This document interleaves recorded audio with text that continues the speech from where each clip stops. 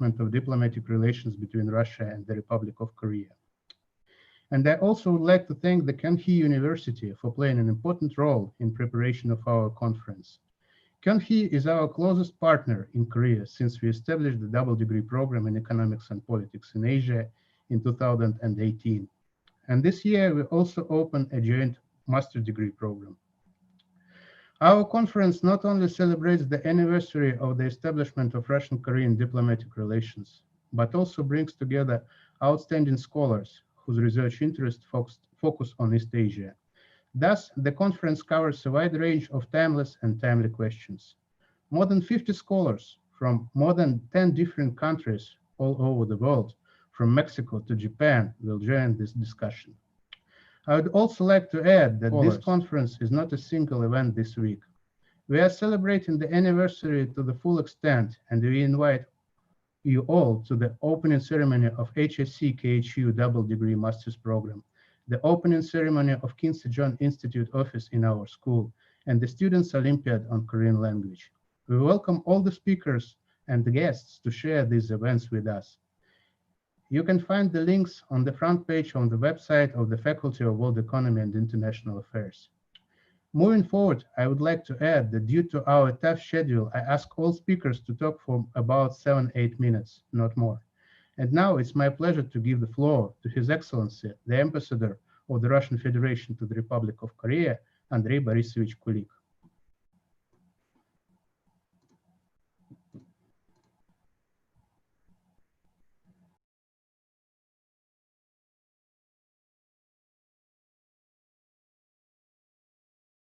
Андрей Борисович, мы вас не слышим.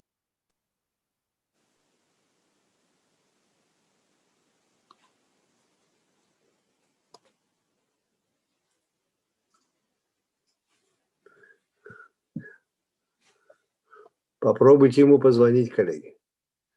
Андрей Борисович, не слышим вас. Звука нет.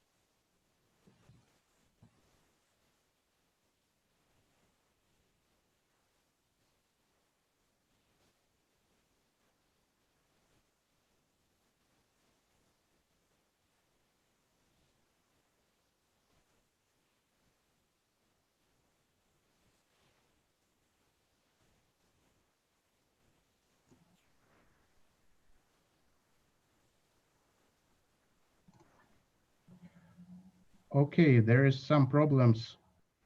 There are some technical problems, so maybe we should first listen to the speech of the Ambassador Lee.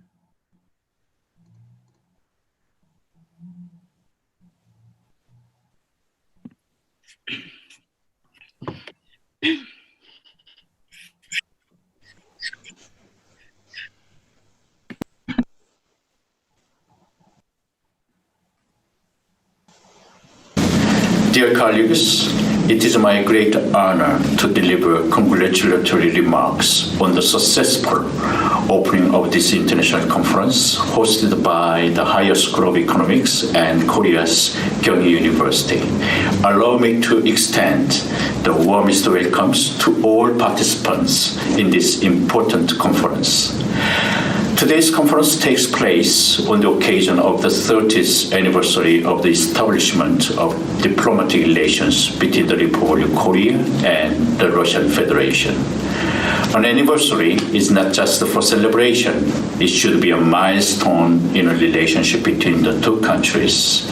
It is high time to look back at what has been achieved together and also to explore further avenues for the enhancement of mutually beneficial relations. In the last 3 decades, the ties between our two countries have remarkably thrived in every single field, including politics, trade and investment, education and culture. Let me take some examples. The volume of bilateral trade in 2019 reached $22.3 billion, a magnitude 115 times greater than that of 1992. An annual number of people-to-people exchanges have more than doubled, with the number of mutual visits exceeding 800,000 since 2014, the year when the visa waiver agreement between the two countries came into effect. I'd like to say that Russia is an important partner in our endeavor to achieve a denuclearization of the Korean Peninsula and the lasting peace and security therein, and more broadly in Northeast Asia. The Korean government will continue to work together with the Russian government to achieve this important goal. Surely, we should deepen the mutual understanding between the peoples of our two countries in order to guarantee a stable development of our strategic partnership relations. To this end, we will do our best to successfully implement the programs of the Year of Mutual Exchange, at which our two leaders have designated this year to celebrate 30th anniversary of diplomatic ties. Today's conference covers a wide range of issues. It is my sincere hope that the participants will engage in animated discussions and will leave no stone unturned in order to gain a clear picture of our future relations, and that we will discover new paths to deepen the bonds between our two countries. I'd like to express my heartfelt appreciation to the Higher School of Economics and Kyung University for hosting of this meaningful event, even in the midst of pandemic. I wish you all the best. Thank you.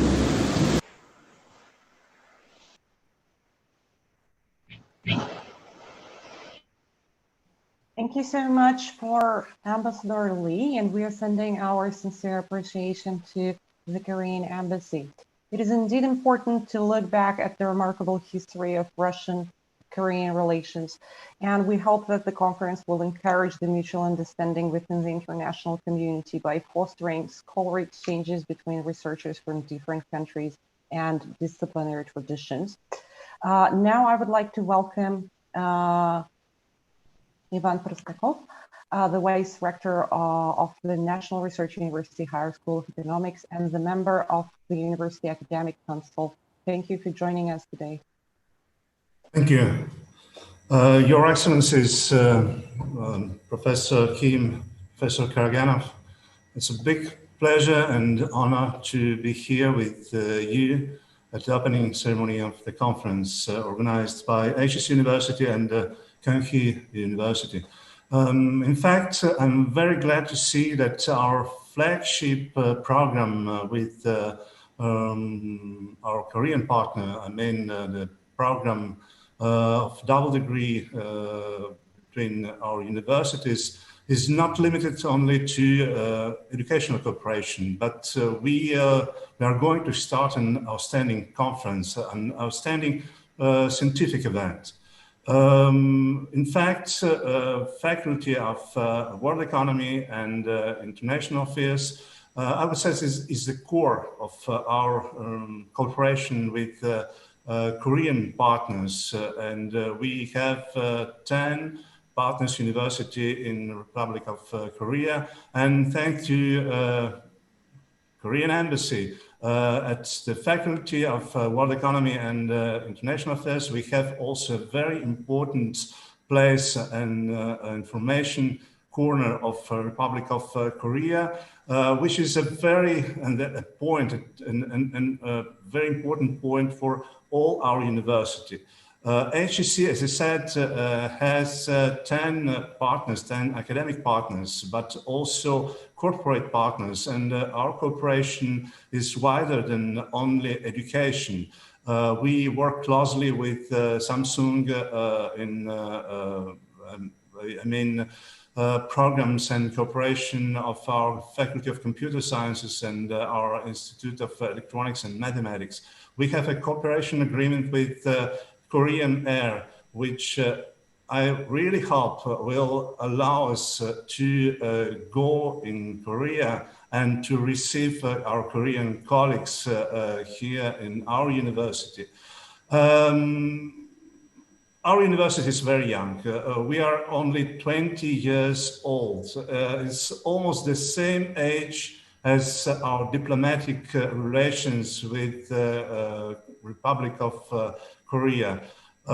We are young, but this age is an age of when people and institutions and relations are actually mature. Mature, it means we have and we may face together new challenges and at the same time to see and to find new opportunities for our cooperation. So I really hope that this conference will sign also a starting point for a bright future for our relations, our cooperation, and new programs. Thank you once again, and congratulations. Dear Dr. Prostakov, thank you very much for your inspiring address. Our cooperation with Korean universities has been rapidly developed since March 2012, when the visit of HEC delegation headed by Rector Yaroslav Kuzminov to the Republic of Korea was held. Our delegation got acquainted with the system and strategy of the development of Korean education, exchanged views on the educational policies, and established strong cooperation with Korean universities. So just right now, I'd like to give a floor to the ambassador of the Russian Federation in Korea, Andrei Borisovich Kulik. Thank you very much, and sorry for technical delay. Ladies and gentlemen, it is a great honor for me to participate in this conference organized by National Research University Higher School of Economics and Kyung University. 2020 is the year of the 30th anniversary of diplomatic relations between the Russian Federation and the Republic of Korea, which were established on September 30 of 1990. Both sides attached great significance to this event. In the end of the last year, we worked out a joint celebration plan, which included more than 300 events. COVID-19 epidemic hindered full realization of this plan, but we managed to fulfill it partially. Very important that our prime ministers reached an agreement to continue this work in 2021, together with the year of cultural exchanges and cultural festival Russian seasons in the Republic of Korea. On the eve of the Jubilee, Presidents Vladimir Putin and Moon Jae-in had special telephone conversation, exchanged personal messages.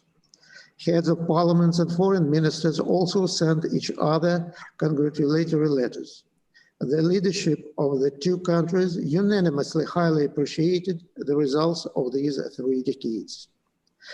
During this historically very short period, starting from scratch, our countries, through joint energetic efforts, managed to build a comprehensive system of bilateral relations based on the principles of friendship, mutual respect, and mutually beneficial cooperation. Today, Russian-Korean cooperation covers practically all possible spheres: economy, science and technology, culture and education, health and sport, foreign policy, military field, etc. The Russian Federation and the Republic of Korea became very important partners for each other. We have all reasons to be proud of our common achievements. At the same time, we should be realistic and humble. If we compare what had already been done with enormous potential of our cooperation, we have to recognize that we uncovered only a tiny portion of this potential. An amount of work which waits to be done in all spheres is great. We need significantly increased trade volume, diversified trade structure, drastically enlarge investment cooperation, develop industrial cooperation, intensify and enrich ties in humanitarian fields, etc., etc.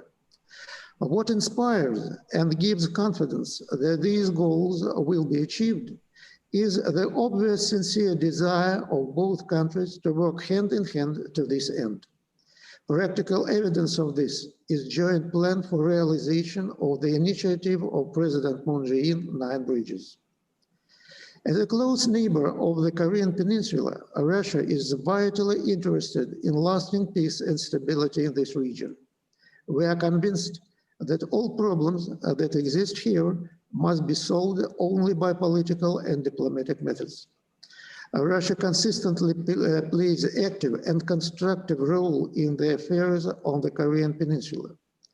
Together with China, we worked out and proposed to all the parties concerned a roadmap and action plan for its implementation, which provide comprehensive practical solution of the problems that for decades destabilize the situation on the peninsula. It should be noted that Russia and the Republic of Korea maintain intensive dialogue on the problems of the Korean Peninsula. There is much similarity in their relevant positions. We positively approach the peaceful initiative of President Moon Jae-in and support development of the inter-Korean relations, which are instrumental in the Korean settlement. In this context, we strongly believe that realization of trilateral projects between Russia, the Republic of Korea, and the DPRK will bring not only economic benefits, but will also play a significant role in establishing peace and stability on the Korean Peninsula. I would like to wish complete success to the conference, which undoubtedly will become a great event in celebrating Jubilee of diplomatic relations between the Russian Federation and the Republic of Korea, and will contribute to further development of ties between two countries. Thank you. Thank you so much, Ambassador Kulik, for joining us today. And thank you for pointing that the sincere desire to work together and focus on mutually beneficial solutions is the key to successful and effective international cooperation in the modern world. That is indeed very important. Ambassador for Republic of Korea and Ambassador of Russia to Korea both gave us very good and inspiring comments, and this is a great start for our event. And now I would like to give floor to Professor Karaganov, please. We can't hear you.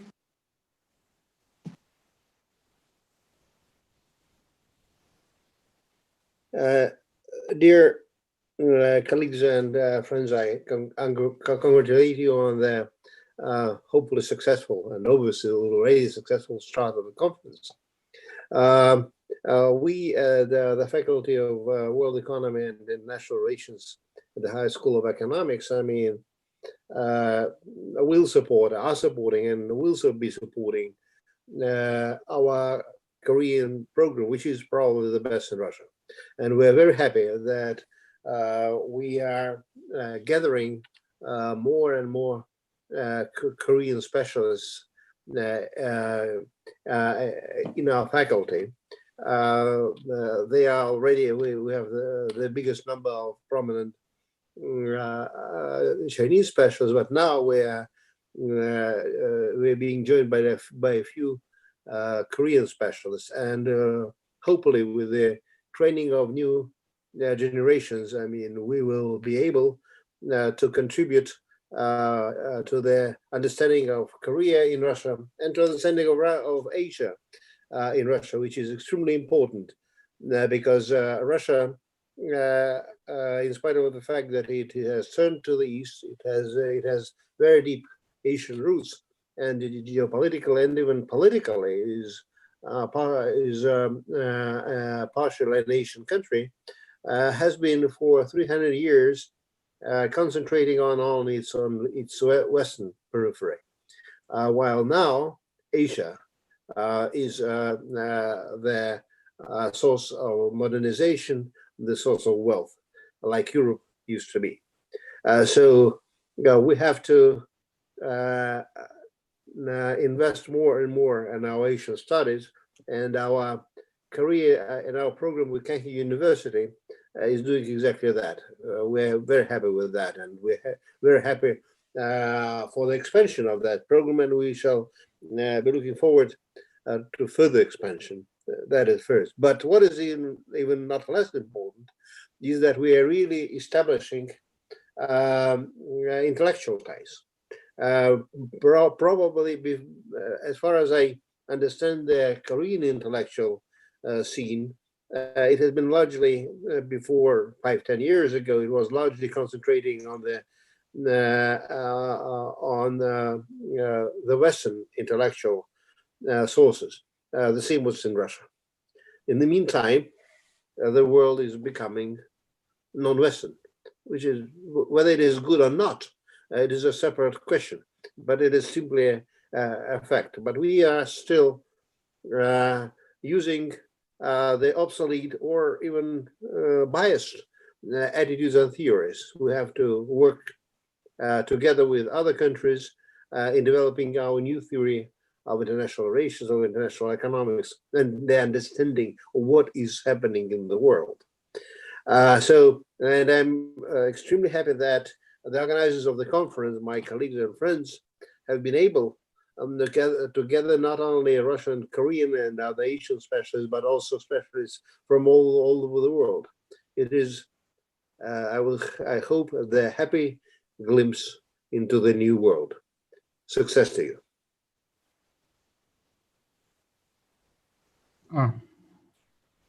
Thank you very much, Professor Karaganov, for sharing your insightful remarks and comments. Professor Karaganov's comments are especially helpful to those us doing research of Asian studies and will provide much inspiration for a dialogue between West and East. So what I'd like to add is that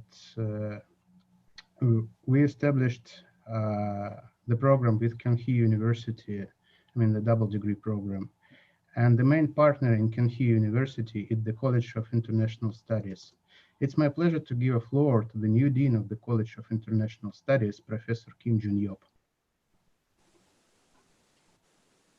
Hello.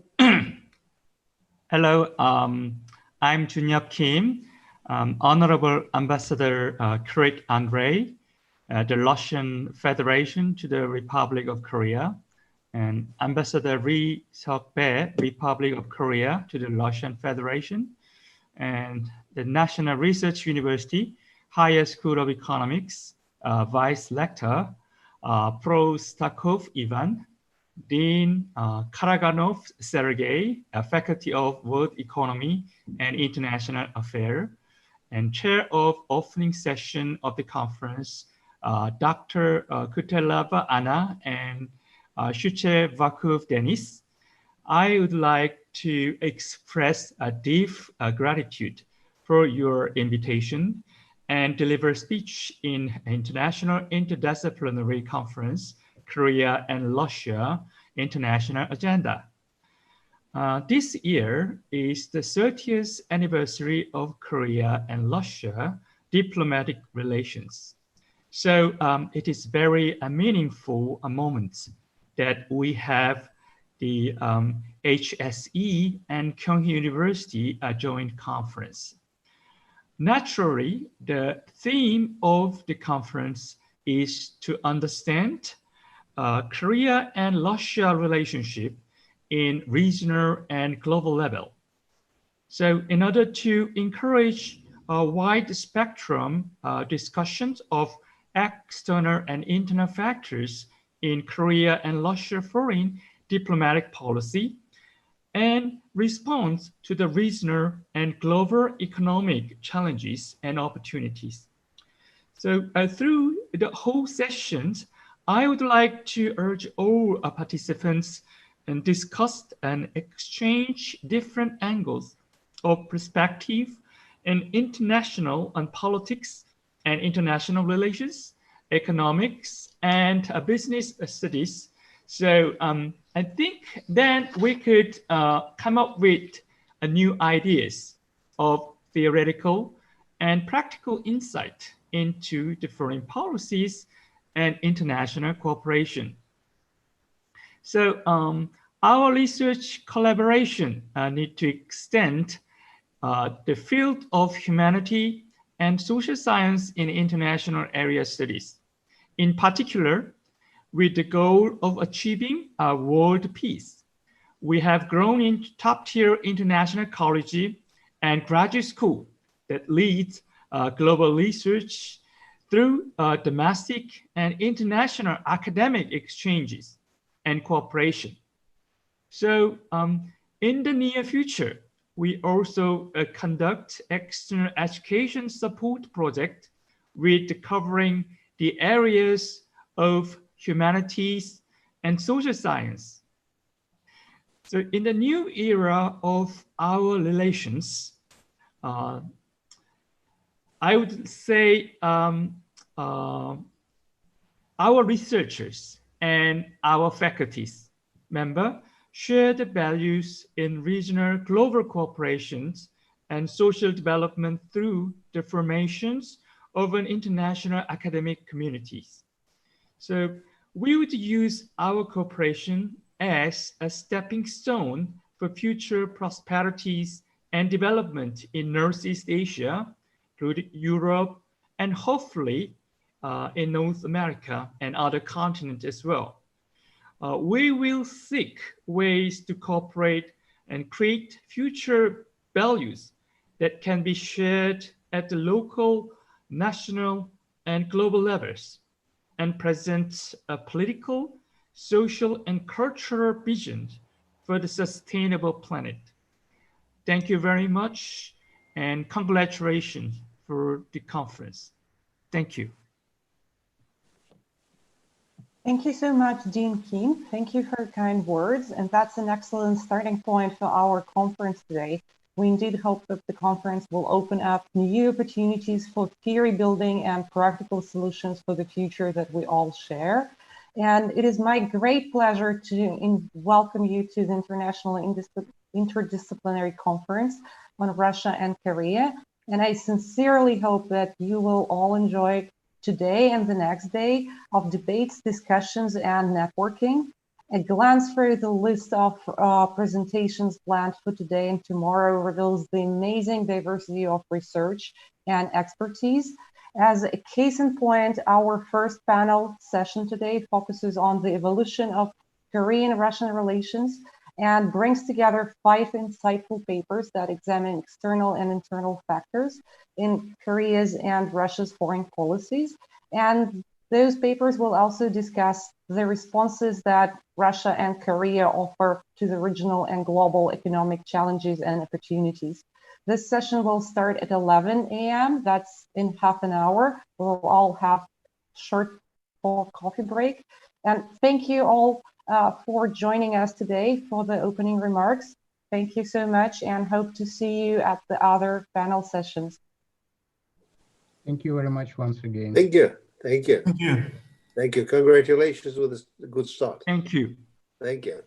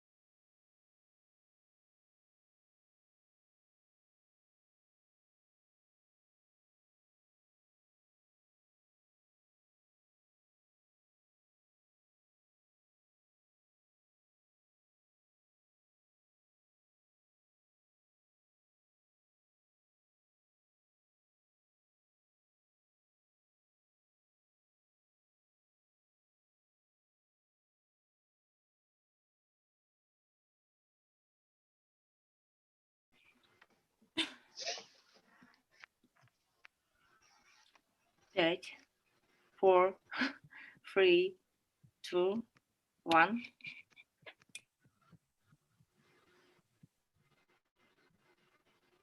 Hello, everyone. We're online, and I will give the floor to the chair of this panel, Georgi Pilaraya. Thank you so much for joining us. Thank you. Hey, everybody. It's nice to, if not to shake your hand, but to see you here. And I hope that our today's session and today's conference will be interesting. It's been 30 years since the Russian-Korean relations have been established. Actually, I've been the part of this process, and we had great expectation at that time. We mostly had expectations for fruitful economic cooperation, for more political coordination, and just people-to-people contacts, because Korea, well, historically, if you look at the map of Russia, first Russian Empire, then then USSR, then Russian Federation. Korea is, well, unfortunately, but it is true, unfortunately for Russia, it's the only country with which Russia never had war with. We never were at war, and so we don't have any, well, insurmountable historical contradictions. So it looks like the future will be very bright. Well, it's not what was happening in reality, because at first in 1990s, when the Russia was undergoing the period of reforms, unfortunately, we could not be a good market for Korea, and we didn't have the experience to do something really profitable at the Korean market. But slowly, the situation changed, and the political cooperation also increased. We do not see eye to eye on North Korean issue, but by and by our positions are getting closer. Well, being not representative of the government, but I may express my own opinion that today Moscow and Seoul are closer than ever, well, apart from maybe in the June era, on the ways to solve the Korean problem. The evolution is quite significant, and Korea is, some say third, some said second Russian partner in Asia, and given the Russian a lot of turn to the east, I think the future is bright, especially if the COVID will give us more room for meeting each other and cooperation. I would like today's speakers to discuss, to present their vision on this, and we'll have about 1 hour 15 minutes for presentation, maybe less, and then the rest time till 3:45 Moscow time for discussions. Okay, so I'm happy to give the floor to Christophe Kerdodet from Yonsei University. And the name of the title of the paper is Strengthening Multifaceted Relation between Russia and South Korea, the underestimated role of travel advisory. That's very interesting. Please, Christophe.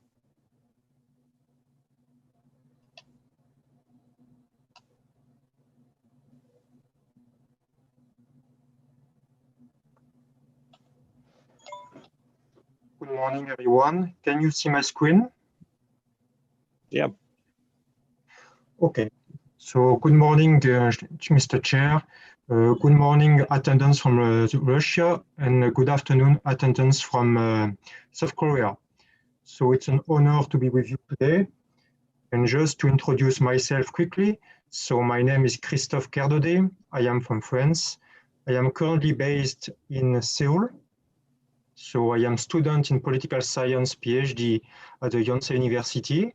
And on the side, I am a volunteer for a defense-related institute in France and from a private security-related association in Geneva. So let's begin. So today we are going to talk about the underestimated role of travel advisory and to go more into detail for you to understand better the topic. So this is about consular assistance and low-profile foreign policy and how such an initiative will apply to Russia and South Korea. So 5 main parts. So first one, I will give you an overview of state-governed travel advisory. Then I will go into a literature review. Number 3, I will present the initiative. Number 4, I will try to defend why it could be an interest for Russia and South Korea. And part number 5, why collectively taken together, it can be useful for both parties. So some preliminary information. So it's a presentation in a personal capacity. And obviously, the sources are on demand, so don't hesitate to contact me after all. So an overview of state-governed travel advisory. So to give you a very visual illustration, this is what people see or can see online when they think about state-governed travel advisory. So on the top, you have the tools from the Russian Federation, and on the bottom, you have the ones from the Republic of Korea. And as you can see, 2 comments, they both have different ways to deal with that. And second comment, following the COVID-19 situation, obviously there have been some changes. I will go quickly on that. So basically, in terms of the environment for travel advisory, so you have travel risks. So travel risk can be direct or indirect. Basically, when we talk about indirect risks, we talk about security-related, safety-related, health-related, can be crime, can be natural disaster, etc. And when we talk about indirect risks, it's mostly about financial, legal-related. And obviously, the COVID-19 situation gave a new light. Secondly, there is a sense of legal exposure. Why? Because when people travel, can travel by themselves or for organization, they are subject to some legal concerns, and there is a kind of complex travel environment. And what we can observe as well, of course, is a judicialization of our societies. And in terms of stakeholders, we have travelers, short-term, long-terms. They can travel for different reasons. It can be academic, business, professional, etc. What are the state actors involved? The first circle, of course, is foreign affairs and the consular department. Second actor can be the defense ministries or department. And third circle will be related to health, tourism, etc. And in terms of corporate actor, the main one to remember is the first circle, which is assistance and insurance.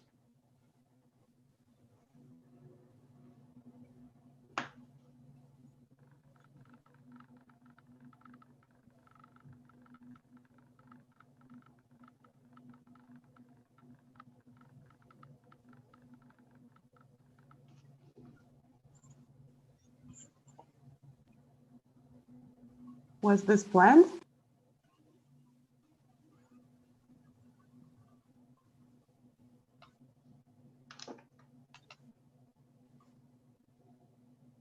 Okay, it seems like we're having a technical issue here.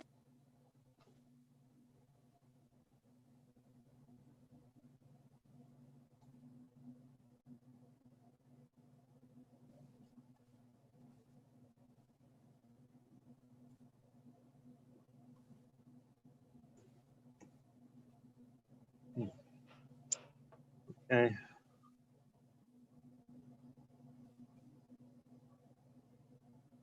So what shall we do? let us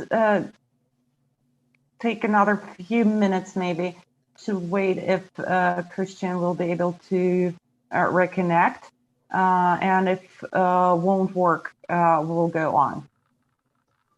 All right, I'll take the pause to give my best regards to all the speakers. Some are familiar, some are unfamiliar, so it's nice to see you. Well, I understand that in different parts of the world. So it's, after all, it's a good thing that we have technology that lets us see each other without much effort. All right, so unfortunately, I wasn't present at the opening of this very important seminar. What impressed you most, if somebody can share his experience, his impressions? Maria, have you been there? Yes, I heard some parts, and I was impressed by the level of the Korean studies in Higher School of Economics. Yes, I know that it's a very important center of Russian Korean studies, but they're really trying hard to become the best. So I was really impressed by this part. Yeah, you're right. Well, actually, I saw this Korean direction being set up in High School of Economics by the Minister of Sergei Karaganov, and I watched.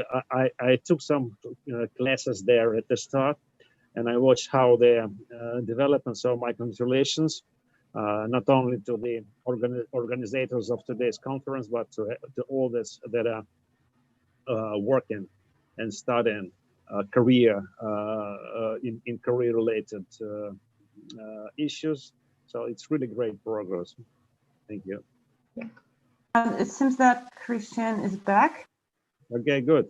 Oh, and no, yes. Christian, I'm sorry, Christoph. Mispronouncing someone's name. I'm sorry. Okay, now I think he's out again. I would say that we should go on with the next presentation. And if Christoph will be able to rejoin us, we'll just start over again with his presentation. Will this work for everyone? Okay, thank you so much. Okay, so you are the boss. I have to follow the orders, and I now give the floor to Mr.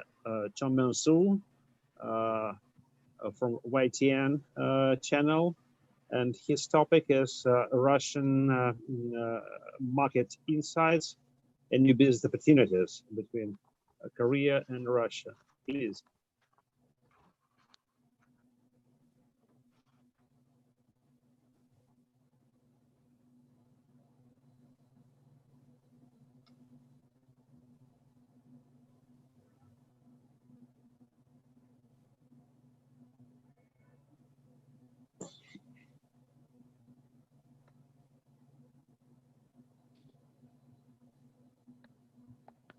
Hello, everyone. Can you hear me? Yes, I can hear you. Okay. Thank you so much for your invitation to this very great conference. In my life, English-speaking conference first time. That's why I'm very nervous. The people that joining this seminar. Actually, let me introduce myself to you briefly. Actually, I'm a businessman now. I have experienced Russian business in the Korean company LG LS GS more than 15 years. And then around about 5 years ago, as my position as the branch office the representative, I retired my company, and then now I'm living with my family in Vladivostok for now. So actually, I'm not the academic, the researcher. That's why today my presentation is made by the insight as a businessman. How until now, I experienced the business and how do I feel the Russian business, how to the access to Russian business for the success. I would like to credit to you briefly. Okay, today my presentation subject, Russian market insights and new business opportunity between Russia and Russia. First part of my presentation is understanding the Russian market. At least as a businessman, must be understand the Russian market. At least that's why I briefly described the Russian market characteristics. We can see new market characteristics in Russia because of continuing conflict between Russia and the West part, challenged by economic sanctions by USA and European Union. Russia is trying to find a new opportunity by increasing cooperation with ASEAN countries. There are four major strategic responses from the Russia in such a situation, establishing the Eurasian Economic Union. It means called EAE-EU. Fostering domestic manufacturing industry and promoting the new Eastern policy. And then improving business environment for the foreign investors. This point is now changing nowadays, especially in the Western territory. We should take into account the three pillars of Russia economic strategy under the Vladimir Putin administration. First, fast development. Secondly, industrial diversification. And so finally, post-Soviet economic integration. That means through the EAU. Russia's new Eastern policy aims at increasing cooperation with ASEAN countries like Korea, China, and Japan by legalization of the advanced economic special zone. We can call this zone ASEZ, and Vladivostok, Freeport, and industrial specialization in Western region. Russian government is actively supporting domestic companies for realizing successful import replacement by providing government fund and guaranteeing state purchase. Russia-led Eurasian Economic Union, EAU, is facilitating inter-regional free trade agreement with countries in and beyond the post-Soviet place. Russia's new Eastern policy consists of the three major policies. Firstly, advanced special economic zone, ASEZ, and Vladivostok Freeport and Eastern Economic Forum. That means EEF.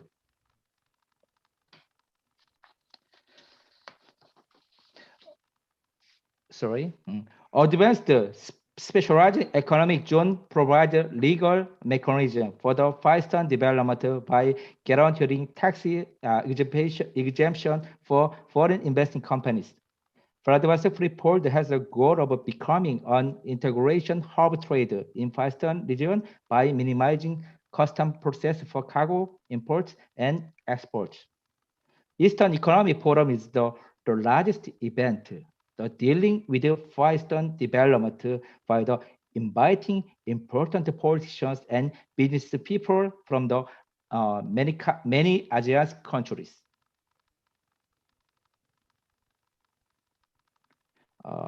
With Russia's active approach to the Western region, Western region and Korea becomes an indispensable partners for Russia in various fields.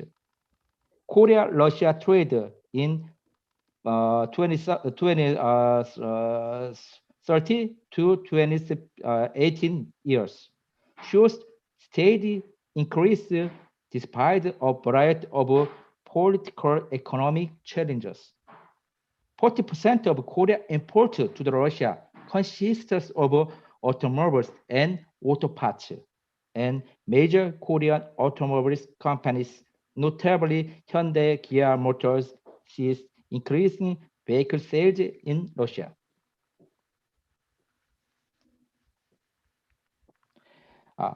Korea's investment to the Russia in 2017 years to 2018 years. First half also shows a steady increase in various industrial sectors. We already see major investment deals in progress and completed by famous Korean organizations like Seoul National University and Bandang Hospital and Lotte Hotel.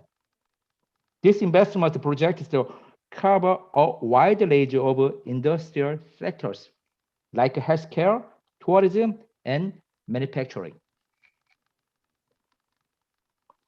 Recent mutual economic cooperation in major volumes between Russia and Republic of Korea can be characterized in three ways. The first one is realizing line bridge through the choice and focus by developing promising industries based on two-track strategy between Korea, Russia, central and local governments.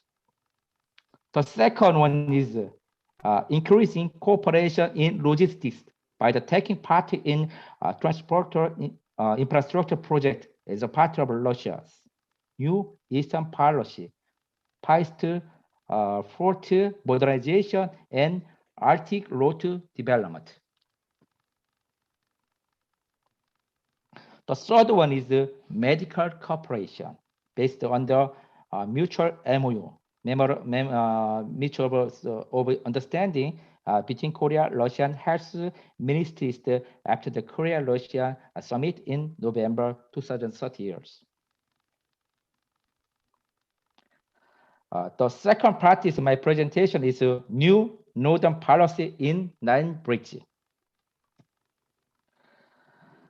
In response to Russia's new Eastern policy under the Vladimir Putin administration, Korea's new northern policy under the Moon Jae-in administration is trying to realize Line Bridge strategy for Korea-Russia economic cooperation. The present Korean President Moon Jae-in proposed to build 9 bridges between Korea and Russia to promote simultaneously and diversified cooperation during the keynote speech at the Third Eastern Economic Forum in 2017 years.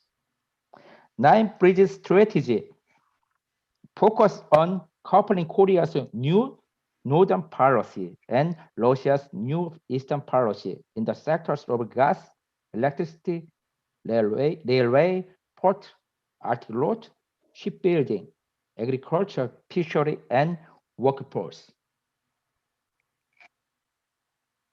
The first bridge, gas, means importing energy from Russia faster through the South Korea, North Korea, the Russian Federation, gas pipelines, and increasing imports of Russian LNG gas. The second bridge, electricity, means building electricity network from the Russian Federation to the Korean Peninsula in Northeast Asia supergrid project to construct mega region electricity networks among Korea, China, Mongolia, Japan, and Russia. The third bridge, the Arctic route, means great logistic revolution with a distance shortened by 34%, and Korea as a main export country is expected to be beneficial from Arctic route. The fourth bridge, railway, means Trans-Korean Railway and Trans-Siberia Railway, that means TSR, the connecting TKR and TSR as a main route to the connect Eurasia continent and maritime ocean, and Korea as a gateway to the Eurasia continent will gain economic benefits thanks to the less logistic cost. The fifth bridge, The port development means that Zarubino port is the top priority in Russia to the realize multilateral port modernization in Pakistan, Russia. The sixth bridge shipbuilding means that great synergy is expected as a result Korea-Russia shipbuilding cooperation. That's why even the COVID-19, nowadays we are, the Russia and the Korea side now is promoting shipbuilding business comparing to other the bridge. Shipbuilding is very promoting actively. The seventh and eighth bridge is the agriculture and the fishery means that maritime resources are plentiful, but domestic process technology is short in Russia, Pakistan, Russia. Russian government is recently encouraging investment to food industry for developing promising industries Pakistan, Russia. 9 British workforce means that it is considerable to build a Korean industrial complex between Russia's Zarubino port and Hassan. This business model can embrace Russia domestic consumption, Chinese three northeastern province, and trade with North Korea in the future.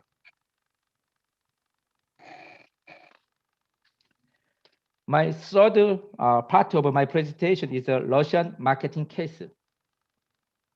At this moment, Korean companies need to find a synergistic business area related to advanced special economic zone and pre-port. There will be no more benefits from the simple just trading based on Russian business. It is necessary to design new business paradigm based on manufacturing and service. It is important to acknowledge distribution structure change into Russian market due to the economic sanction and depression, exchange rate fall, and living price rise.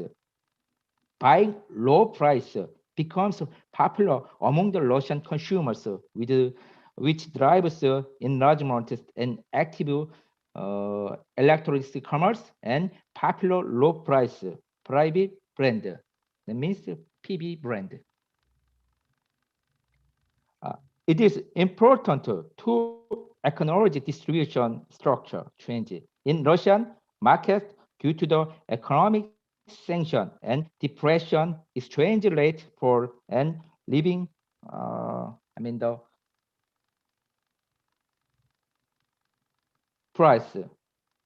Buying long price. Sorry, I'm confused. Sorry.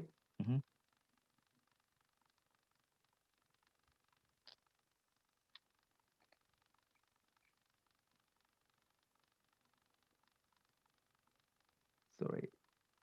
Just a moment.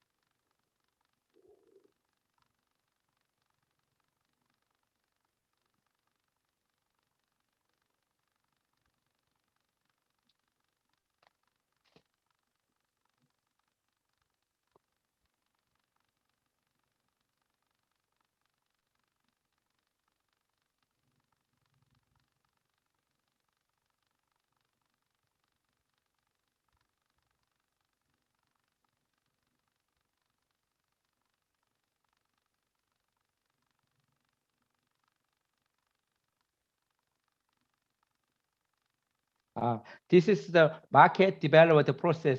When I was in company, in Korean company, how to access the Russian market. This is I made the paradigm. Firstly, trading business. Through the trading business, the company must be, study the Russian market more closely. And then We can for this. We need the several steps: market research, finding partners, to the localization. So this is a veggie, but we have to concentrate on and observe our basic paradigm. Now the business people should develop customized market tools for each company by developing market research, market content, and finding partners in advertisement. Very, very strategy. That means it must build strategy. People entering to the Russian market. Previously, for example, when it was a Soviet, after post-Soviet, it is very easy to deal. The Russian market.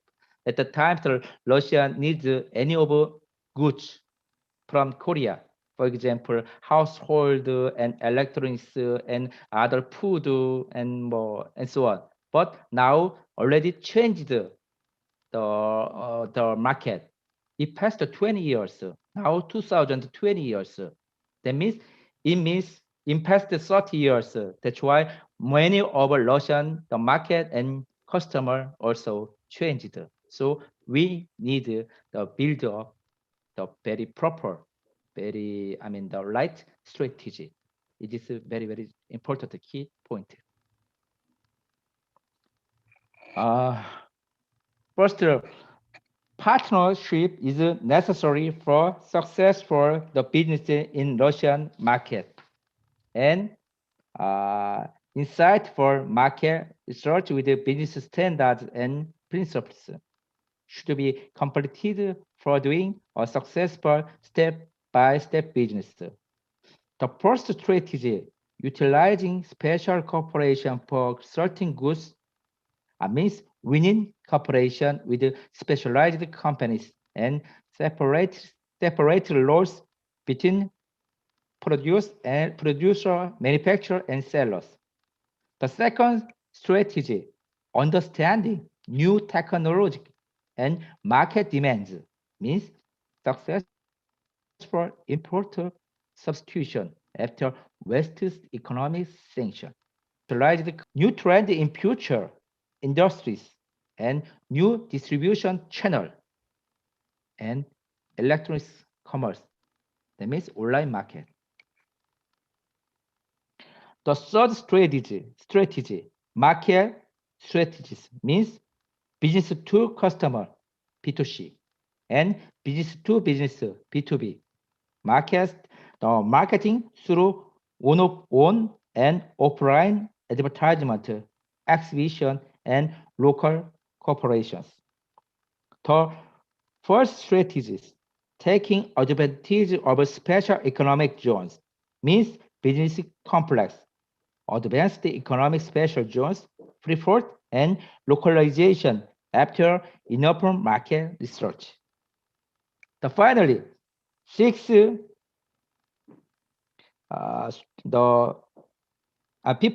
strategy, localized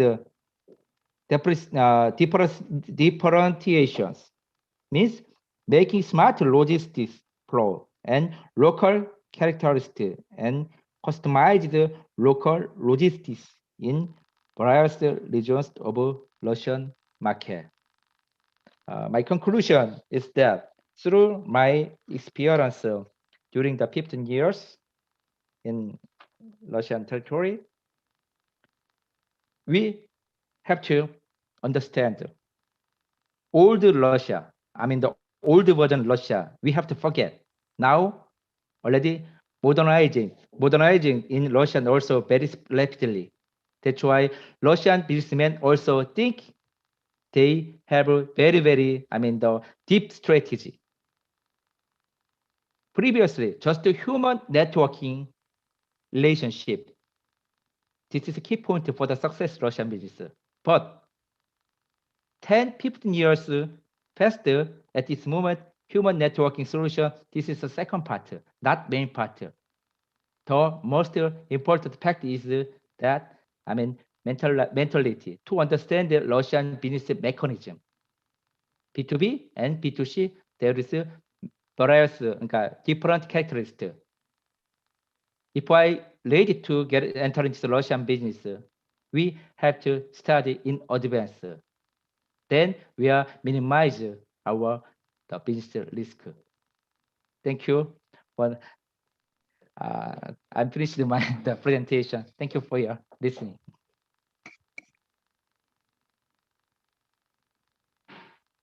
Thank you very much, Dr. John, and I'm really impressed by the view from somebody who is not theoretician, but who was on the ground and see with his own eyes what are the problems, what are the bottlenecks, and well, although we're analyzing ninth bridges, well, so there are some doubts whether it is this whole endeavor can ever be implemented, but I see by you an example of the Korean businessman who can really help that happen. I would like, of course, to hear also more from a Russian side on this issue. For example, well, the Russian investment into Republic of Korea had been negligent for all these years, although I think that some technologies and some high tech and cyber possibilities that Russia might offer might be useful avenue of cooperation between the two countries. That's just my observation, but I have to do my job, and my job is now to give floor to Maria Sitrova, who is a well-known Russian expert on the culture of Korea and other different related topics. And her presentation is analysis of the cultural ties between Russia and the Republic of Korea and their problematic points from the start 1990 to present time 2020. Please, Maria. Thank you very much. Hello, everyone. Do you hear me? Okay, good. Thank you very much. I will try to share screen with you so you can see my presentation. Okay, let's try. Okay. Do you see the presentation now? Yes. Very good. Thank you very much. So let me start. I'm very happy to be the part of this conference. Thank you very much for invitation. The title of our panel is Evolution of Korean-Russian Relations, External and Internal Factors. And I will try to show how these two factors really influence our relations in their cultural sphere. But before I start my brief analysis, I would like to explain why I consider the culture matters. Wait, how to change the slides? Okay, so why culture matters?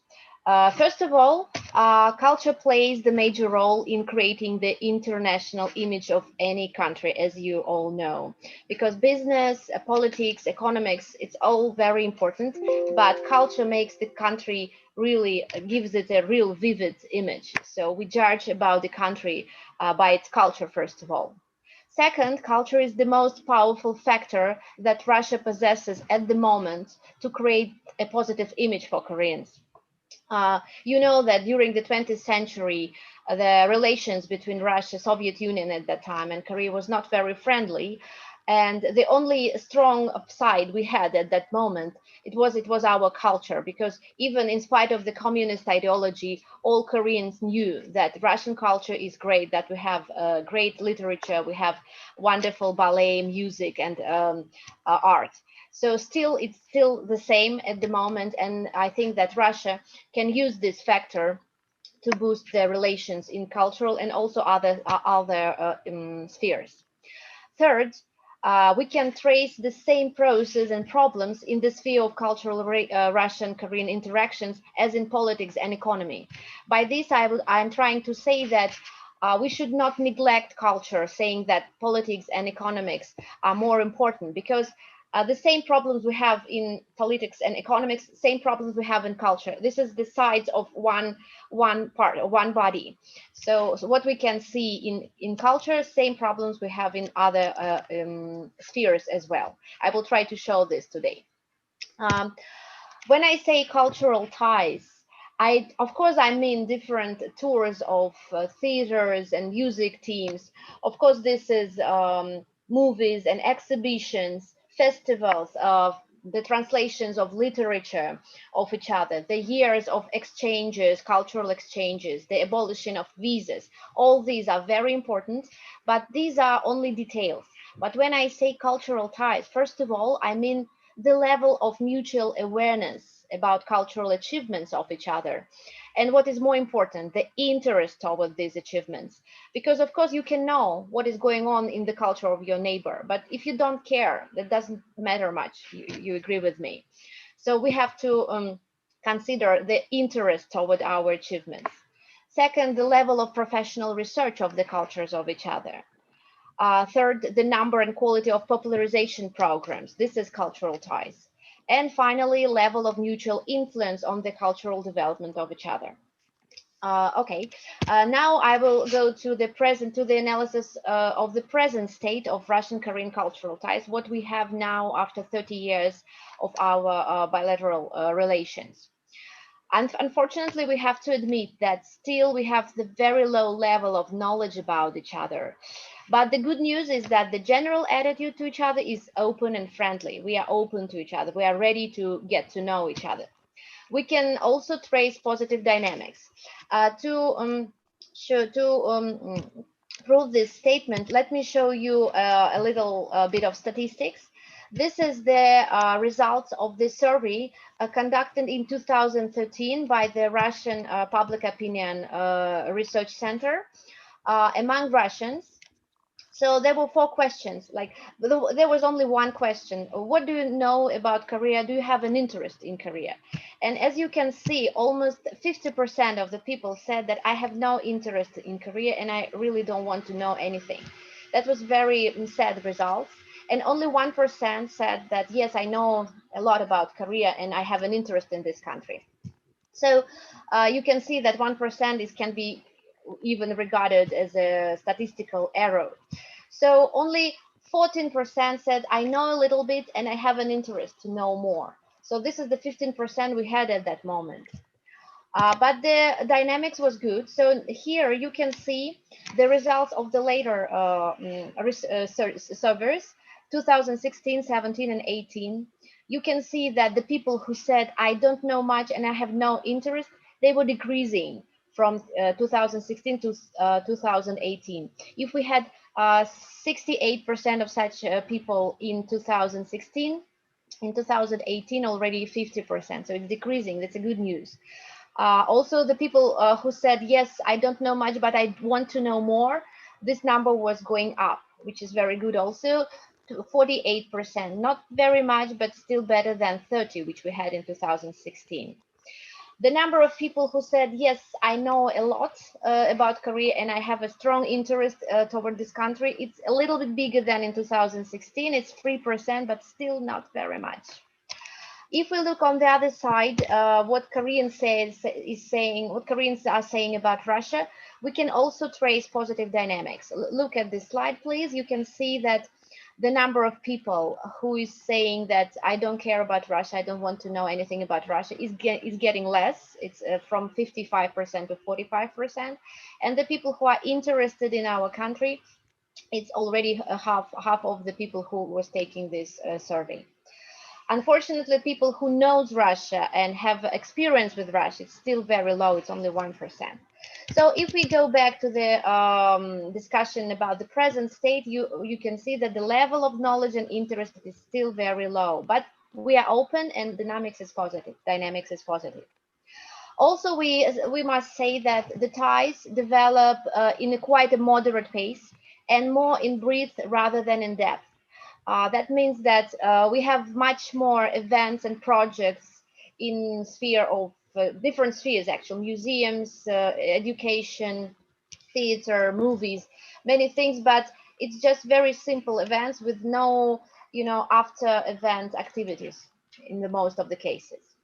And another issue I want to draw your attention to is that we have interesting correlation. Russian public today has more interest in Korean contemporary culture rather than traditional. And when I say contemporary, I don't mean only K-pop or Hallyu.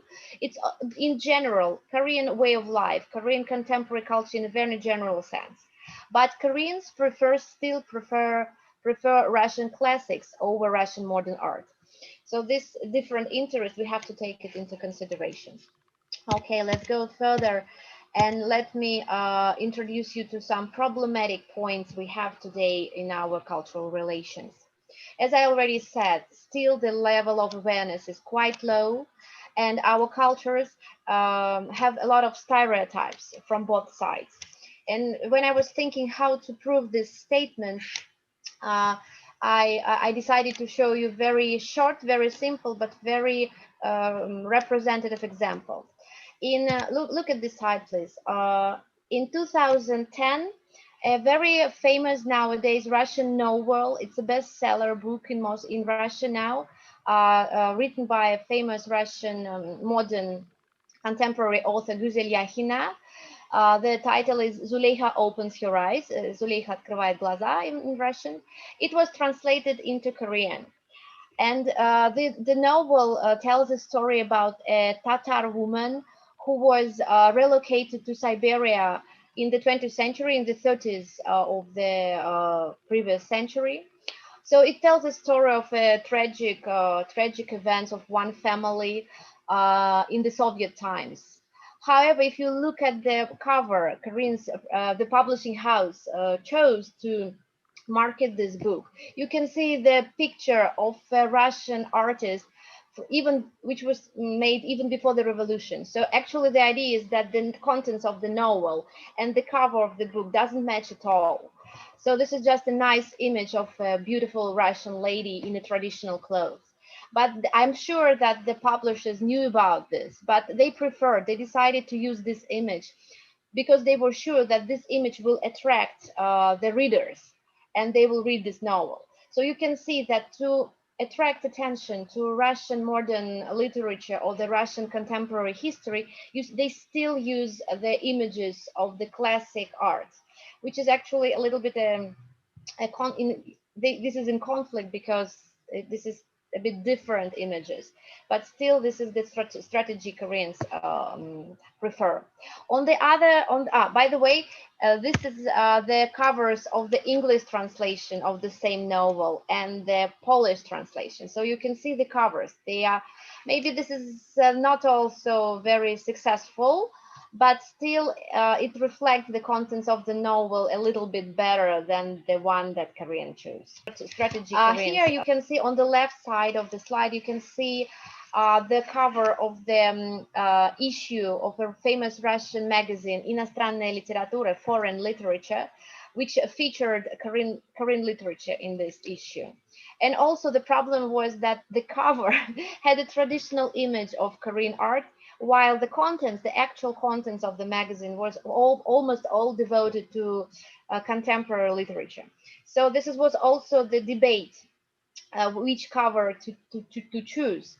And the problem is that the Russian side and Korean side couldn't find the joint solution. And while Russians were saying that this is not the very successful cover to market Korean literature, Koreans were sure that this is the best option. And still we are not very sure whether it was a success or not.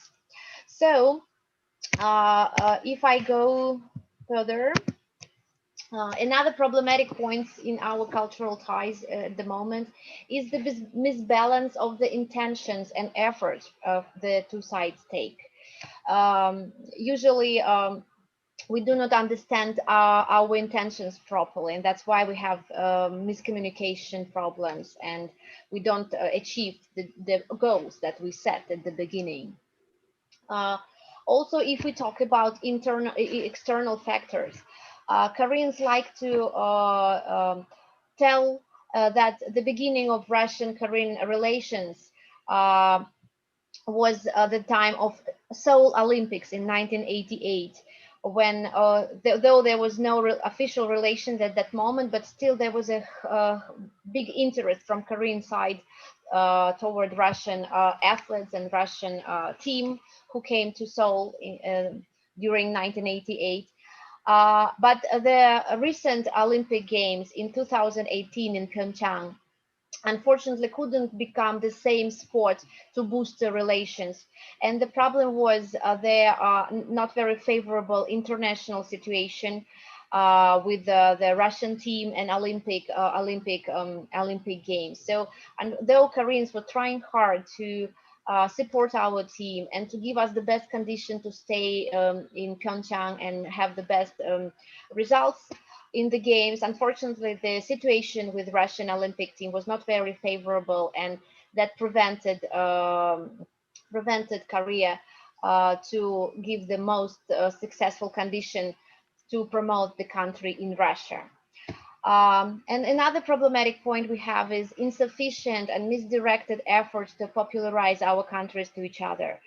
When I'm saying this, I mean that we are using not the most successful ways to tell Korea about Russia and Russia about Korea. So we need to think what can we do more and how we can develop better programs to speak easily and interestingly about our countries. So because my time is running up, let me conclude.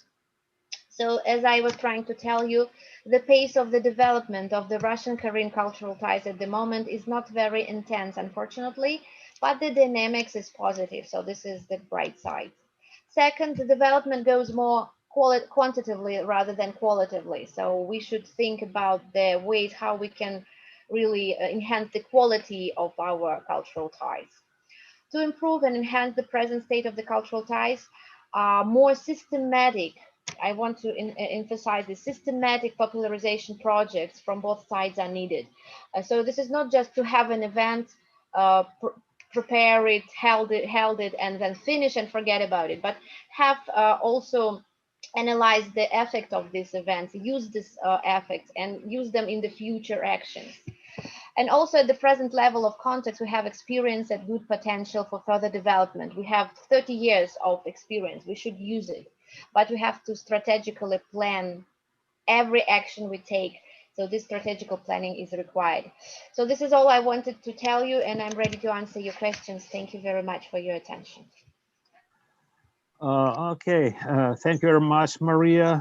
It was really a pleasure to see that you're still so much enthusiastic about Russia-Korean cultural ties in different areas, but I wouldn't be that pessimistic, because culture is one of the areas, I think, that over the 30 years, our relations progressed greatly.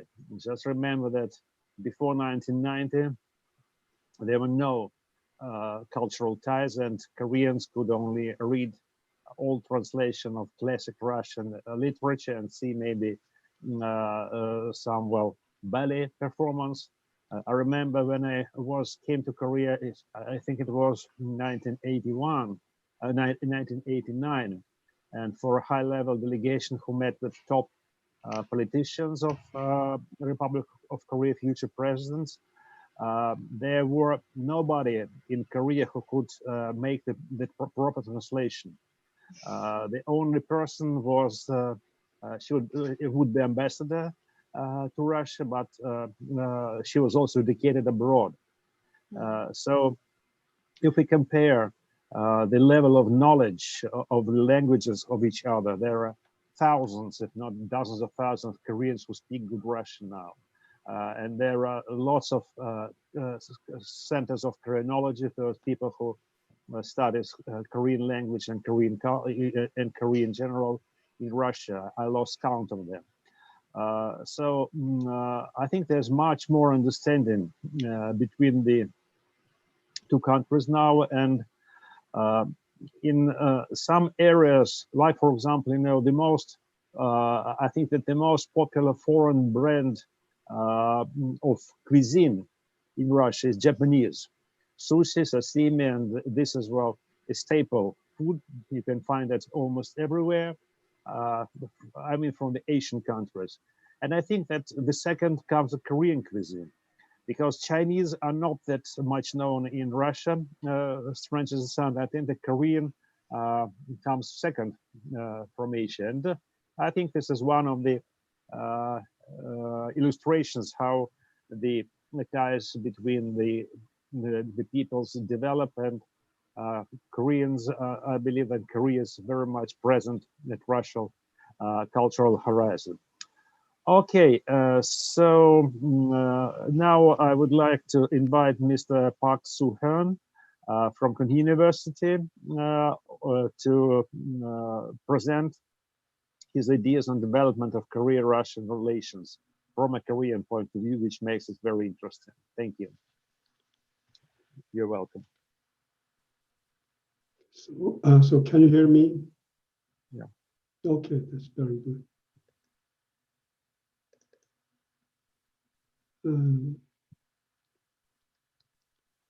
Okay, first of all, thank you, Professor Toloraya. And then I'm a professor in the College of International Studies, Kyung University.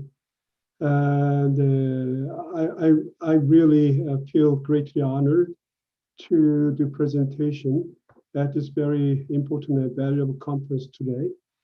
And then for that, I feel grateful to the both organizations and particularly the organizers of this conference. Okay. Today's topic of mine is that development in Korean-Russian relations. I'll change a little bit to have more limited focus. Not actually limited, but I'm going to do some kind of general review of what kind of developments or progress has been made in the relationship between two countries for the past 30 years, and then what have been the achievements or what the good things, and then some limitations or shortcomings, and the evolution of the relationship between the two. And on the basis of this review, I'm going to finally make some suggestions for further progress. That's today my topic. I chose this topic because this event has been prepared in celebration of 30 years of the anniversary of the establishment of diplomatic relations between Russia and Korea. So I'd like to be somewhat honest in saying that there may be some kind of wistful thinking on my part, rather than very cool-headed objective evaluation, because again, this is the some kind of 30th anniversary of some celebration moment. Then my presentation will consist of 4 parts. First part is like introduction, certain brief overview of the past 30 years of the relationship, and the second and third part will be the main thing. In second part, I'm going to examine what kind of achievements and shortcomings have been there in the evolution of a relationship between the two countries. And third part, again, so on the basis of this examination, I'm going to make some suggestion, hopefully some productive suggestion for further progress. Fourth and final part will be conclusion. Okay, let me start with the first part. Since I understand that about just 15 minutes given to me for presentation, am I correct in saying that, Professor Toloraya? 15 minutes. 15 minutes. Yep. Okay, yeah. So probably I should pass this one. Everybody's aware of the diplomatic relations between the two countries. Had started in 1990 as an outcome of the Gorbachev efforts to turn Soviet eyes to the East Asia, and then at the same time, the launch of the famous Nord Polity under Rotel government in 1980s, and at the conjunction point, I mean, these two efforts had met, which resulted the diplomatic establishment in 1990.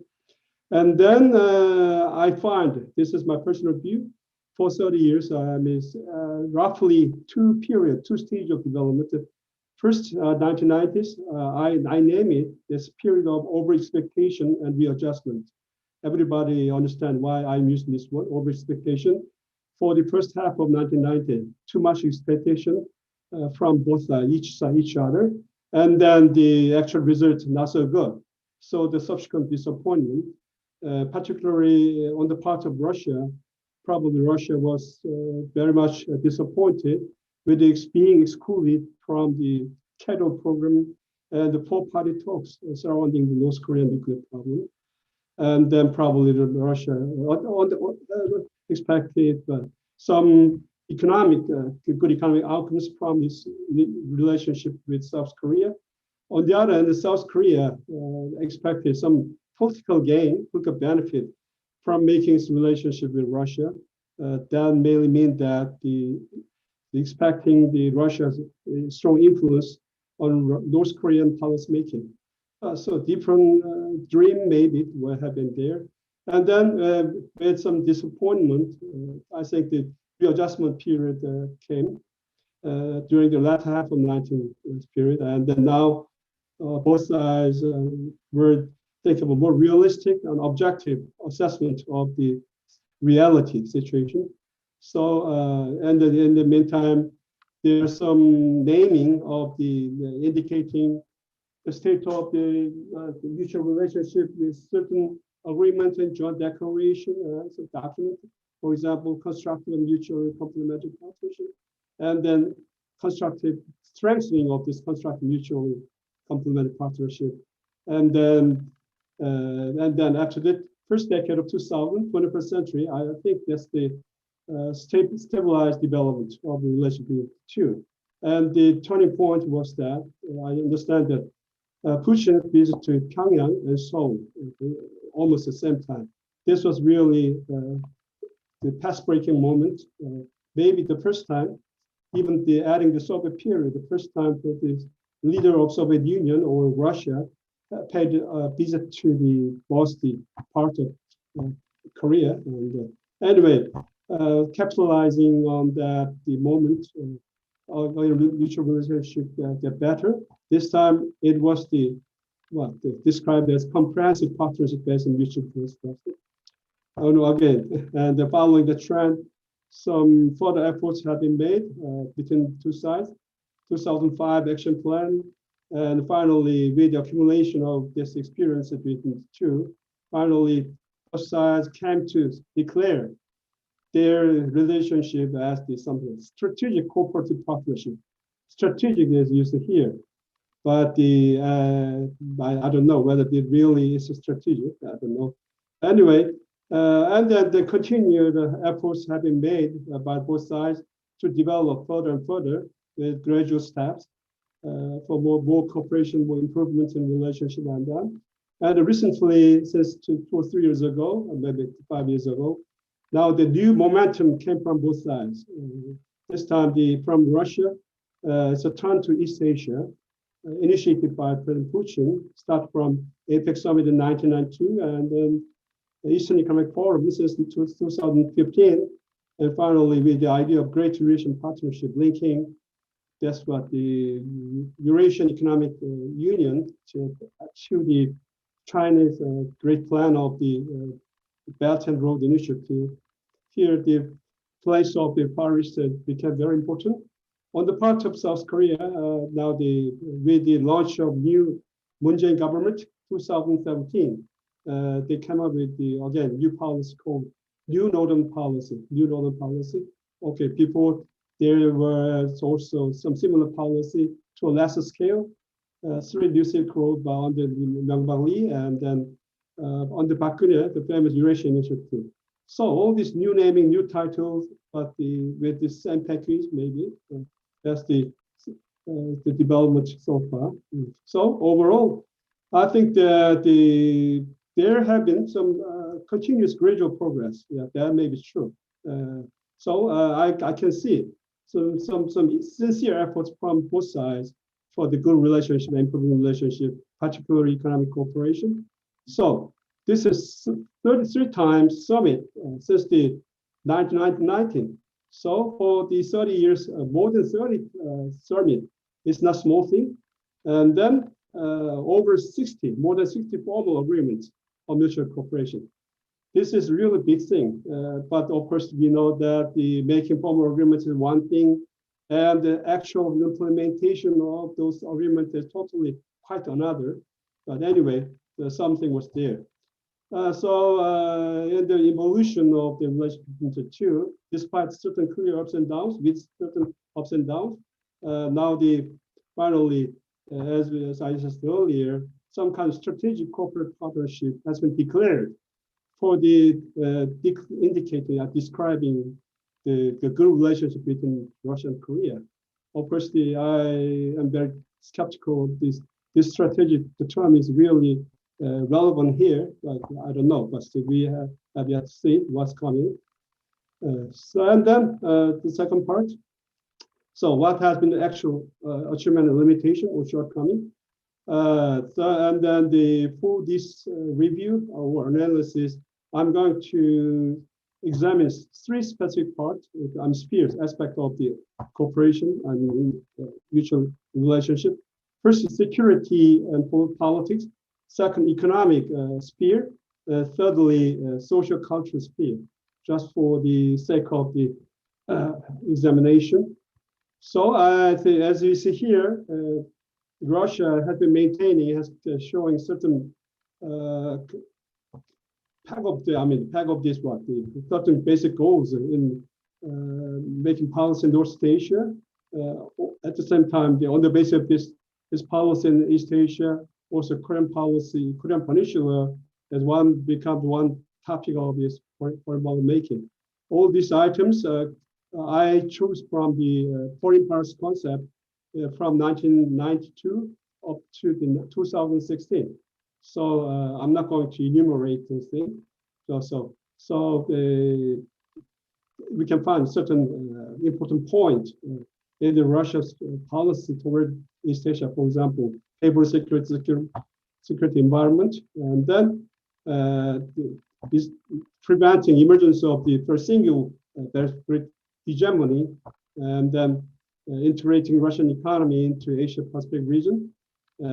Towards the Korean Peninsula, since the certain time of the over expectation and disappointment, I think that Russia shifted to the policy of balanced treatment toward two Koreas. Some scholars in Korea using the equidistant policy from the Russian part, but I don't think the equidistance is proper word here.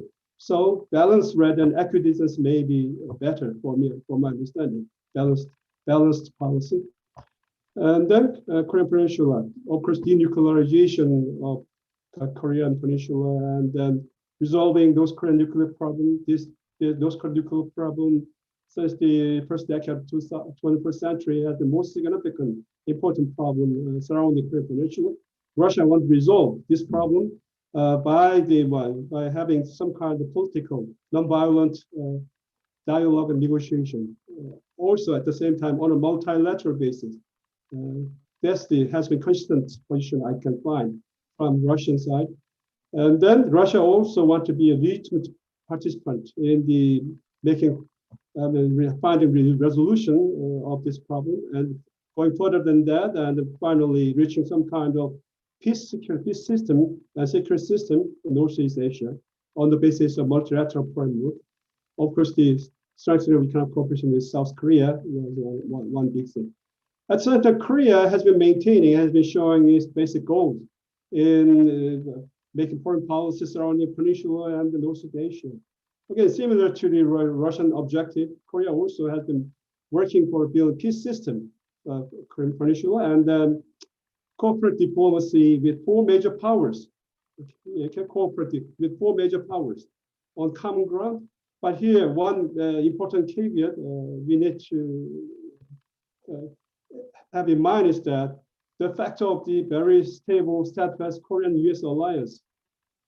This thing is this always have been working as some kind of constant factor in making South Korean foreign policy.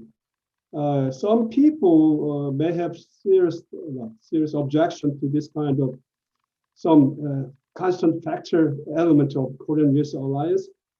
But despite certain dissatisfaction with the current circumstances surrounding Korea's alliance, anyway, this Korean-US alliance has been really important for security and prosperity of South Korea. So this is one big factor.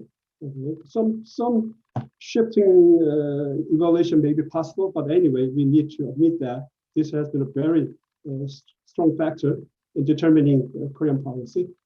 Now the Korea, like the case of the Russian part, also prefer, it seems to me, multilateral security cooperation, also, and then including cooperation, economic cooperation with other countries in the region.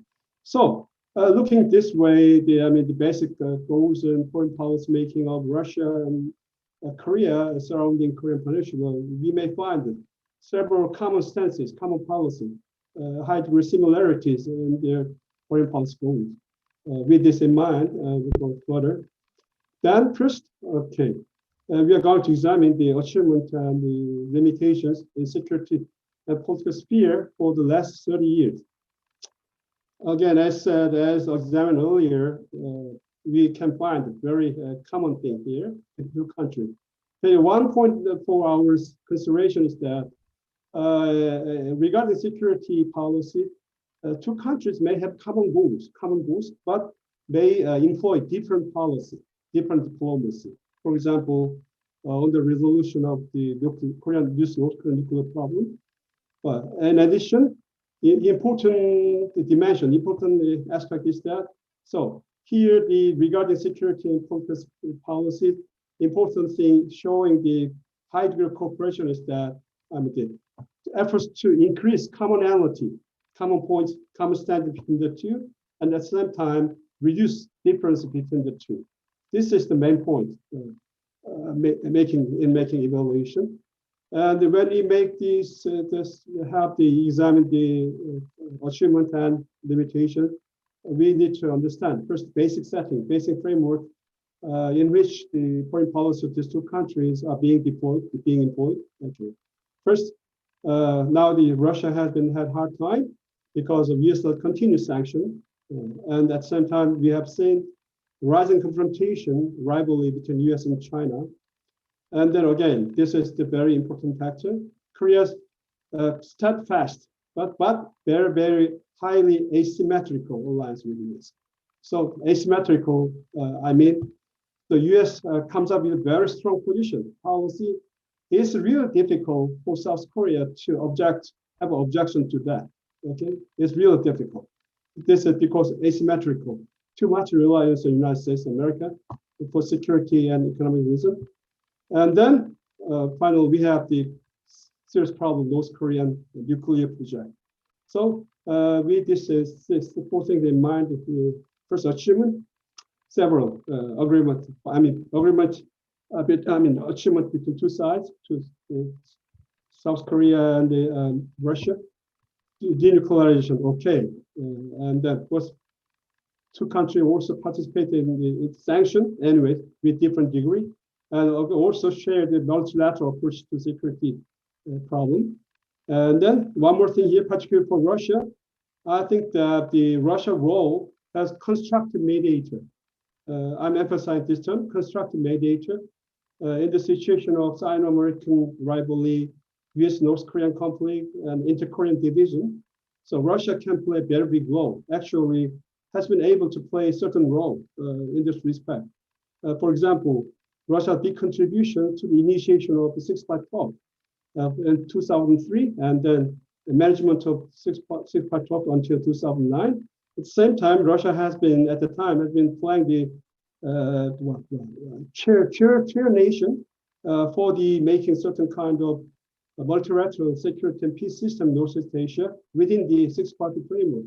So the Russian role has been, I think, pretty important in making this system first be established and then being proceed on good basis. And also Russia and Korea, important, recognize the importance of two sides, both Korea's own efforts for peaceful unification, final unification of Korea. All these things, good point. To be agreeable, that I agree with the two sides. Of course, there have been limitations or shortcomings. First thing regarding the basic nature of the North Korea's the strenuous effort to make a nuclear weapon, probably Russia understands that that's some understandable instrument of for self-defense. On the side of South Korea, that kind of understanding may be possible, but at the same time, because North Korea is the main security threat, instead of South Korea, first of all, look at the aggressive this approach, and so they worry about that. There's some difference. Also, 2017, Russia and China came up with the action program in trying to resolve this North Korean nuclear problem, and then soon Russia came up with their own idea of three-stage roadmap. Action program and roadmap by Russia, okay, understandable, can make sense by themselves, but again, from the perspective of U.S. and Korea, particularly through the eyes of U.S., this may not be so good, so not agreeable, because U.S. now in recent years has been preoccupied with the one-time big-scale resolution of the problem, so they're not accepted by U.S. and Korea. This is some difference between the two, and then this is very important thing in understanding this achievement and the limitation. So frequently has shown tendency to use its relation with Moscow, improvement of relations with Moscow, for the gaining something in its North Korean policy.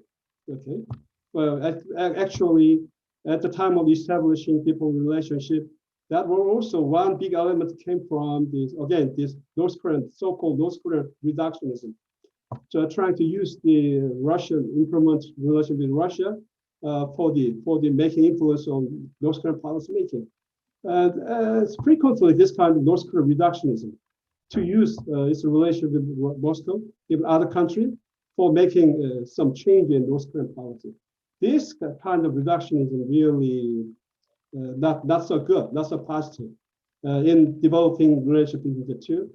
But from the Moscow side, also we can find certain tendency to use this a good relationship with South Korea as a means, as an instrument of influencing North Korean politics or inducing Japanese economic cooperation with Russia. So for in both parts, some kind of this tendency can be seen. Now, because I don't have much time, economic sphere that's because the achievement and limitation usually can be counted using some number figures. It's very easy. Achievement, I think, simply speaking, trade continuous increase, and investment, considering the certain situation for economies of both countries. Korean investment may be the big thing here compared to Russian investment in Korea. But anyway, accumulatively, there has been certain investment, 2.8 billion up to 2000. Okay? And then for the economic cooperation in various spheres, so far, almost 20 different working committees have been established under initiative by both sides. Dispersed along the different departments, different industry sectors. And then another good achievement, indicator of achievement, that Korea has been not participating in sanctions on Russia, despite the United States' pressure on this. So this is really good thing. I think Korean government is a really good thing here. And then there are also certain good thing about the tripartite economic cooperation, despite the North Korean nuclear problem. Maybe now the Rajan Hassan logistic project, the railroad 50-kilometer rail connection, maybe is a really good thing. Forgetting about the TKRTSL connection and electric network, that's almost impossible in the currently. So that's the good side for children. And recently, as I said earlier, now the two trends, similar trends came to emerged from both sides. Russia turned to Asia, and Korea's new northern policy, this should be northern policy, with 9 bridge strategy. Those things are already examined by my previously former presenter.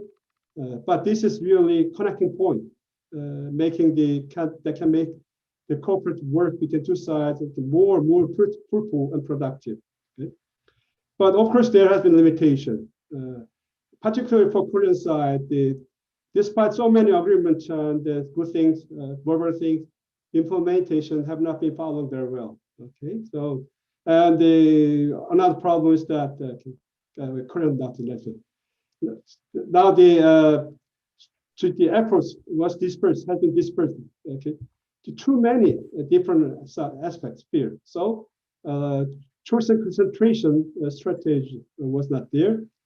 Regard to trade, rapid decline since 2014, and then trade deficit increasing almost 10 billion in 2019. This is some worry. Regarding the item of the trade, several items prevail. Russia for energy related product, Korea automobile product. And then particular problem that has been mentioned by Russian side is that small size foreign investment, cumulatively 2.8 billion up to 2009.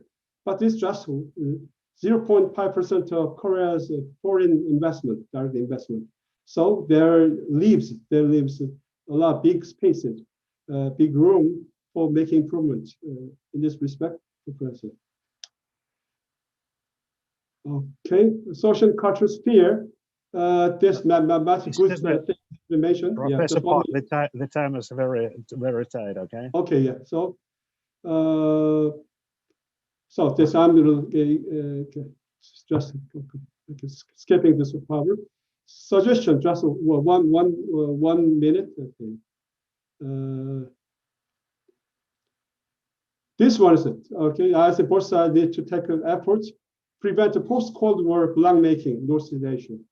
Like the case during the Cold War years, Russia, China, North Korea versus US, Japan, South Korea. Not a really good thing. And then both sides can cooperate for improving the space for multilateral mechanism. One good example, revival six-part talk. Okay, and then again, Russia's role as construct mediator needs to be enhanced further. South Korea, avoid North Korean reductionism, and then try to overcome structural constraints coming from Korean-US alliance.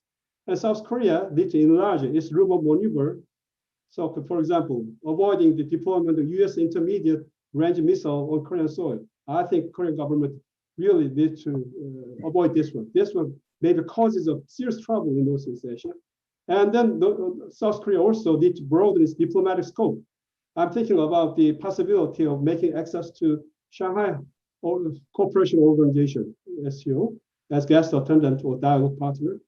On the part of Russia, this is my last statement, needs to show more respect to South Korea's sovereign state, independent states, and then need to treat South Korea legitimately, despite the asymmetrical alliance with Washington, and then need to take more into account structural constraints originating from the US-Korean alliance. Okay, this is because this economy and culture may be already discussed, and then second part I'm going to focus on this. Okay, I'm ending here. Thank you very much. Thank you very much, Professor Park, for such a profound and thought-provoking presentation. And there are many suggestions and many interesting things you've mentioned. I'm glad that you have very good historical background. For example, Russia's reaction to the suggestion of on the four-party talks way back in the 90s. I was working in the embassy then, and I would tell you that we learned about that from Korean side only a day before it was announced. So from that time on, we had some doubts about the limitations of Korean policies with regard to US alliance factor. And unfortunately, over the last few years, although, well, we really thankful to Korea not to join in sanctions, but at the same time, we see there are limitations, and it's difficult for promoting really strategic cooperation on many issues. Anyway, thank you. That was very important. And now I'm glad to give the floor to our last but certainly not the least speaker, whom I haven't seen for some time. And I'm glad that Alexander Ignatov is now in the Center for International Institutional Studies of Russian Presidential Academy of National Economy and Public Administration. His presentation in Russia, Korea energy cooperation, very interesting subject. Please, Alexander. So I want to thank Chair for giving me the floor.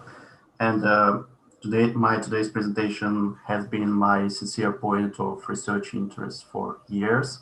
I started my academic career with studying Russia-South Korea relations in energy, and some of the results of my analysis that I'm going to present today are based on my previous research done in 2015, with some additions with the most recent statistics. Due to some time limitations, I would try to make my best to be as brief as possible, as the topic is quite wide and important. So it's obvious that cooperation in energy as an issue goes far beyond mere economic considerations, and stability of energy markets remain the key issue on the global agenda due to high dependency of modern industries on ongoing supplies of energy materials.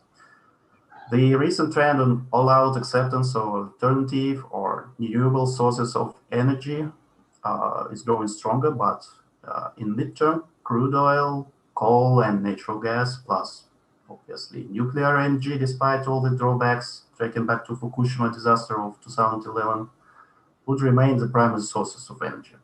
I think that's obvious. Russia and South Korea possess great potential for cooperation in energy sphere, but I'd like to refer to Mr. Kulik's intervention in opening session that we should be cautious and humble, as we have covered only a tiny bit of this potential. That's because of the current indicators of Russia's energy producer share of Korea's energy market that remain low.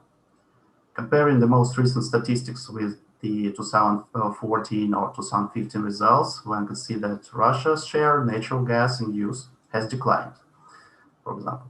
And in my humble intervention today, I'd like to argue about the reasons why the situation is as it is now, and make some general focus on the future of Russia-Korea cooperation in energy. So, third thing to mention about Russia-Korea energy cooperation is that the countries hold complementary positions on global energy market. In 2018, Russia ranked 6th in the global ratings of coal producers, being backward of China, United States, Indonesia, India, and Australia, following the data presented by BP Energy Outlook. And concerning crude oil and natural gas, Russia remains in the list of the top global producers, despite a slow decrease in estimated share of Russia's resources on the global market. South Korea nowadays is a growing economy with almost total dependence on energy import. In 2007-2017, the average growth ratio in consumption of coal, gas, and oil in the country constituted 3.7, 3.2, and 1.6% respectively. That is somehow above the OECD average and the global average as well.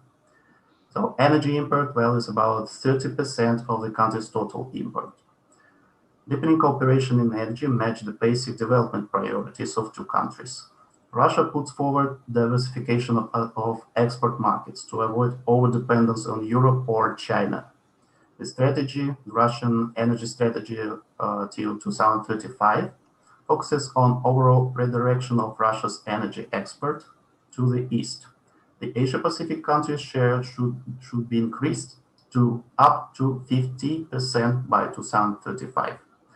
At the same time, Korea's energy master plan in its third edition postulates diversification of energy imports as a key priority and matter of national security. Besides strategic considerations, geographic proximity also gives a hand to Russia-South Korea cooperation in energy. On the screen now, you can see my own estimations on distances between Russia's Far East terminals in Kozmino and Korea's ports capable of receiving crude oil, and estimated time en route for a tanker moving with 12 knots speed. Comparing the results with the examples of the Persian Gulf countries, Indonesia and Australia, we can witness the obvious discrepancy. Despite the fact that back in 2008, Russia and South Korea agreed on promotion of bilateral cooperation in energy as a strategic priority, the cooperation potential is unfulfilled. Recent statistics presented on the screen proves this thesis. Comparing the recent results, the results of 2018 with 2014, we can make the following conclusions. Russia's coal share increased by 9%, oil added about 3%, but at the same time, the share of natural gas dropped by 1%. Positive changes in oil could be attributed to the outcomes of a long-lasting program of infrastructure development of Russia's Far East and Eastern Siberia regions. The Eastern Siberia Pacific Ocean pipelines projected carrying capacity has reached 15 million tons per year. Before the pandemic, the estimation for 2020 were set on 34 million tons. The case of coal comes out of recent changes in tariff policy of the Russian Railroads Company, the main railroad operator in our country, namely extra subsidies for coal transportation that are embedded into pricing. In years to come, more geographically close coal deposits of Russia's Far East and Eastern Siberia regions will be put into operation. That's remarkably good against the background of decreasing share of coal from other sources, namely Indonesia, that dropped from 29% in 2014 to 16% in 2018. From 2014 to 2018, the share of Russia's natural gas decreased by 1%. I suggest that the main factor here is growing trade in gas between Korea and the United States that has grown from 5% to 19%. Comparing with 2016, the total amount of Korea-United States trade in gas increased by nine times and reached the total sum of $9.5 billion. In 2018, Korea became the largest importer of the United States gas, surpassing Mexico and Japan. So, analyzing the prospects for Russia-South Korea cooperation in energy, we should take into account the following aspects. Firstly, Russia and Korea follow different approaches concerning energy development. Russia focuses on increasing the export potential of fossil fuels, namely coal, as we can see on the example of the Russian energy strategy till 2035. At the same time, Korea goes the other way. The country aims at promotion of alternative sources of energy and renewables, along with exclusion of traditional fuels from its energy balance. In April 2019, the government of South Korea put forward an ambitious agenda to increase the total share of renewables and alternative sources of energy up to 30-35% by 2040. Originally, the goal was to achieve at least 11% by 2035, so we can witness the obvious pivot of the country to renewables. Secondly, Russia's energy export is largely concentrated on Chinese market. That could be regarded as an obstacle to promotion of cooperation in energy with other countries, namely Korea. About 80% of Eastern Siberia Pacific Ocean pipelines carrying capacity serve China's direction. Back in 2019, the Ministry of Energy of the Russian Federation made a forecast that the overall growth of oil extraction in Russia would be very modest at its best. However, in years to come, more and more oil fields in Russia's eastern regions are set to be put into operation. That's one may call a cause for optimistic projections. We should also consider forthcoming operational commissioning of seven new tankers by the SDG Group, also known as Sovcomflot. It's it's highly likely that at least some of them would be used to serve Russia's energy projects in Asia Pacific. Thirdly, a respectively high level of political tensions in the region put extra challenges for the regional cooperation in energy. It is a well-known fact that tensions between the DPRK and the Republic of Korea prevent the practical realization of potentially beneficial projects like an intra-Korean railroad or intra-Korean pipeline. Both projects could be potentially connected to Russia's infrastructure and thus greatly promote bilateral or even trilateral cooperation, including Russia, South Korea, and the North Korea. So, to wrap up my humble intervention, there are reasons for cautious optimism concerning Russia-Korea energy cooperation. In a mid-term perspective, before the dramatic switch of Korea's economy to renewables, Russia's coal, oil, and gas would remain attractive, basically attractive for consumers in Korea. But more should be done to revitalize the bilateral ties, namely in terms of infrastructure development of Russia's regions. So I'd like to stop for now, and I would be glad to answer your questions if there are any. Thank you. Thank you. Thank you. I'm glad that this theme that you started studying some maybe 5 years ago are still on your radar. It's very good to see that continuity, and it's good that this is one of the most important issues for Russia in its relation with Korea. Now we have some time for comments and questions about, 7 minutes according to our clock. I should have said at the beginning that those who listen us on YouTube should have sent the questions through the chat box or through in writing. But so far I see none of them. And I suggest that we can discuss the issues we have just heard presentations on. So if any of the members of the panel have some comments or questions to one another, you are welcome to introduce them.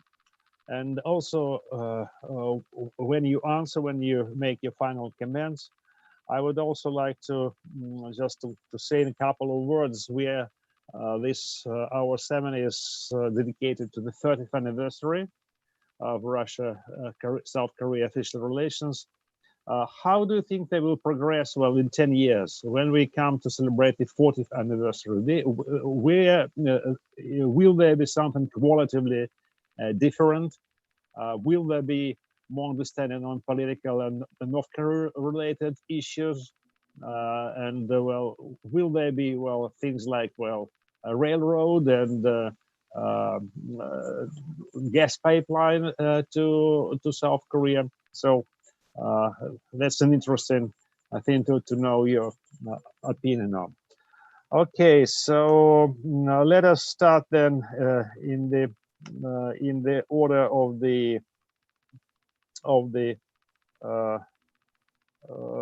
presentations. So I don't see Christoph. If he is here, I welcome him to make his final comments. Christoph scans his apologies. He has serious technical issues and he won't be able to rejoin us today. And he sends thanks to all the participants and for you, Dr. Flora, for chairing the panel.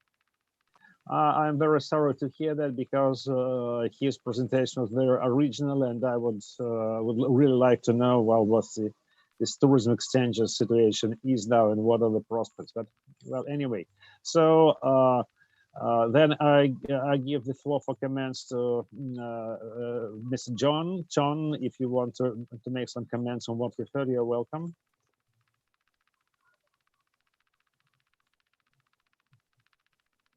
Unmute yourself, please. Okay. Okay, all right. Thank you so much for your question. As a businessman, how changed during the 10 years, comparing to in the beginning stage of post-Soviet Union? I think, of course, we challenge.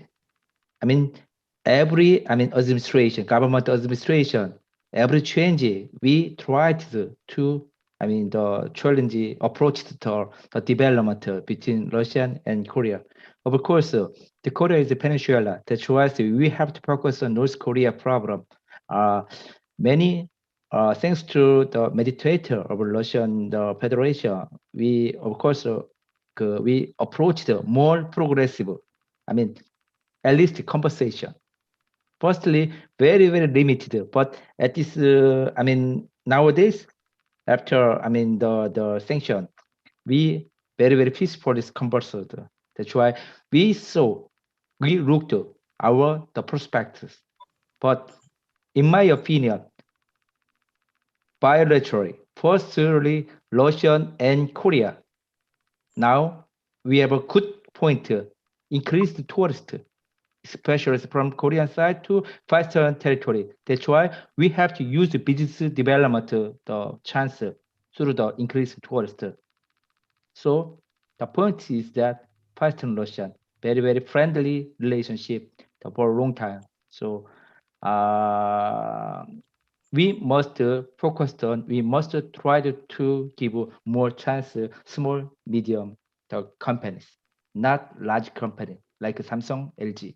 Until now, only Samsung, LG, the large scale company focused on Russian market. Other small medium companies, no chance. So we have to focus in, and then we have more progress. Thank you. Thank you. Anybody else who wants to make his comments or his or her comments? Can I ask a question to Yes, Professor. Yes. Dr. Was it Doroba?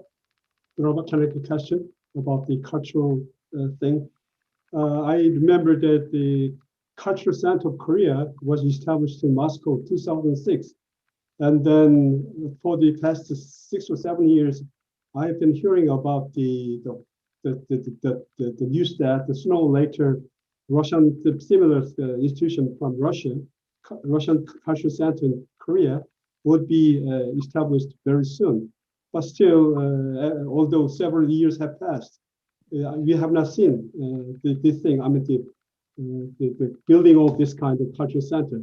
What do you think have been the main reason for this kind of delay? And I think the cultural center may be very important, right, in the enhancing the cultural understanding or knowledge toward each other, right? So, do you have any information about that? The reason for postponement?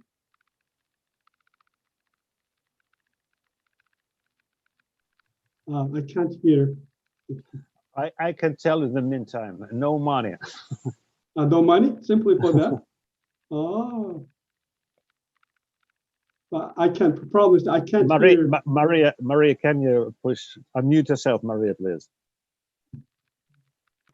Georgi David, can you please summarize the question a little bit, because I have a problem with my earphone. If you summarize why did they take so long time for Russia to have some cultural center in Korea? I see the question. Yes. Korean Cultural Center started its work in 2006, right? Yes. Now so I think cultural center is really important. Yes. Yeah. Thank you for your question. Yes, that was one of the points I was going to mention during my presentation, but no time. My opinion is, it's not only money. Maybe Georgi Davidovich knows more from inside, but I think that, when Russia has an interest in some project, we can find money. I still think this is one of the problematic points, because the level of interest, it's still not enough. So we think, maybe we do it a bit later. Maybe this is not the very crucial, crucial need at the moment. So I think that when we realize that it's really something to be done urgently, then we do it. Unfortunately, the level of interest of promotion of Russian culture in Korea at the moment is quite low, as I showed in my presentation. Yeah. Yes. Yes. Okay, understand. And can I ask another question to another person? Actually, you've got 1 minute, because we have to end. I'm sorry. No, okay, yes. Okay, yeah. Yeah, this question this go to the Christoph, but because he's not absent, anybody can answer it. The importance of the tourism, I recognize that, and together with the rapid increase of visitors to each other, I see these days the really rising cases of the medical tourism from Russian part. So you know that whenever I go to the major hospital for some doctoral review, I see in the hospital every nameplate indicating building or department, I see 3 languages indication. First Korean, second English, now third Russian language. So this shows the really great importance of the tourism, including not only sightseeing tourism, but also medical tourism, very attractive point. Okay, I mentioned that. Okay, thank you. Yeah. I'm just going to tell you about this one. Yeah. Okay, this is actually one of the bridges, a small bridges, and yeah, small bridges. But it's very important, and it's real medical care of Korea is very popular in the Russian Far East, especially in Siberia. Speaking about tourism, one problem I think that we have to solve is the visa-free entry, because there are people from Russia, from neighboring countries who are overusing it by going to work in South Korea, and there's no systematic solution to that so far. Yeah. Well, now because of COVID, there's no problem because of almost no travel. But we should use this pause, I think, to just to make some discussions how we can solve this issue. Okay. Well, Anna, I think you've got to intervene if I'm wrong, but I think that our time is up. Yes, thank you so much for such an engaging session. This was an amazing opening for the conference. Thank you for so many different and diverse presentations. And I hope to see you again throughout the conference. And thank you to Dr. Tularev for his sharing in questions and responses and comments. Thank you so much to everyone. Thank everybody. It was a real pleasure to see some new and some familiar faces, and to listen to very wise ideas. Thank you. Thank you. Thank you, Paul. Thank you very much. Thank you very much. Thank you very much. Moderating the panel. Best wishes and productive week.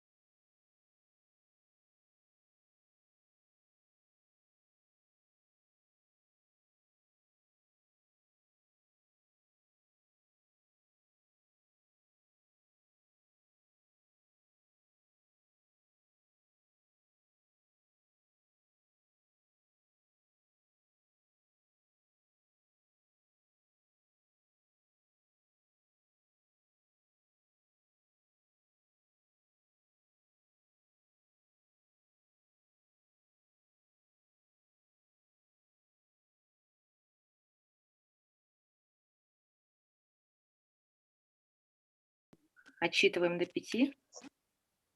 Начинаем.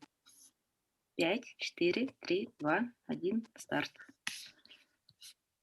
Hello, everyone. We're here for the second session of today's conference. We're talking about development of Russian Far East and Russia's relations with East Asian countries. We have small changes in the program of the conference. We have only 4 speakers for today, and I will be one of them. We are today with Sergey Ivanov from Pulaski University, Czech Republic, Zakharova Lyudmila, Institute of Far Eastern Studies, Russian Academic Science, Kireyeva Anna, Moscow State University of International Relations, and me, Higher School of Economics, School of International Regional. And I would like to start with Sergey Ivanov and his presentation on politics of expertise and neoliberalism in Russian special economic zones. Okay. So can I share my screen? Yes.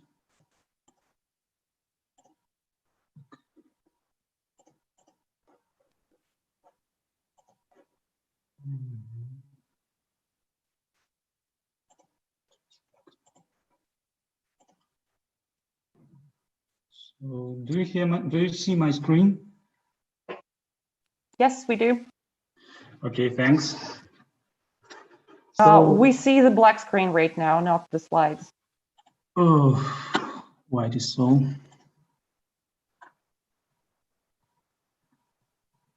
Yeah, now I also see black screen. Okay. Wait a little bit.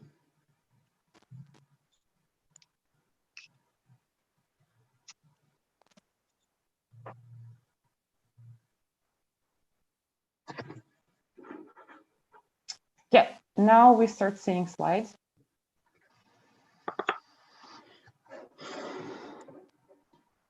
So, do you see it now? Yep. Yes. Thank you.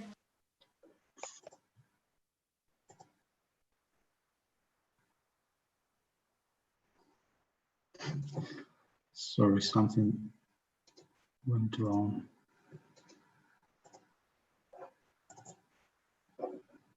Do you see it now, Anna? Yes, we do.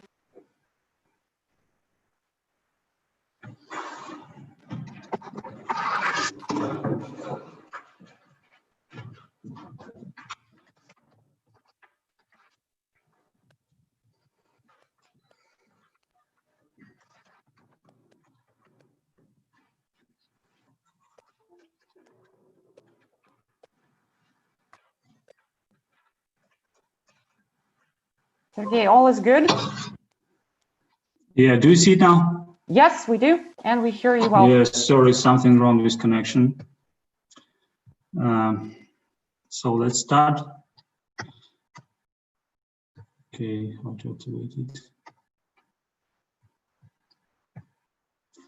Okay. So my presentation will be about Russian special economic zones. Actually, as I understood it, one of the most hot debated topic in the conference, and it is usually mentioned. So my presentation will be more historical one, and yeah, I present some like preliminary results of my ongoing research on how the rise of neoliberal ideology and related expert debates influenced the establishment of special economic zones in the Soviet Union and Russian Federation. My data consists of analytical reports of international organizations, materials of central, regional, and local governments. Do you hear me? Yes, we do. Yes, we do. Ah, okay. Sorry, I just thought that it was paused. and 16 semi-structures interviews. Though, of course, I cannot show all this data in my presentation, so that's why it will be like more abstract without a lot of empirics. So in the beginning, I want to start with how neoliberalism intertwined with the world development of special economic zones after Second World War. And actually, I distinguish two periods of CES development in the world. The first one is the Cold War period, when CES were designed for developing countries, aimed to support national regimes in the free world, and at the same time to exploit cheap nature of these countries. They were promoted by the US-led state, private or international agencies, and were especially successful and were supported and got really massive support of the US in so-called geopolitical rupture between free and communist worlds like Taiwan, South Korea, and Caribbean countries, and like then in China. These special economic zones were export-oriented, labor-intensive, and aimed to attract transnational capital. But by the end of 80s, actually this model of CES was exhausted, because there was in the early 80s another model emerged. It was so I call it the CES of neoliberal period, and actually it's First, they took place in the United Kingdom and in the United States, and were called like enterprise zones. So,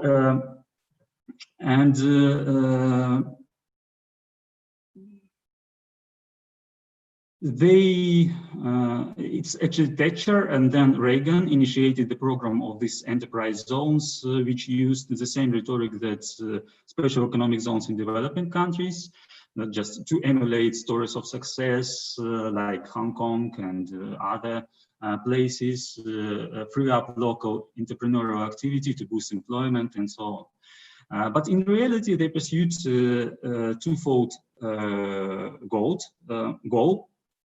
First, to lower financial obligations of the central government, and the second one is to transform local governance in the way that puts it under the central government control through conditional allocations of subsidies and ideas of good governance. From the end of 80s, international institutions became less enthusiastic about special economic zones as they were before. In 1998, 1998 saw a new formula of the World Bank for special economic zones, like the second best choice, meaning that nationwide reforms are better than liberal policies within a small part of the national territory. Since 2016, World Trade Organization prohibited subsidizing export-oriented policies in special economic zones other than in the least developed countries.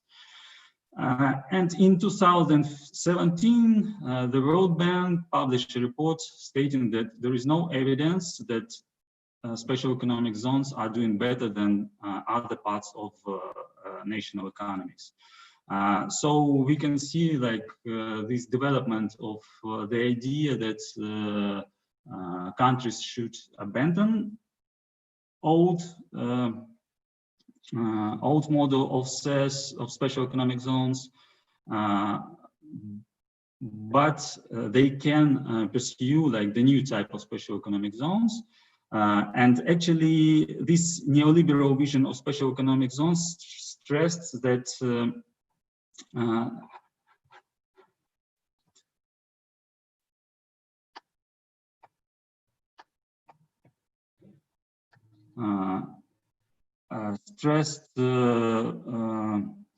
like small or no direct subsidies for export-oriented business, favored proliferation of large corporation and endorsed corporatization of public governments and transformation of local governments in accordance with principles of good governance.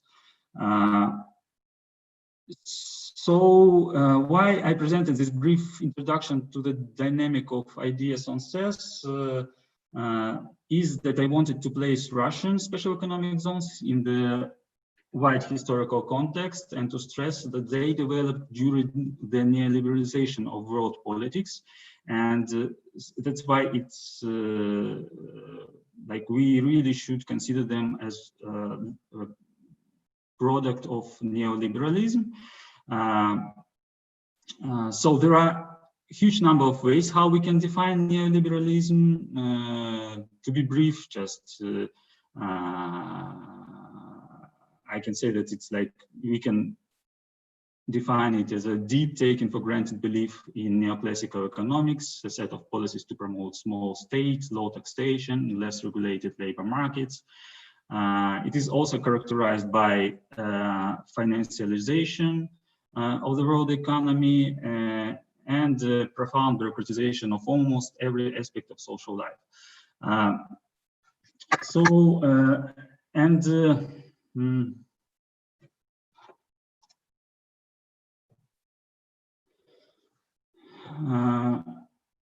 But at the same time, we need to understand that neoliberalism is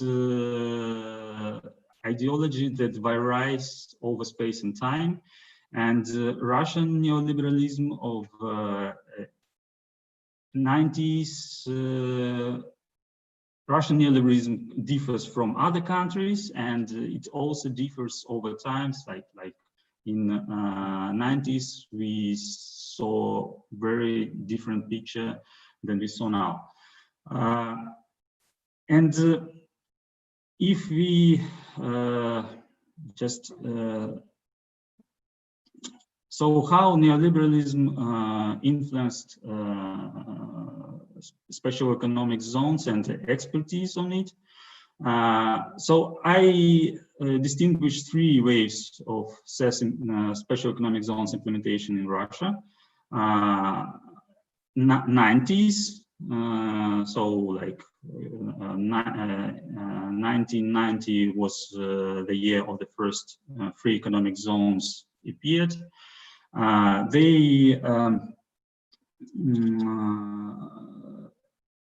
The second wave was since 2005. It was special economic zones, and the third wave was since 2014 and 2015. And actually, if we look at them, the first wave of special economic zones and the third wave looks pretty similar. They were similar in the main cause of implementation, and it was a budget deficit. Of course, we can make more deep, like we can try to find more deep causality, and like we can define that this budget deficit was the result of geopolitical crisis and geoeconomical also crisis, but still, like we can stop like with the argument that says special economic zones implementation in 90s and in the mid 2010s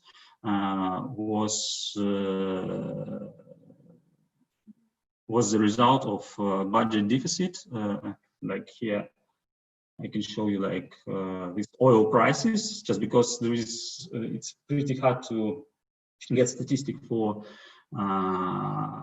budget, Russian budget for all three waves. That's why I chose statistic for oil prices. It's like very similar to Russian budget dynamics, and you can see that like if here you cannot see 70s, but in 70s there were pretty high prices of oil, and then it was the drop of these prices, and then since the mid 80s, central government and Gorbachev, they insisted that they should revise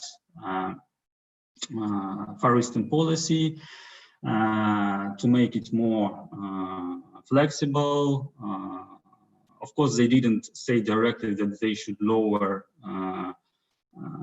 budget transfers for the region, but it was actually, they meant so.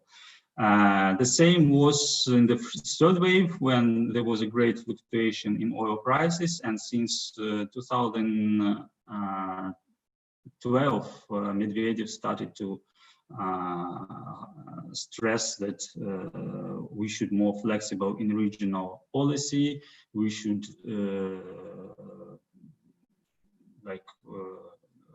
Far Eastern region should be more active in attracting investment and so on. Here, I don't want to show you like another picture of that actually since 2014, central government reduced its transfers to Russian Far East.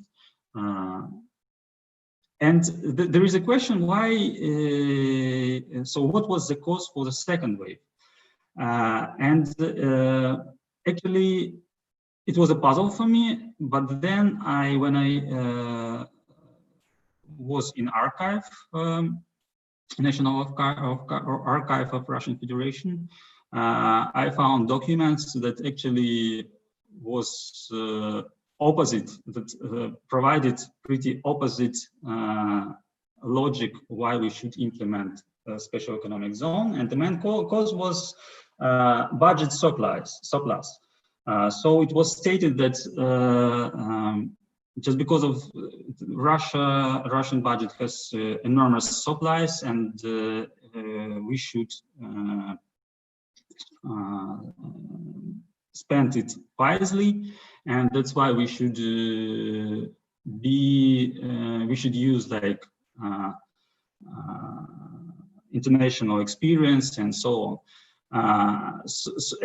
But actually, like if when it comes to deficit budget, it was like implemented in remote periphery, Russian Far East, just because it's like the most, how to say, the territory that needs a lot of money to sustain its development. But when in 2005, it was launched mainly in industrially developed regions, just because, yeah, it was more wise to implement such instruments when you have budget surplus. If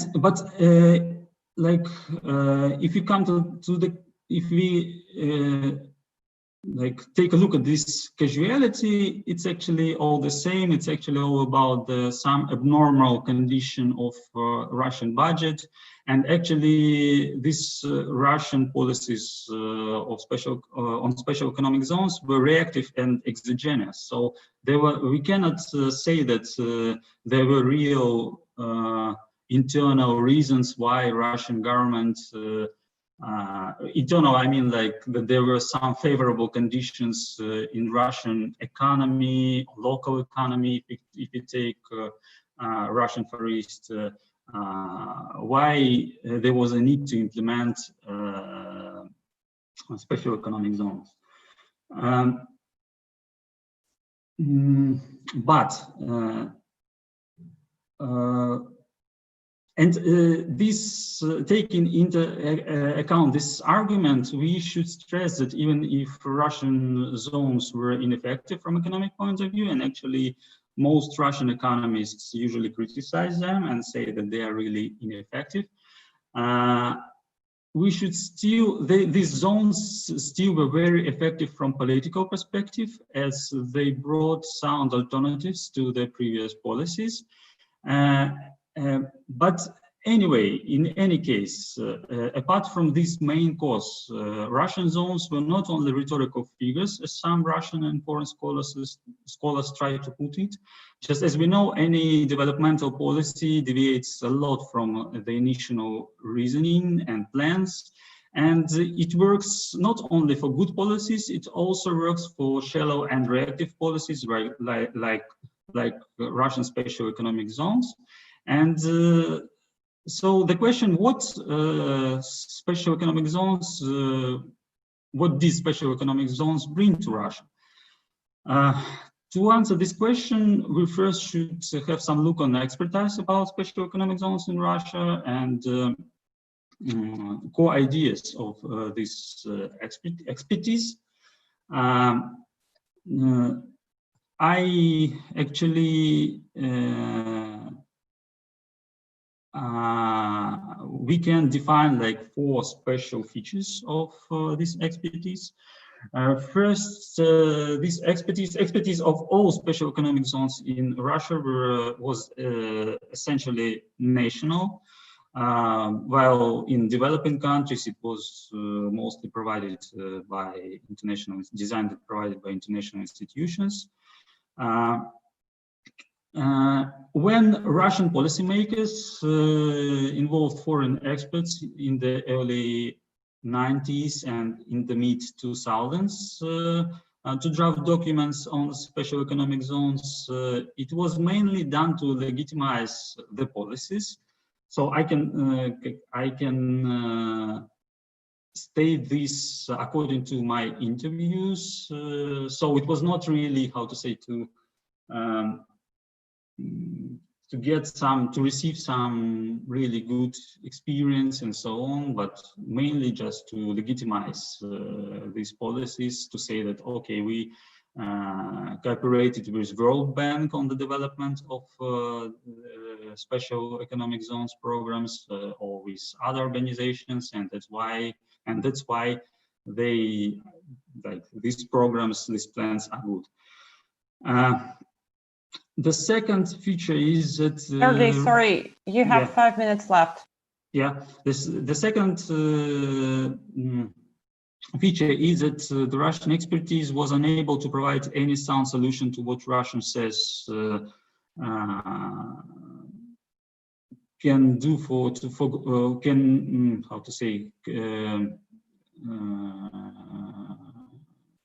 can do for global and national large capital to flow in.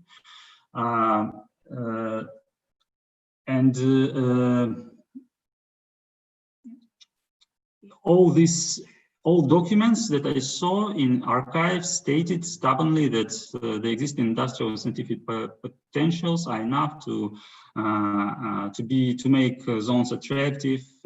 But at the same time, what is really important, all ideas about the regulation of social and labor protection in special economic zones were abandoned. Like, as I know from the experience of the 90s, it was abandoned. These ideas was abandoned, were abandoned deliberately, because policymakers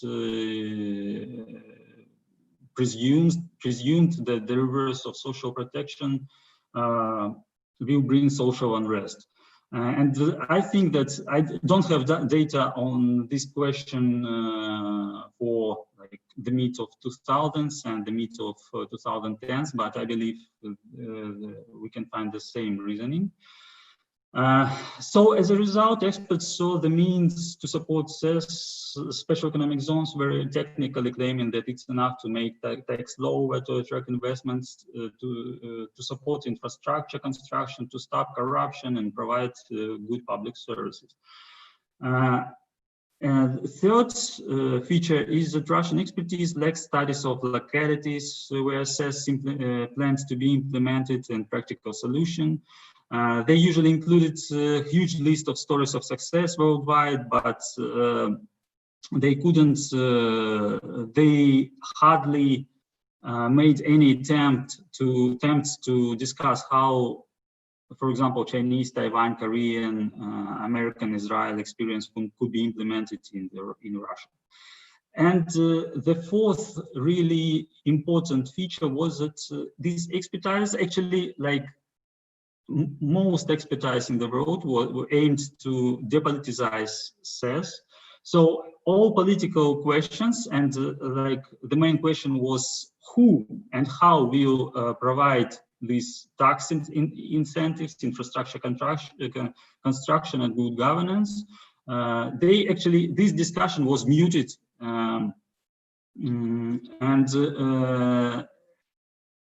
it was, for example, it was muted in Soviet period, but still, according to archives, we know that the problems with political problems with CES were very frequent, like emerged very frequently when special economic zones threatened the position of some elite groups, actually, like. The special economic zones of the 90s proved to be politically insolvent, with all involved parties to blame. So we can blame like central government, local government, and like experts that did really poor job with their expertise. But it's important to stress that by the end of 90s, actually, like public discourse blamed totally local governments and corruption in local levels, and that's why like it was like consensus in the public discourse, and this consensus with intense economic and political centralization created Russian version of CES that we saw in the mid-2000s and the mid-2010s. So what I mean here? I mean that since 2000s, we saw the same picture that local governments were excluded from CES regulation and management and even designing. The highly centralized system of CES management was created. Like in 2000, it was Federal Management Agency. In 2010s, it is the Ministry for the Development of the Russian Far East. And so, with like, if we take an example of special economic zones in Russia, we can see that it's like some kind of radical version of Russian centralized patrimonial capitalism, when like central governments try to control all economic activities, they try to promote the businesses that they want to promote, that they see most perspective, and so on. And we can see this logic in territories of advanced developments and in free port of Vladivostok. Yeah, so yeah, here I can stop. Just my conclusions is that we really should put Russian special economic zones in this wide historical context to understand how they developed and to understand why we see this kind of development of these special economic zones now. Yeah, thank you. Thank you so much, Sergey. This is a very interesting talk, looking at the dynamics over a longer period of time and connecting the dots between Soviet experiences and Russia's experiences. Now, so hopefully we'll have an engaging discussion as we move forward.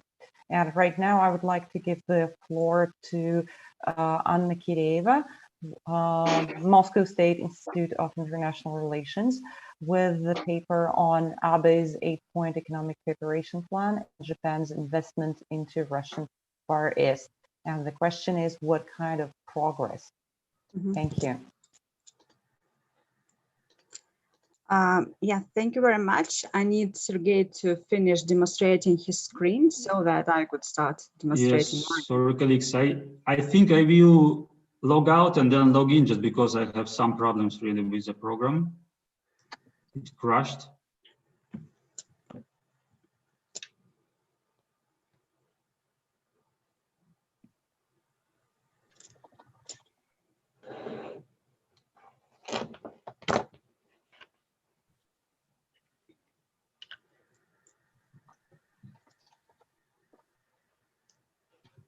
I'm trying to help on my side. Oh.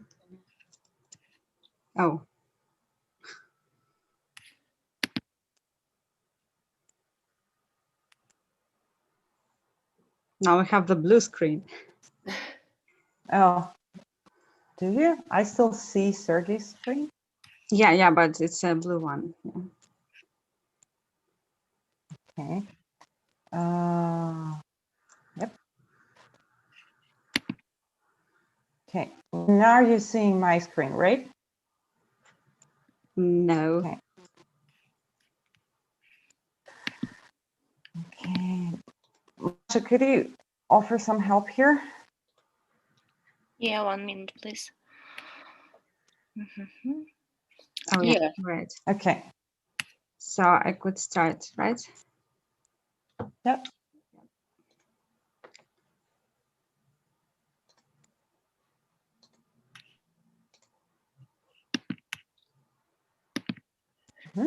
Great. Okay. So yeah, you can see it and hear me, right? Yep, we do. Thank you. Okay, great. So hello, everyone. It's a great pleasure for me to speak here about the Far East. And I would like to try to assess what kind of progress do we have on Japan's Prime Minister Shinzo Abe's 8-point economic cooperation plan and Japan's investment into the Russian Far East. So basically, I would like to start with a very quick reminder of the plan. In May 2016, Prime Minister Abe proposed a kind of a new approach to the territorial issue and 8-point economic cooperation plan during his meeting with President Putin and his visit in Sochi. It was kind of a new start to Russia-Japan relations after they deteriorated briefly for a couple of years in the aftermath of the Ukrainian crisis. So Prime Minister Abe wanted to make history by solving a historic and important territorial dispute. And 8-point economic cooperation plan was also launched by him as kind of a policy to provide impetus stimulus for Russia's economic cooperation with Japan. And actually, this plan was specified during Abe's visit to the Eastern Economic Forum in September 2016, which was the second Eastern Economic Forum held in Vladivostok.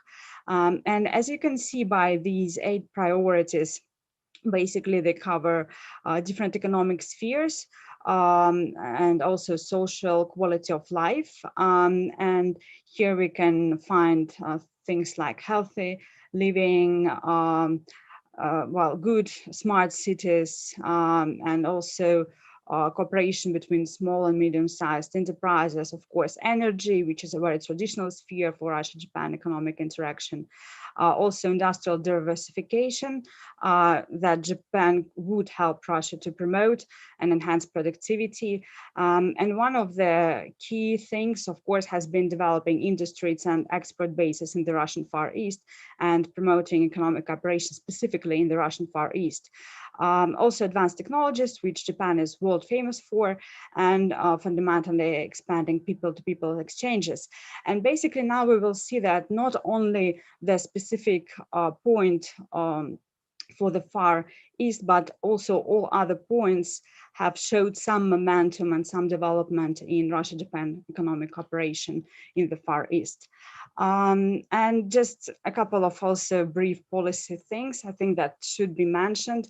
Japan's Prime Minister Abe, during his first visit to the Eastern Economic Forum in Vladivostok, said that he and Japan both want to help Russia to develop the Far East and make Vladivostok as kind of the gates that would connect Eurasia and the Pacific Ocean.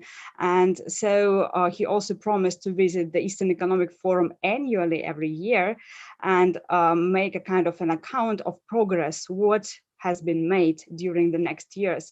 And I think we should give Prime Minister Abe his due, saying that he really did visit every Eastern Economic Forum, till last year. And it's this kind of the most impressive example of all world leaders. There has been no such precedents if we take South Korean president or Chinese President Xi Jinping. So, and here Abe, of course, stands out. And during the last East Economic Forums, he did present an account of, progress in implementing this 8 points economic cooperation plan. And also, I think a very important issue that should be noted is that he repeatedly proposed during the last couple of years to link the Arctic Ocean, the Far East, and the Sea of Japan through Japan's efforts, and also the Indo-Pacific through Japan's efforts together. And especially he proposed to realize different logistical and energy projects that could connect the space, and also presented Japan as a kind of a dot connector or facilitator in this process. And also starting from 2016 and Abe's first visit to the Eastern Economic Forum, he always brought a very prominent business delegation with top CEOs of top Japanese companies, and also regional, different heads of regions of Japan, and also regional companies, and actually very large business delegations. And even if we look and compare business dialogues, which are annually held at the Eastern Economic Forum, I think we can clearly see that Russia-Japan business dialogue has been clearly much better organized than the dialogue with other partners. And of course, this is a lot due to the efforts by the Russian Ministry of Economic Development and Japan's METI, Ministry of Economy, Trade and Industry. So if we have a kind of a brief account, what do Japan's investment in the Far East generally look like before Abe launched his 8-point economic cooperation plan, we will see that Japan has been one of the largest foreign investors in the Far East. And basically, if we take, for example, things like energy, we will see that specifically here, Japan is the largest investor, as it has stakes in both Sakhalin-1 and Sakhalin-2 gas projects. Here we can see that different Japanese companies and consortiums are part of both projects. And recently, Japan has been taking part in building the third line of Sakhalin-2 LNG project. So it actually counts upon that liquefied natural gas and is generally one of the largest consumers of Russia's liquefied natural gas. Also, of course, this is retailing in many spheres, and automobile industry, and also automobile retailing. And the Russians in the Far East are quite notorious, I should say, for using Japanese cars. Here, of course, the links have always been very, very close.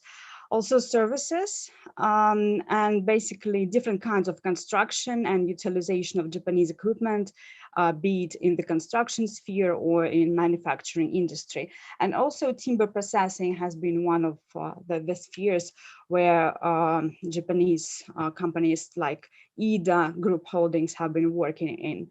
Automobile industry has been mostly represented by Mazda and its partnership with Solars, which has an automobile assembly shop in Vladivostok.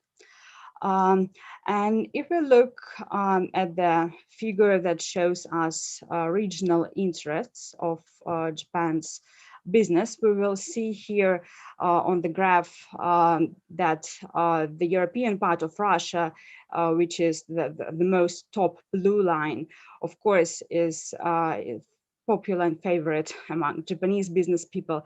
But actually the Far East is the second red line, which also demonstrates that about more than a half of Japanese business in the last years has taken interest in doing business in the Far East, this or that way, which of course accounts for geographical proximity between the Russian Far East and Japan.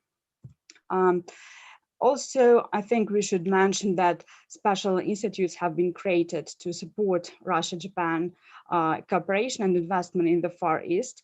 Of course, there has been support by the economic ministries of both countries and of course by the Ministry for the Development of the Russian Far East.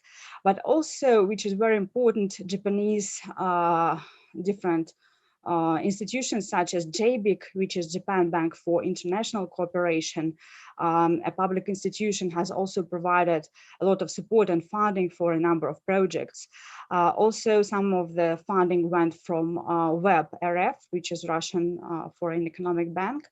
And also we can see Keidanren, which is Japan's industry association, providing support for Japan's business investing in Russia, including the Far East. Russia-Japan Business Council and business associations in Japan, such as Rotobo, which is association for doing business with Russia and other newly independent economies, basically meaning CIS states. In August 2017, Russia-Japan Investment Fund was eventually established with 1 billion capital. And here we have two co-founders, Russian Foreign Direct Investment Fund and Japan Bank for International Cooperation. And maybe even more importantly for the region, in 2018, a platform to support Japanese investment in the Far East was created.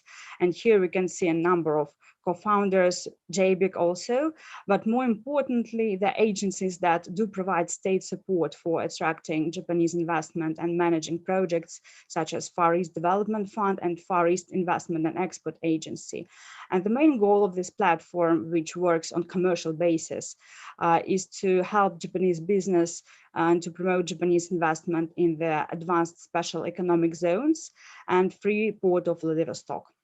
So it's kind of a recent development, but actually it is taking a prominent place in Japan's investment in the Far East, as I will demonstrate. So not really much time has passed, but in the last 3 to 4 years, we can see that there have been an array of Japan's new projects or new investments in the Far East.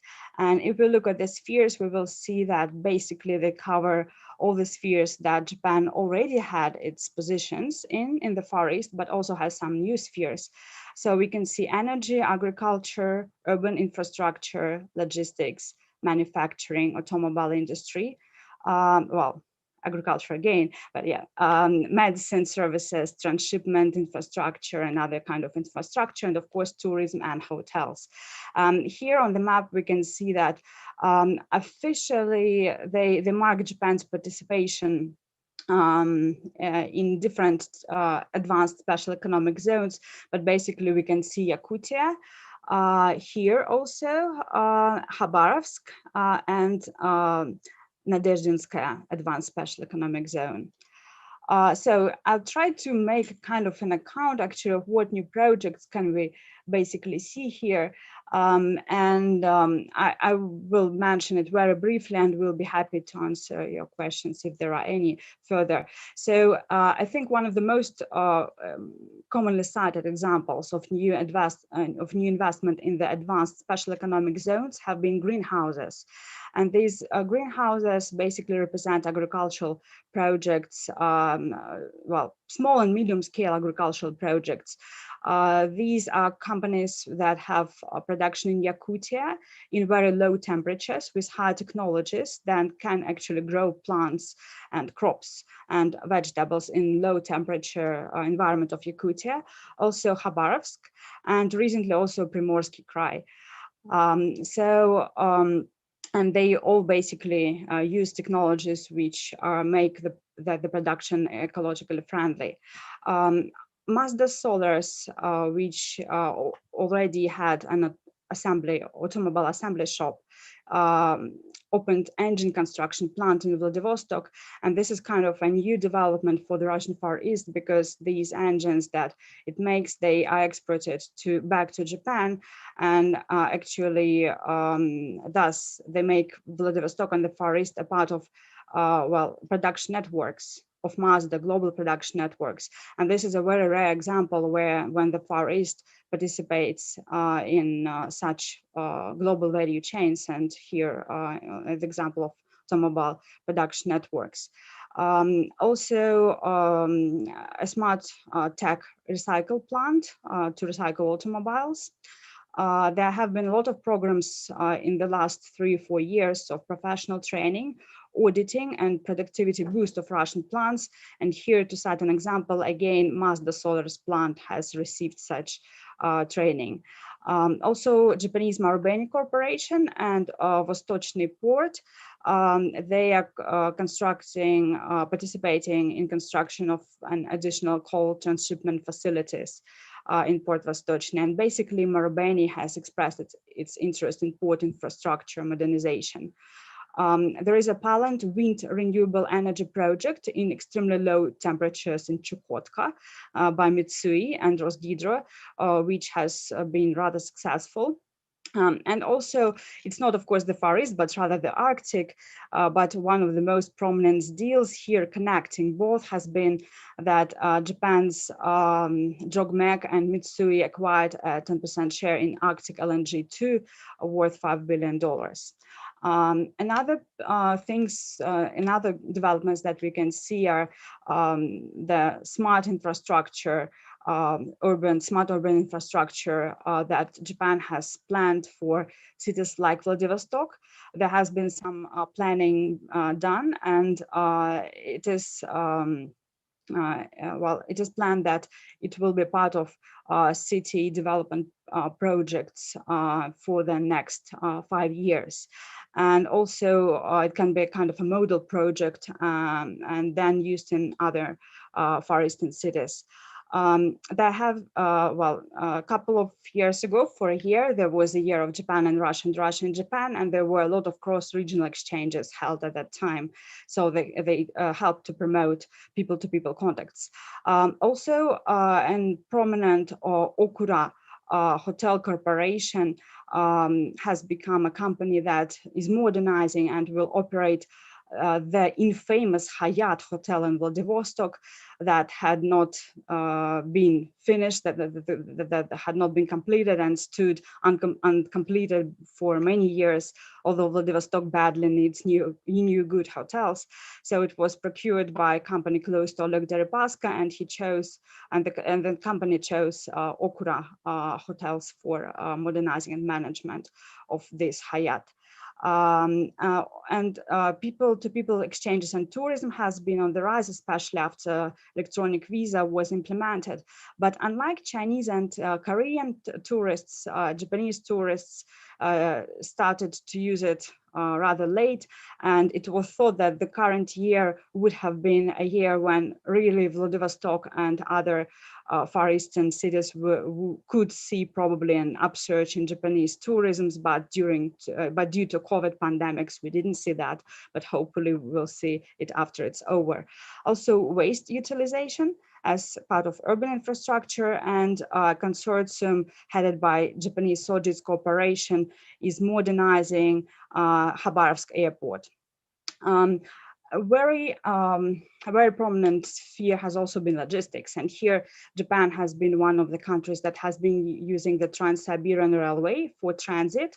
It includes both container transit and a lot of different kinds of transit, but mostly used for Japanese post.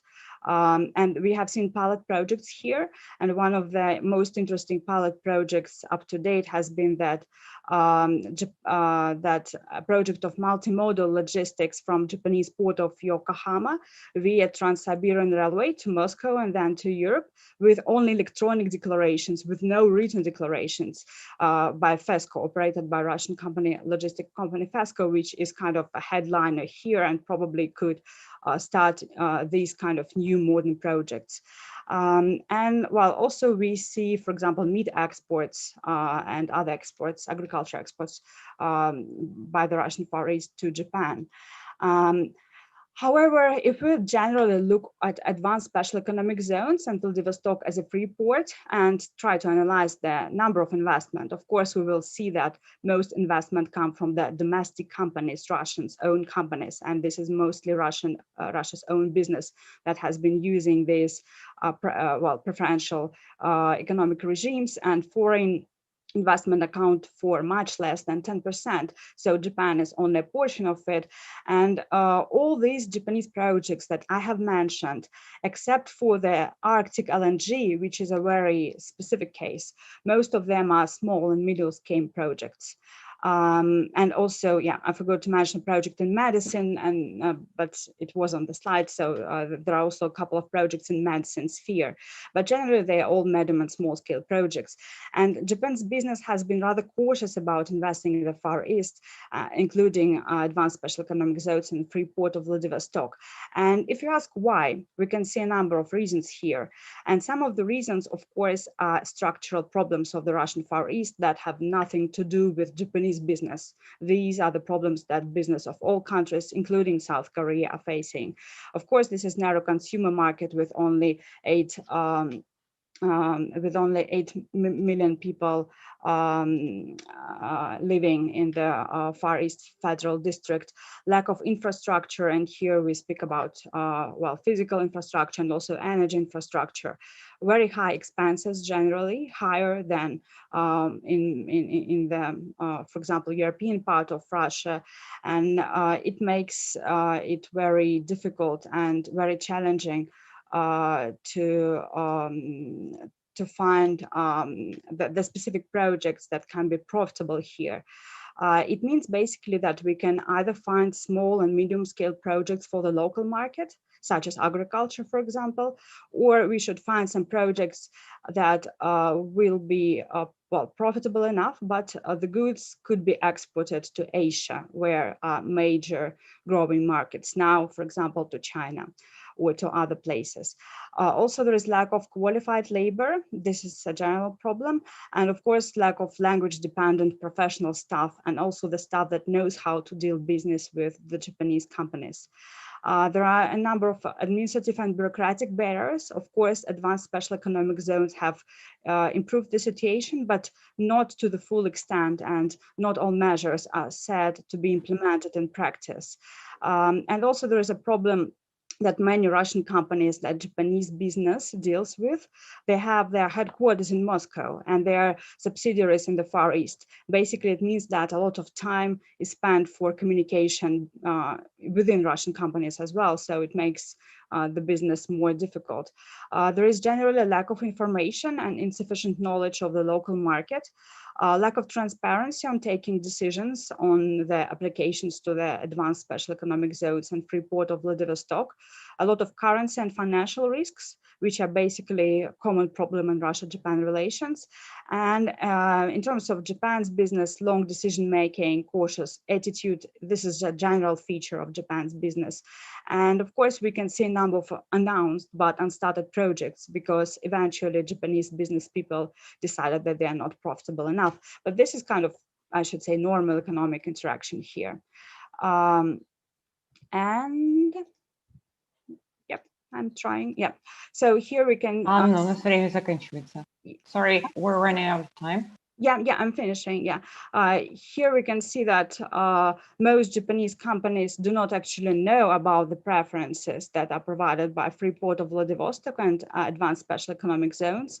And here we can see the problems that Japanese business state here, basically information, profitability, no clear success stories, a lot of changes in practices of these zones, small market, small kind of professional labor, lack of infrastructure, and so on.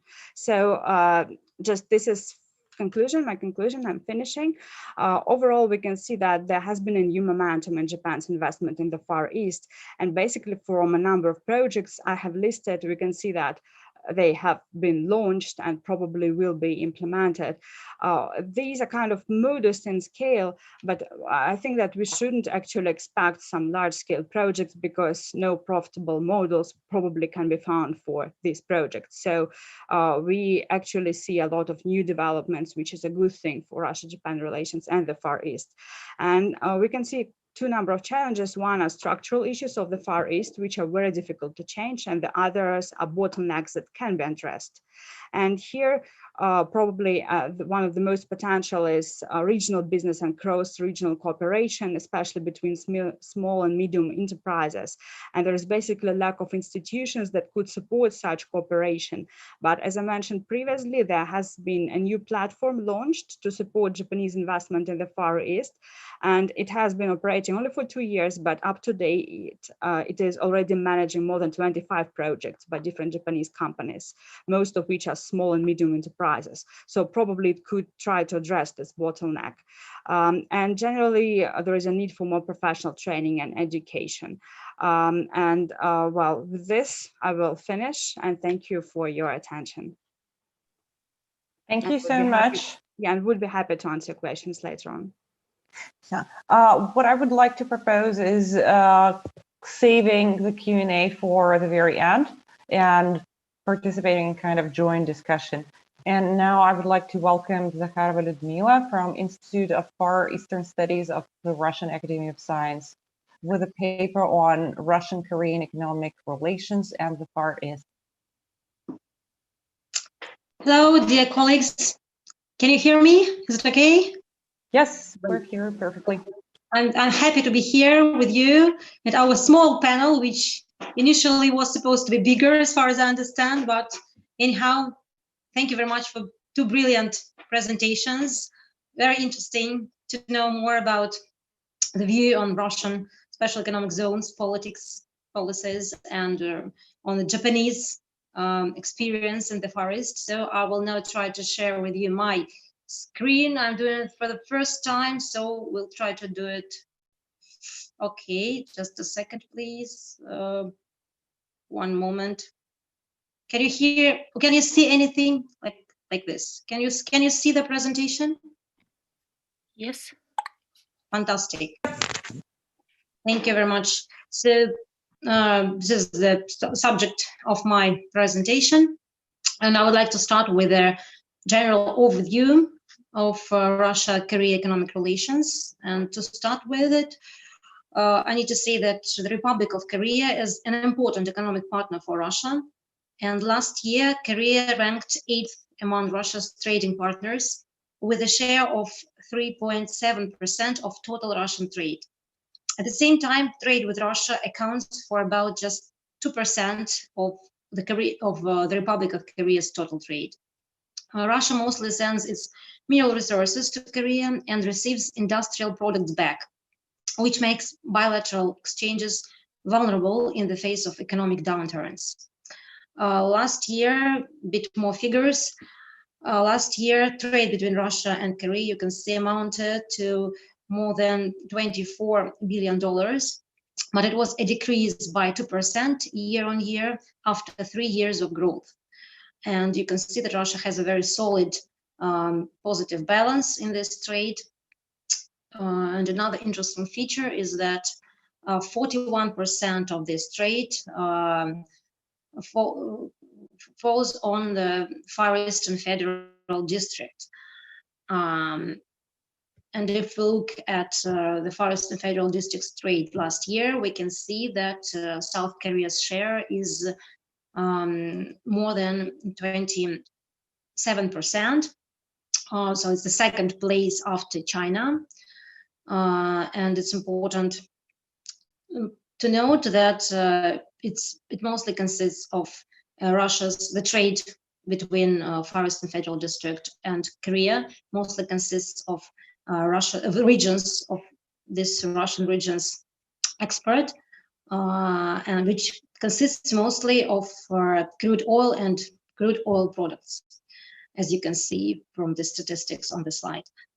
And Russia's imports, regional Russia's imports from Korea, are represented by different kinds of industrial products, which also falls in the general pattern of Russia-Korea trade. Speaking about investment, we can see positive dynamics in recent years.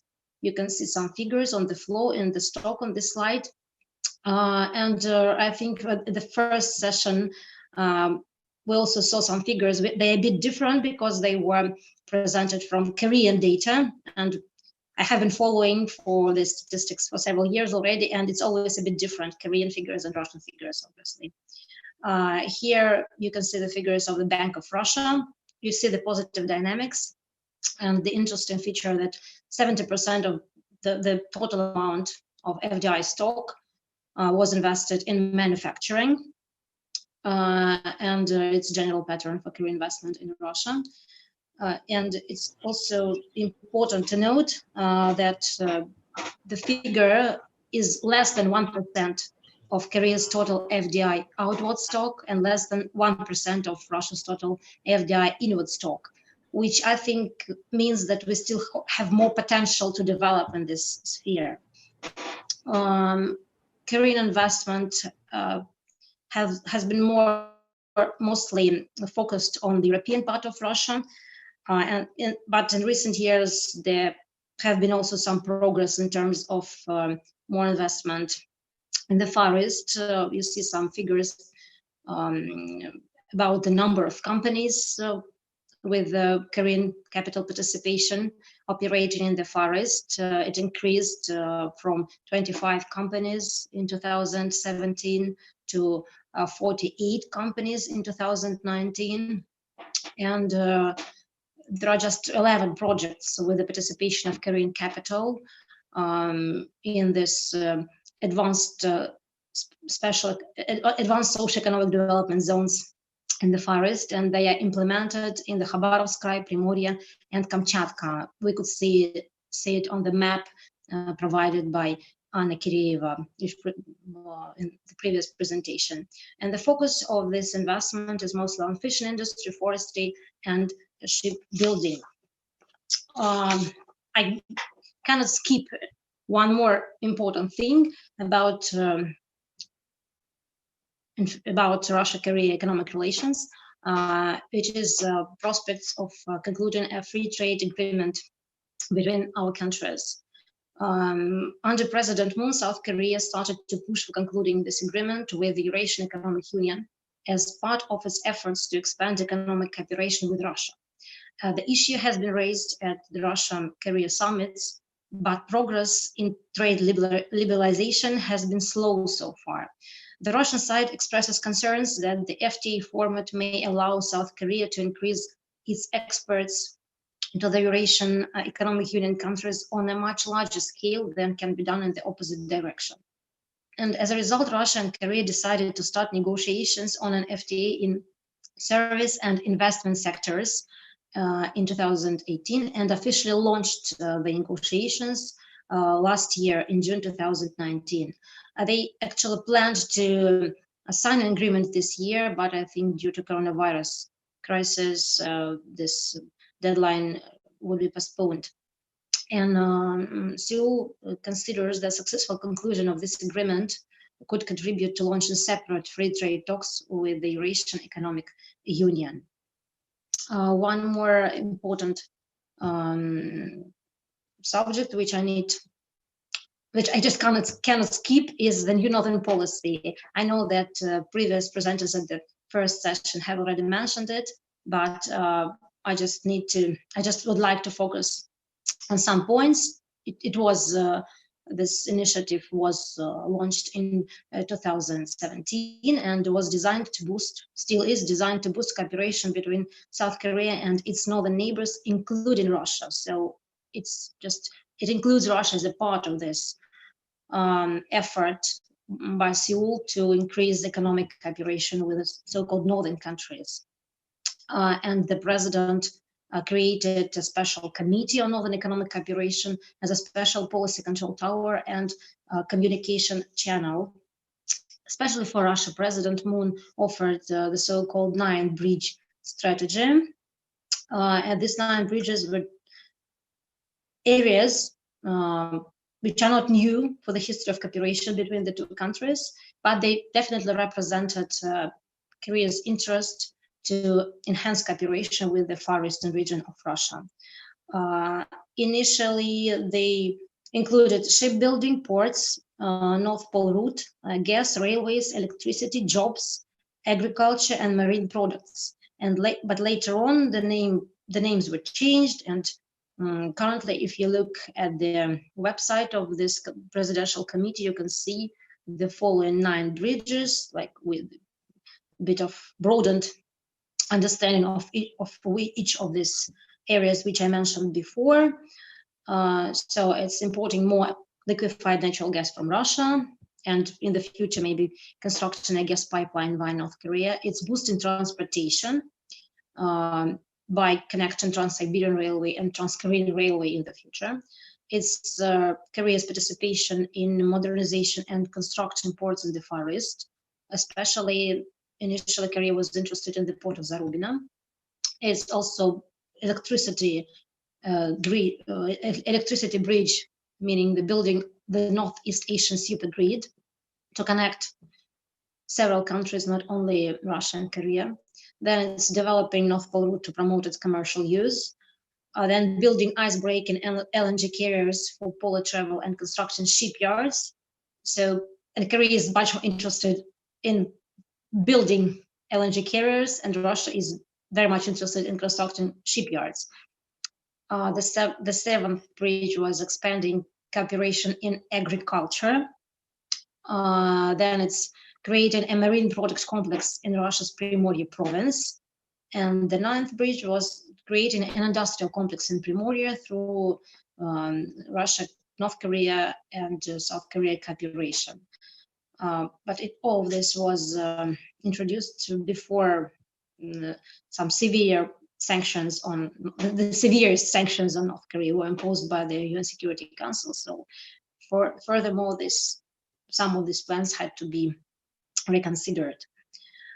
Apart from the creation of Presidential Committee on Northern Economic Cooperation, some other new mechanisms were established to facilitate business and international cooperation between Russia and Korea. For example, in November 2017, the Korea Trade and Investment Promotion Agency opened the Korea Investor Support Center in Vladivostok for investors to call and obtain advice on how to implement their projects in Russia's Far East, as they put it themselves. Then interregional forums started to be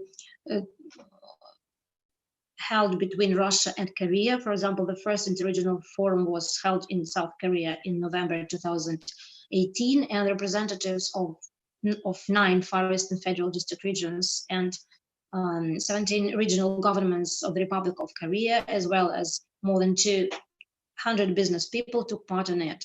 This forum was conceived as a platform for personal contacts between local governments and businesses to increase mutual awareness of local conditions and opportunities, as well as a place where regional investment projects can be discussed.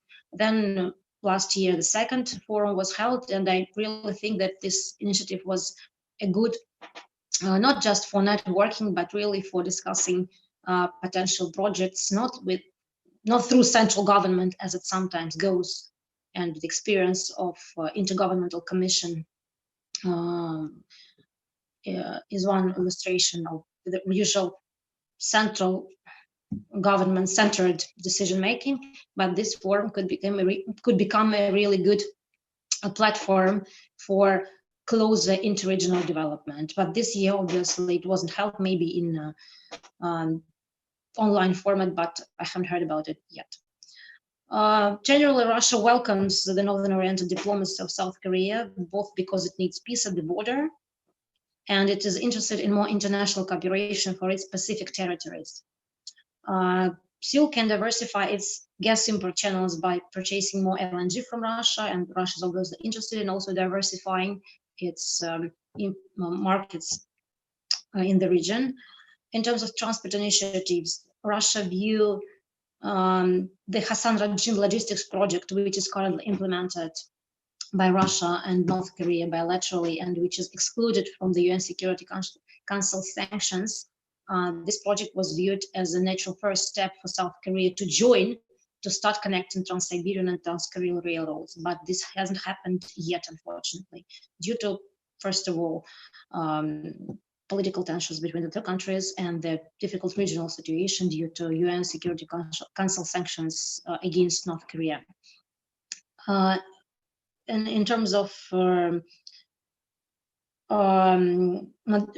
Korea's participation in modernization of Far Eastern ports, local experts mentioned that there might be a conflict of interests with Chinese companies in developing the port of Zarubina, and therefore it's considered that there's more potential for South Korean companies in developing the port of Slavyanka, and it's now under consideration, as far as I know. Russia also sees Korean companies as promising partners in providing technological assistance to create a modern large-scale shipyard in Primorye. This project dates back to 2009, when Russia's United Shipbuilding Corporation and Korean Daewoo Shipbuilding and Marine Engineering established a joint venture on the base of Zvezda shipyard at Большой Камень in Primorye region. However, the Korean company withdrew from the project 3 years later, citing the uncertainty surrounding financing from the Russian side. Later on, a Rosneft-led consortium established Zvezda shipbuilding complex to locally produce heavy tonnage ships, elements of offshore platforms, ice-class vessels, special vessels, and other marine equipment. And to achieve such an ambitious goal, Russia needed foreign technology and management expertise. And last year, in September 2019, Zvezda Shipyard and another Korean company, Samsung Heavy Industries this time, announced the establishment of a joint venture to manage projects for construction of shuttle tankers. And the Korean company is supposed to provide technical support for planning, management, and quality control, procurement of materials and equipment, as well as engineering and technical assistance for the construction of shuttle tankers at the Zvezda shipbuilding complex. So once again, Russia is trying to rely on South Korea's assistance in developing a shipbuilding cluster in the Far East. To boost Korean investment into Russia, the two countries also have tried to set up a joint financial platform. The first attempt was made in 2013, but it did not really produce any outcomes. The second attempt is in September 2017, when President Moon offered to create a new $2 billion financial platform for joint investment projects in the Far East. As part of this initiative, Russia's Far East Development Fund signed a partnership agreement with Korea's Export-Import Bank and considered different forms of joint assistance to projects with participation of Korean investors. However, the only example known to me of this recent funding for Far Eastern projects provided by Korean Export-Import Bank is a loan to Lotte Group to acquire agricultural assets in Primorye. Fishing industry has been seen as one of the most promising investment areas, and within the framework of 9 bridges, Russia and Korea have been discussing different options to create a fish processing complex in Primorye. Initially, a Korean consortium expressed willingness to invest about $130 million in the complex construction at Cape Nazimova in Vladivostok. However, the Korean investors could not get the permit of local administration on the land allocation, and they were offered an alternative place, which still waits for the investors' agreement. I don't want to repeat all their bottlenecks and maybe problems, to call them so, that Anna Kirill mentioned in Japanese, Russian economic cooperation in the Far East and generally, but I would like to maybe highlight some difficulties that Koreans themselves emphasize speaking about our cooperation. In the middle of 2018, Korean officials actually expected a rapid growth of Korean investment into Russia as they saw the interest of private companies to dealing with the northern neighbor was increasing. However, among the biggest obstacles for broader cooperation, they named volatile currency exchange rate, a language barrier, a lack of general information about Russia, as well as the Western sanctions against Russia, which Korea officially has not joined, but generally follows them actually. Russian experts added some other difficulties to this list, and they included conflicts of interest between some projects, such as possible competition between Rajin and ports in Primorye province, shipbuilding industries in Russia and South Korea, and some examples of failed deals in the past, such as the sale of Hyundai's idle factory near Vladivostok, then Deo's withdrawal from investment agreement with the Zda shipyard, and some others. At the same time, Moscow's primary goal in developing the Far Eastern regions is to provide a comfort, social and economic environment to retain and attract Russian population there. And this goals creates opportunities for broader economic cooperation with Korea. Joint projects in such spheres as agriculture, tourism and service sector, medicine and healthcare could create new jobs for Russians and improve the local living standard if modern social infrastructure is created. This is my general conclusion, which is maybe a bit optimistic in these difficult times of corona crisis, but I do see that except for manufacturing, there are some really socially, some really economically important and socially important spheres for investment from Korea, where Russia and Korea can really have mutual profit and benefit. And I do hope that after corona crisis is solved somehow, we will see more cooperation and more people-to-people exchanges. Thank you very much for your attention. I'm happy to answer any questions that you might have. Thank you. Thank you so much. That's a very context of what we already heard about Japan. And thank you for a broad and detailed overview of Russian-Korean cooperation. Now I would like to give the floor to myself. I will make sure to keep myself within 10 minutes for my presentation. And as we will go forward, we will have time for questions. So I'm very happy to help. And you see my screen right now, right? Yeah. Okay, cool. I'm very happy to have this opportunity to present the paper that I've been working on together with Higher Schools of Economics master students. That's the project based on their fieldwork trip that we had to Vladivostok in October last year. That was a very inspiring opportunity to get to know the other part of Russia and to meet a lot of local experts and kind of jump right into the topic and have a big dive into it. And the question that we were most interested in, whether Vladivostok and Primorsky Krai will turn into neoliberalism as exception. So will they would be a new Russian Guangzhou, Busan, or Singapore? With this question in mind, we started looking at Russian turn to the east from home, examined it through looking for different and often contradictory visions of development that emerge in the process of dynamic reconstruction of the Far Eastern development strategy on both regional and federal level. And our study draws on the concept of policy assemblage, the concept that points out to the idea that institutionalization of a specific project involves the work of assembling diverse elements into an apparently coherent form. So this framework allows us to look at the assemblage of discourse and practice together.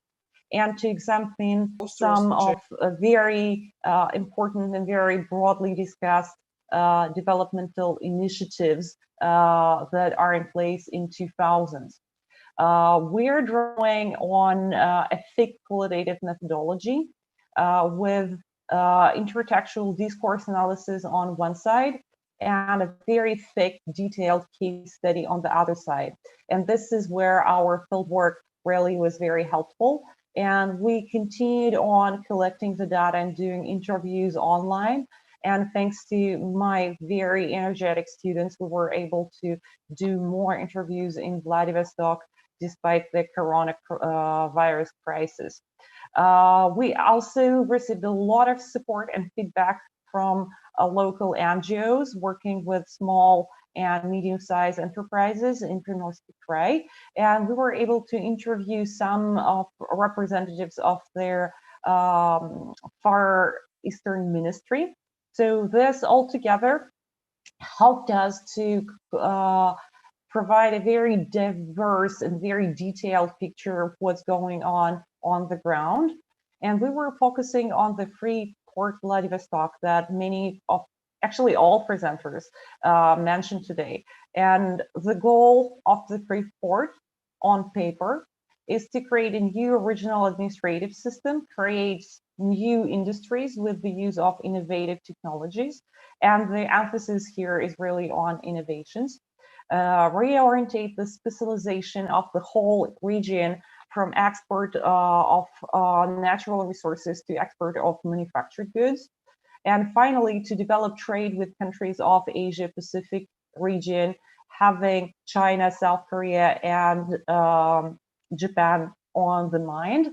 And as it's obvious often from the name, their focus of their this project, of this developmental initiative, is Vladivostok, their capital and the center of Primorsky Krai. And as the initiative has been expanded to include other parts of the Far East, it's still largely associated with Vladivostok. And at the first stage of our research, we were examining the discourse. So we were looking at official speeches, academic articles, media reports that are related to the special economic zones and specifically to the free port Vladivostok. And we uncovered this very interesting discourse of the port of Franco, the free port as it was imagined in 19th century and early 20th century Russia. And this discourse is pretty strong, and it's a pure neoliberal discourse that is based on the three pillars of classical neoliberal policymaking: liberalization, deregulation, and privatization. So with this, the discourse presents the free port as a neoliberal developmental project, and this discourse dominates not only official narratives, but also public discussions. There is a lot of enthusiasm about this project in Vladivostok itself, and many experts, entrepreneurs see it as an opportunity. However, currently this very positive outlook is changing, and people become more cynical, if you want, or at least more realistic and practical about their new port of Franco and the very opportunity to establish one in their free in Vladivostok in 2020. And while federal policymakers set the promotion of international trade as one of the main goals of the free port, 5 years on, it is clear that they do not intend to turn Vladivostok, or any part of the Far East for that matter, into free trade zone. Importantly, it remains increasingly obvious that the free port does not follow the declared market calculation and is not going to be a neoliberal exception to political and economic norms prevailing in Russia. So looking at the free port as a case study, we see that there is no market rationales behind how their policy is implemented. Bringing together discourse and practice, we're looking at different aspects of policy implementation. And as our analysis indicates, theoretically, Vladivostok is Russian Eastern Sea Gate, as many Japanese politicians hope, as many regional experts and politicians hope too. But in practice, the federal authorities fear to lose control over the far eastern frontiers and securitize trade largely throughout the region. Theoretically, Russia turns to the east and welcomes foreign capital to the far east, but in practice, local administrations have scant experience with private investors and no motivation to gain such experience, while local entrepreneurs see foreigners as competitors. And this is something that both Anna Kireeva and Lyudmila Zakharova mentioned today: the lack of expertise, lack of language expertise, and lack of motivation to kind of remodel, transform the existing developmental models to include foreign experiences into them. Theoretically, the state simplifies rules for day-to-day business activities and reduce the tax burden in order to unleash the market forces and foster grassroots entrepreneurism. In practice, however, the federal authorities want local entrepreneurs to create new industries and export manufactured products to Asia. And literally no one we've talked to in Vladivostok and Primorsky Krai in large believes that this is a viable economic model because of many issues, structural and institutional, starting with transport bottlenecks, going all the way to the lack of market expertise and not being able to brand and sell Russian goods in Asian Pacific markets that are already quite busy with a lot of producers. Theoretically, the free port is a neoliberal exception, but in practice, their market-driven social and spatial transformation never took place there, and the new project just refashions the direct state interventions. So we started this project by asking local experts, where can we see the free port? So can we actually visit it? Where should we, where should we go to see the free port? And they all laughed at us because they were saying that free port is everywhere. And as we learned throughout our framework of fieldwork, everywhere means actually nowhere. And the free port is imagined and conceptualized and designed as a project of strategic exception from formal practices of government in ways that reorientate the theory and its populations towards the global market. Yet it becomes a function of direct state interventions, yet another tool for state to control the very far and exposed frontiers. And instead of becoming a vehicle of neoliberal reforms, Freeport installs the power of the state over Far East. And I would like to wrap up by posing the two questions, something that I probably will have to figure out with this paper too. And those questions are inspired by the first readers that had our paper over. And they were asking those questions as well. So first of all, is Porto Franco a discourse and an empty rhetoric? Or does the Russian state really believe that neoliberalism is what they want to impose on Vladivostok? And well, I should reformulate it. Does the Russian state really believe in the neoliberalism they are trying to promulgate, but is constrained in implementing it by institutional and structural constraints? So it's not a secret that many states like one we have in Russia are gearing towards neoliberal rhetoric and discourse without actual change and actual implementation. So what is going on here, and whether we should look at discourse as a separate thing from practice, or they somehow can overlap and inform each other. And I would be very happy if their panel today could maybe help me to answer those questions. I'm very much hoping for you to share your opinions about it.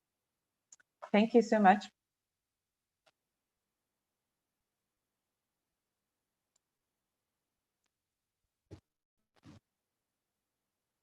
And with this, I think we can open up the floor for the discussion. I have some questions to the panelists and would be happy to receive questions too, questions and comments. So questions that are not really questions, but comments are welcomed at this conference. So first of all, the questions I'm asking myself could be very well forwarded to Sergey, thinking about discourse and practice, and thinking about neoliberalism as a way to, as a cover up for state interventions, or sort of new logic of Russian development and maybe controlled neoliberalization. I would be very curious to hear what do you think. And for both Anna and Ludmila, I would like to ask you, how does rise of China influence relations between Russia and South Korea, and how this can be seen in the Far East that shares a big border with their free states? So should I start? Yes, please. Yeah, actually, yeah, I want to start replying to your question from your question in presentation. Is this free port of Vladivostok is just an empty rhetoric? And actually, as I tried to show in my presentation, it is not so. Why? Because I think we have different, how to say, different definitions of neoliberalism. You see it mostly like free trade and just opened economy. I see it more as like when it comes to special economic zones, I see it more especially like new type, this neoliberal type of special economic zones. Of course, they are supposed to be free market economy. They're supposed to be opened to road trade and so on. But there is also another reality of neoliberalism that promotes this kind of like good governance, that promotes like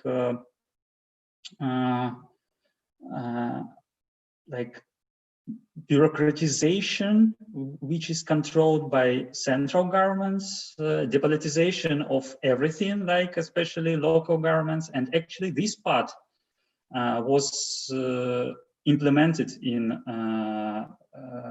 Russian case, especially like if we like implemented in zones that were established in the mid 2000s and in the mid 2010s. So yeah, from one point of view, it's some kind of covering up of state interventions for sure. But I'm not sure that like there were initial intentions to do so. The initial intention was just to, how to say, to spend less money, to spend less budget money for this region. For this region is for sure. And then they started to design these policies, and they started to study like world experience. Actually, I had like one interview with a high-ranking official, and when I asked him by whose experience did you design these territories of advanced developments and free port of Vladivostok, and actually the answer was really surprising for me. He said like we tried to emulate the US experience.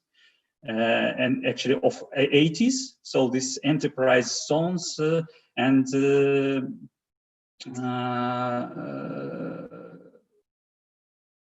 just because and from one point when we see it now, it's a kind of covering up. But when they designed these policies, I think it was like the most common way how neoliberalism works in the world, and they tried to copy it.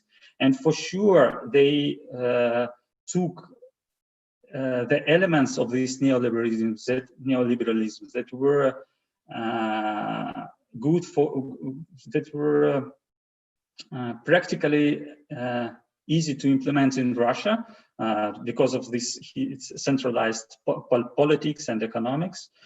So yeah, from one point of view, it's covering up. From another point of view, yeah, I don't think the initial intentions were so. Here, and I'm looking forward to citing your paper and my paper. There is a lot of interesting intersections, so looking to reading your research. And Anna and Ludmila, would you like to respond to? Yeah, should I start? Yep, please. The discussion on on Vladivostok free port and advanced special economic zones is very interesting indeed. And I think it was very interesting that Sergei mentioned that it was not often enough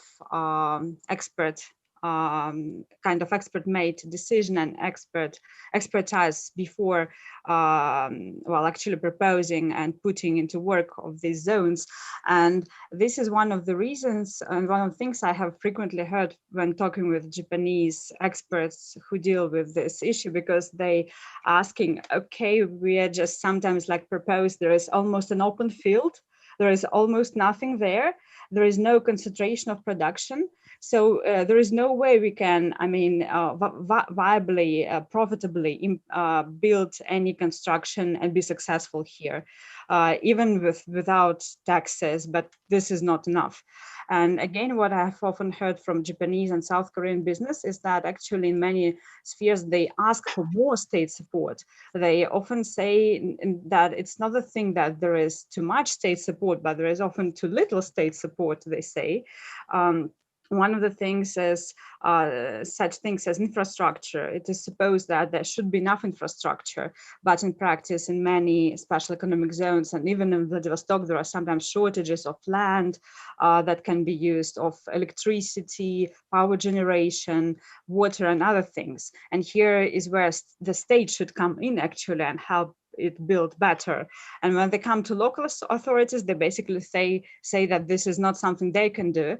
So they basically have to address somehow the federal level, and it makes everything much more complicated. The whole bureaucratic system and center-region relations within Russia itself.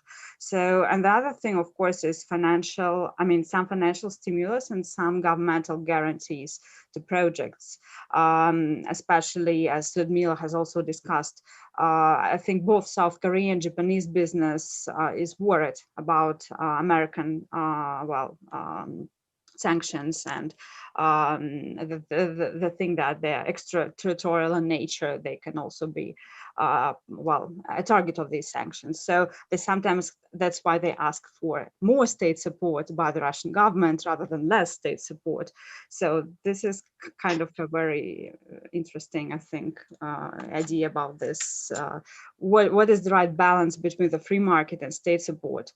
And as you mentioned, really an export-oriented model I mean, in terms of industrial production, is not the model that can be feasible for the Far East. Basically, of course, the expenses are too high, and maybe only some specific spheres, kind of a very tailored approach is needed. And I guess here, one of the things can be like agriculture or petrochemistry, and some specific, very specific spheres where such models can be actually profitable. And all other businesses are basically, they're about the local market, which is not very wide.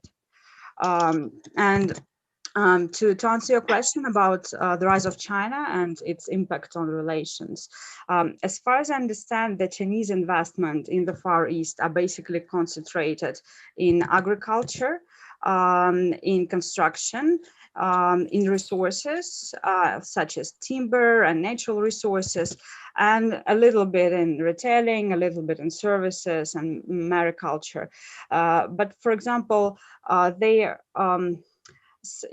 somewhere here we can see some probable competition with the Japanese and South Korean companies, but mostly I think they're kind of different level of players. I mean, the Chinese companies and Japanese and South Korean companies, and structurally Japanese and South Korean business is rather similar. I mean, more or less at least similar, but for example, the Japanese that have come to agriculture, they mostly cater for the local market, and the South Koreans try to import what they have done in the Far East to South Korea, while China mostly grows in Russia and imports it inside China.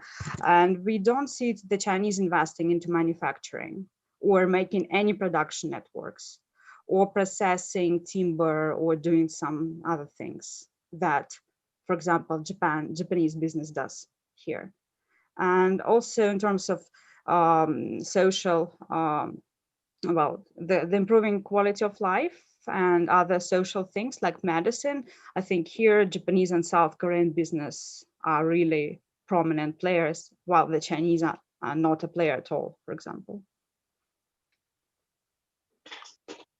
Yes, I agree. But actually, there are enough problems in just Russia-Korea economic cooperation, and I can't say that China is really melding in, to be honest.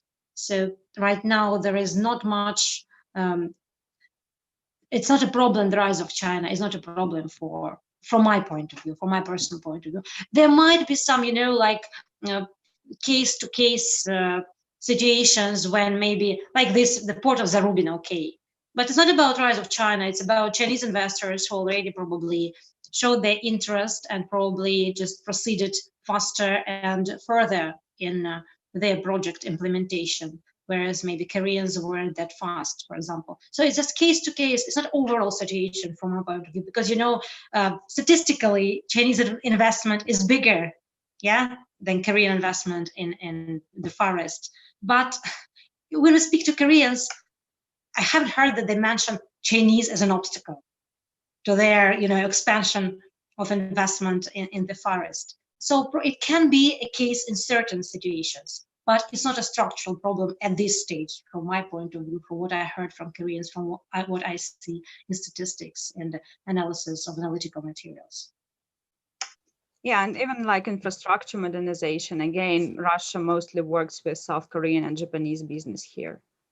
The Chinese business doesn't, as far as I understand, it doesn't really have a lot of interest in modernizing and investing in modernizing infrastructure in the Far East.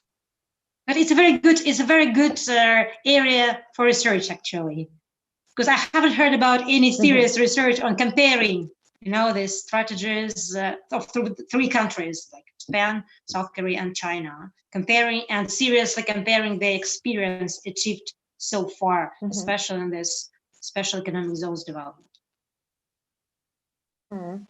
Sergey, would you like to add something? Because I know that your research group did a study on China. Yeah, just So you mean if there is competition between Chinese, Korean, and Japanese? Okay. No, I don't really see this competition, just because they really invest in very different spheres. And actually, Chinese, as I see it, and as I know from my interviews, even local bureaucracy see Chinese investors more like speculative investments. The investors who try to,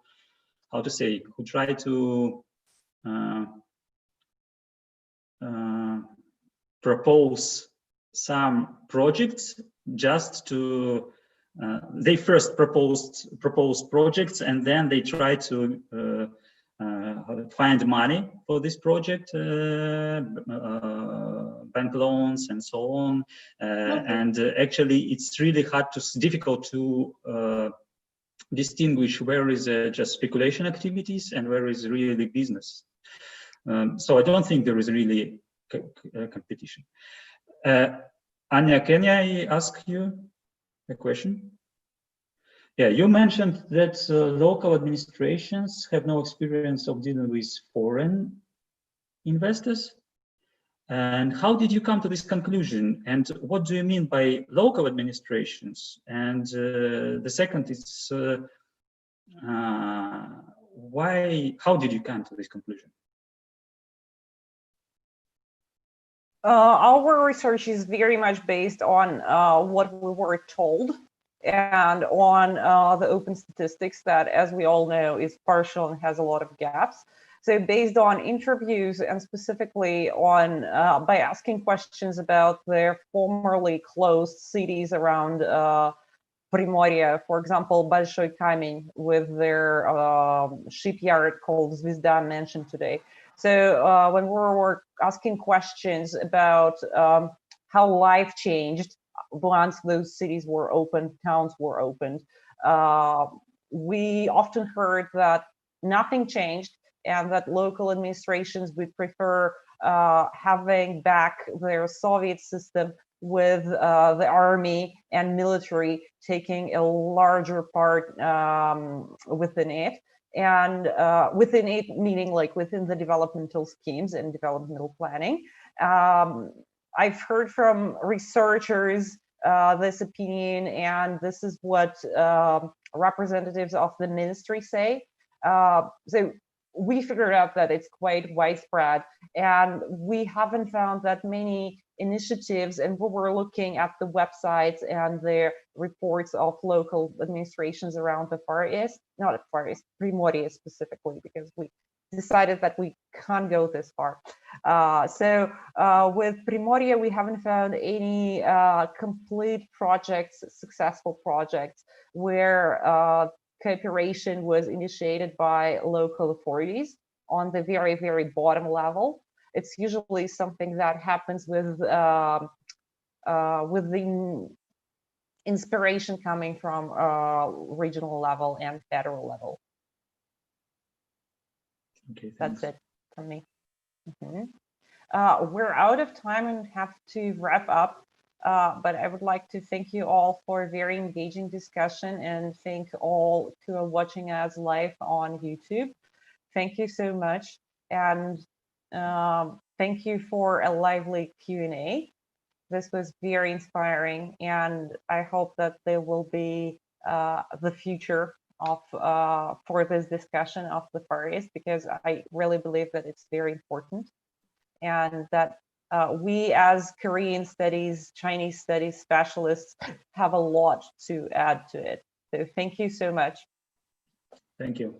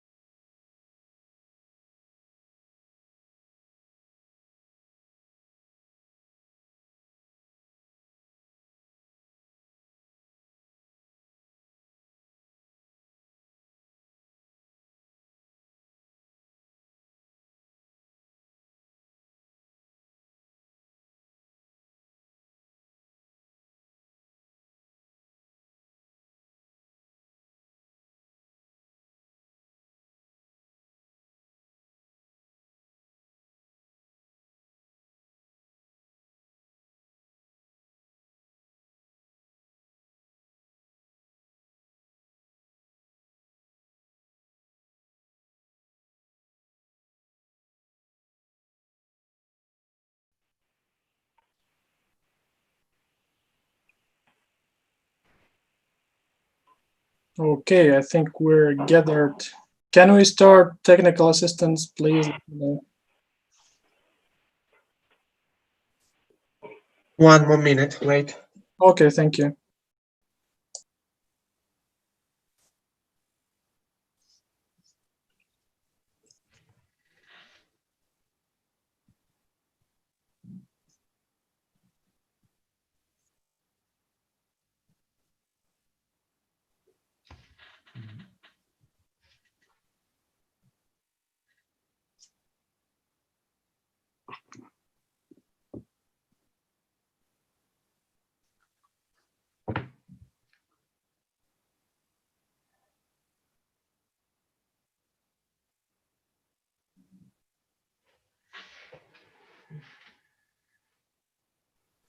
Okay, we can start.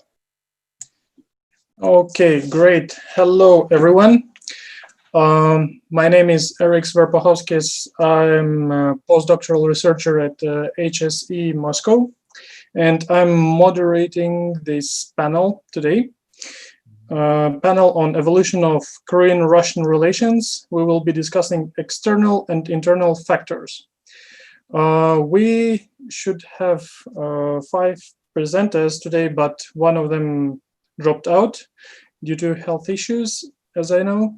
And so we have to change order a little bit. I think the first one who will start will be Francisco Martinez. And before we start, let me introduce our presenters. So we have 4 people today. Francisco Martinez from Columbia University, Ruben Kazaryan from Russian Academy of Science, Cho Young-sung from St. Petersburg State University, and Jaime Tamayo Romero from Colegio de Mexico. So if we are set, can we start with Francisco? Francisco, can you kick off? Hey, hello, I'm Francisco. Can you hear me? Yeah, we can hear you and we can see you. Okay, it's great to be here. Thank you for inviting me. If you're ready, please share your screen, share your presentation, and we're ready to listen to your presentation.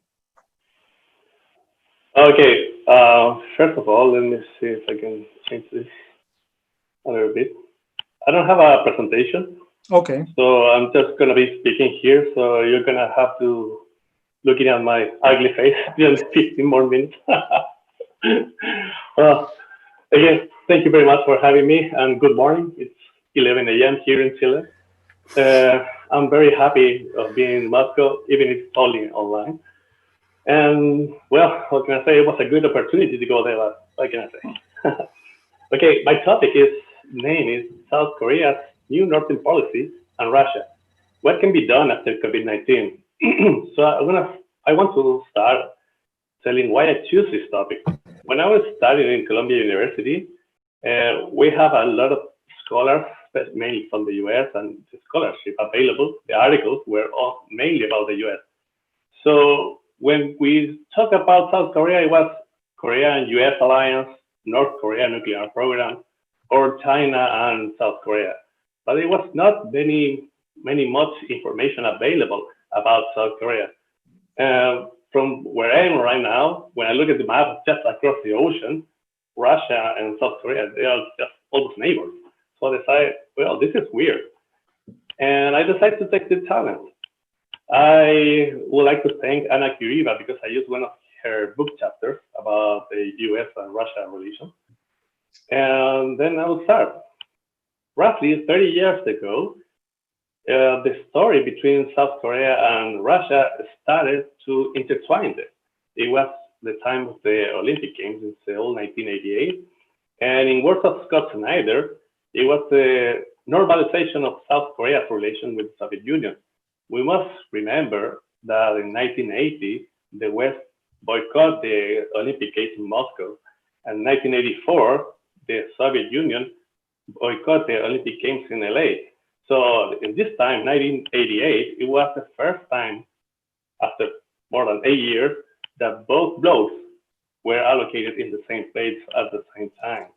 So it was not an easy task for South Korea, but they showed the world that they were able and willing to be a middle power at the time. Well, 30 years later, President Moon Jae-in, in the Eastern Economic Forum in Vladivostok 2017, established its new Northern policy. So this policy was referred to the 9-bridge strategy, which encompasses gas, railway projects, port construction, Arctic shipping routes, among others. And in my opinion, I think there were two main reasons for these bridges that stood out. The first one was making North Korea part of the Northeast Asian trade network. So when they bring improvement, they will bring investment to North Korea, they will increase their economic situation, they will better their livelihood, so they will be reluctant to act as a rogue state, as the US administration calls them. So it completely makes sense. And the second, main point that I think is based this 9th strategy is to transform South Korea from the island that is now to a connected territory to the rest of Eurasia. And this can be done by railroads and shipping. So I'm from Chile, and I can feel like living in an island it is, because here we depend on 95% of our exports and imports comes and goes from the sea. So we share the feeling with South Korea, feeling like an island. Well, going back to the topic, the partnership in numbers. The imports to Korea, Russia ranks 9th with almost 4% of all the share of imports to Korea. So it's $17 billion, and roughly 15 of those $1 billion is only natural gas. That's it.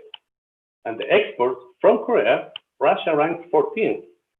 And the total share of all the Korean exports that Russia represented 1.2%. So there's a lot of room for improvement there. The main bridges that that I look about this whole strategy are as follows. Again, this is only my opinion, not a study or something. The main bridge, in my opinion, is gas bridge. Russia ranks 2nd of the world as a producer of gas, and South Korea, on the other hand, ranks 2nd of the world as an importer of gas. So it makes complete sense to be together, right? Well, South Korea, the gas that comes to South Korea comes from Qatar, Australia, and the US. Russia only represents 3%, and they are just neighbors. So if they want to improve this gas bridge, they also have to build a 3-party pipeline that connects Russia to the 2 Koreas. If this is done, Korea could save almost $1 billion per year just in transportation costs of the gas. So it's very important. The second bridge is the railroad bridge. It's the connection between the Trans-Siberian Railroad and the Trans-Korean Railroad. The first step was took 2014 when Russia invested in connecting Kazan with Rajin. Kazan in Russia and Rajin in North Korea. So the only thing that Korea has to do right now is to invest in the inter-Korean train from Seoul all the way to Rajin. Again, if this happens, we hope, and I'm very optimistic about it, if this could happen in the future, a simple container could save up to 19 days from Busan in the south of Korea all the way to Europe, to Rotterdam. So 19 is a lot of time. And another aspect, the last aspect that I would like to point out here is the Arctic shipping route. Develop cooperation between South Korea and Russia to bring a logistic corridor to all the north of Russia and the Arctic. That will save up to 10 days of transportation, all the way from Busan again to Northern Europe. Of course, this is not an easy task, and the ice must be melted. Probably will be only available during the summer, but still, it's a good business. So the 9-bridge strategy is not only good intentions policy. It's not because we want to be close to Russia, but it also has some tangible elements.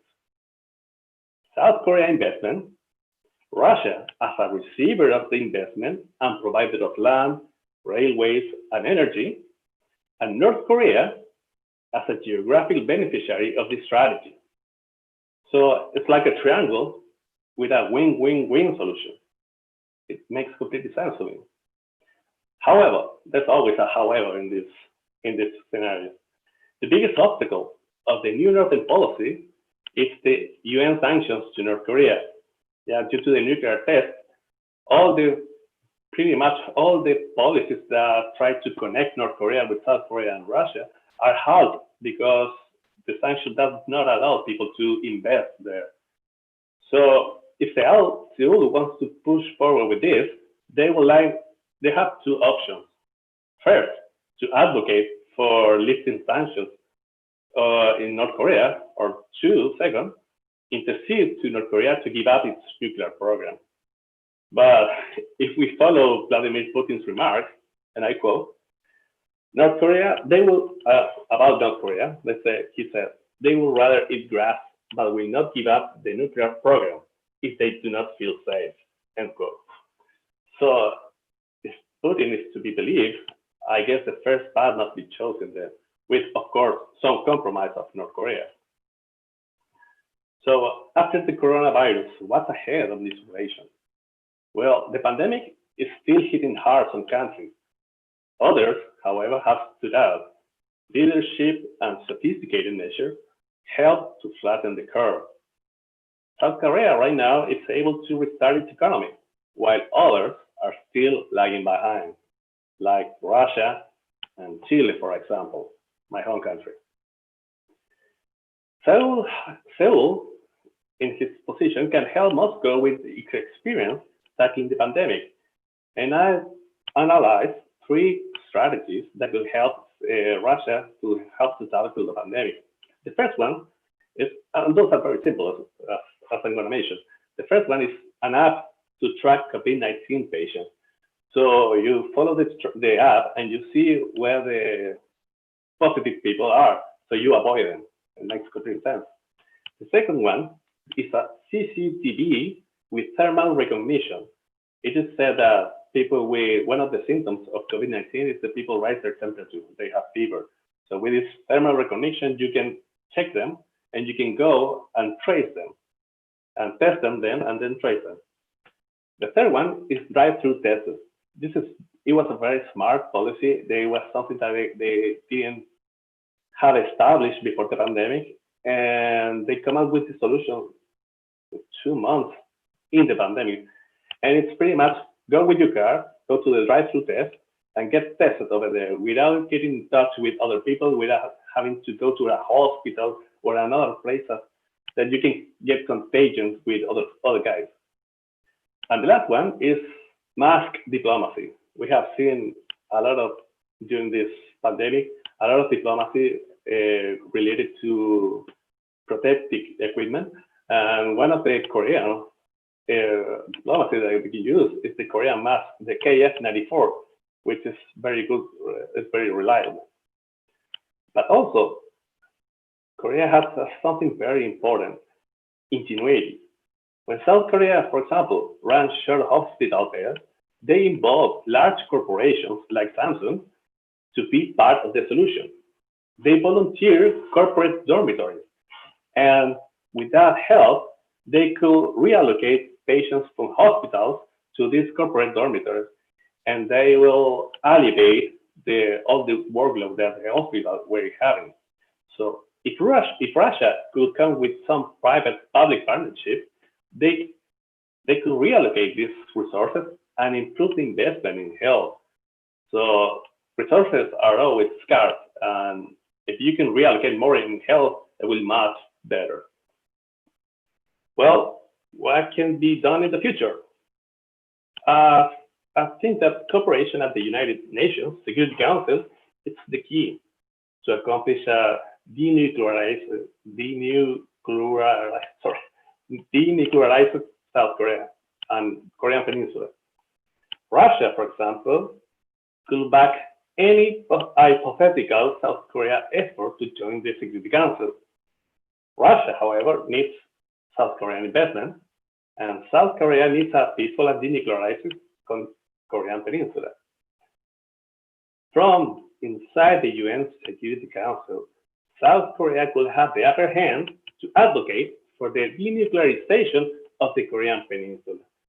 And as I was looking at a webinar a couple of months ago, the US officials mentioned that the denuclearization of the Korean Peninsula is a bright spot between Russia and the US in cooperation in international relations.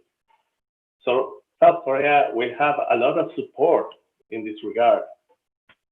So in conclusion, Russia is an important factor in Northeast Asia. And with South Korea, both represent the 11th and 12th economies in the world in accordance with the IMF. The challenge is not only adding both economies to the equation, but with sound policies that aim at the interests of the other partner, we could have a multiplier effect. Now, after the sanctions against North Korea and the world recession post-coronavirus, many will say that there's no room for optimism. Now, Russian investment in the Far East region, reallocation of resources to tackle the pandemic, now shipbuilding deals are all signs that the hardest part is yet to come. However, when a recession is seen as a challenge and leaders are willing to push forward, then a variety of possibilities lay ahead, ready to be exploited in benefit of the region. Smart decisions and bold policymakers are needed to move forward and start the post-pandemic era. South Korea's experience to help stop the pandemic in Russia, Moscow's support for a Korean candidacy in the UN Security Council are examples of what can be done nowadays. The time for cooperation is now. Thank you very much. That was my speech. Okay, thank you for your optimistic and inspiring contribution. I think we'll organize in the following way. Like, we will listen to all presentation and then we will have a Q&A session afterwards. So the next person to present is Ruben Kazaran. He will talk on prospects for the development of inter-Korean relations and Russia's position, right? So, Ruben, floor is yours.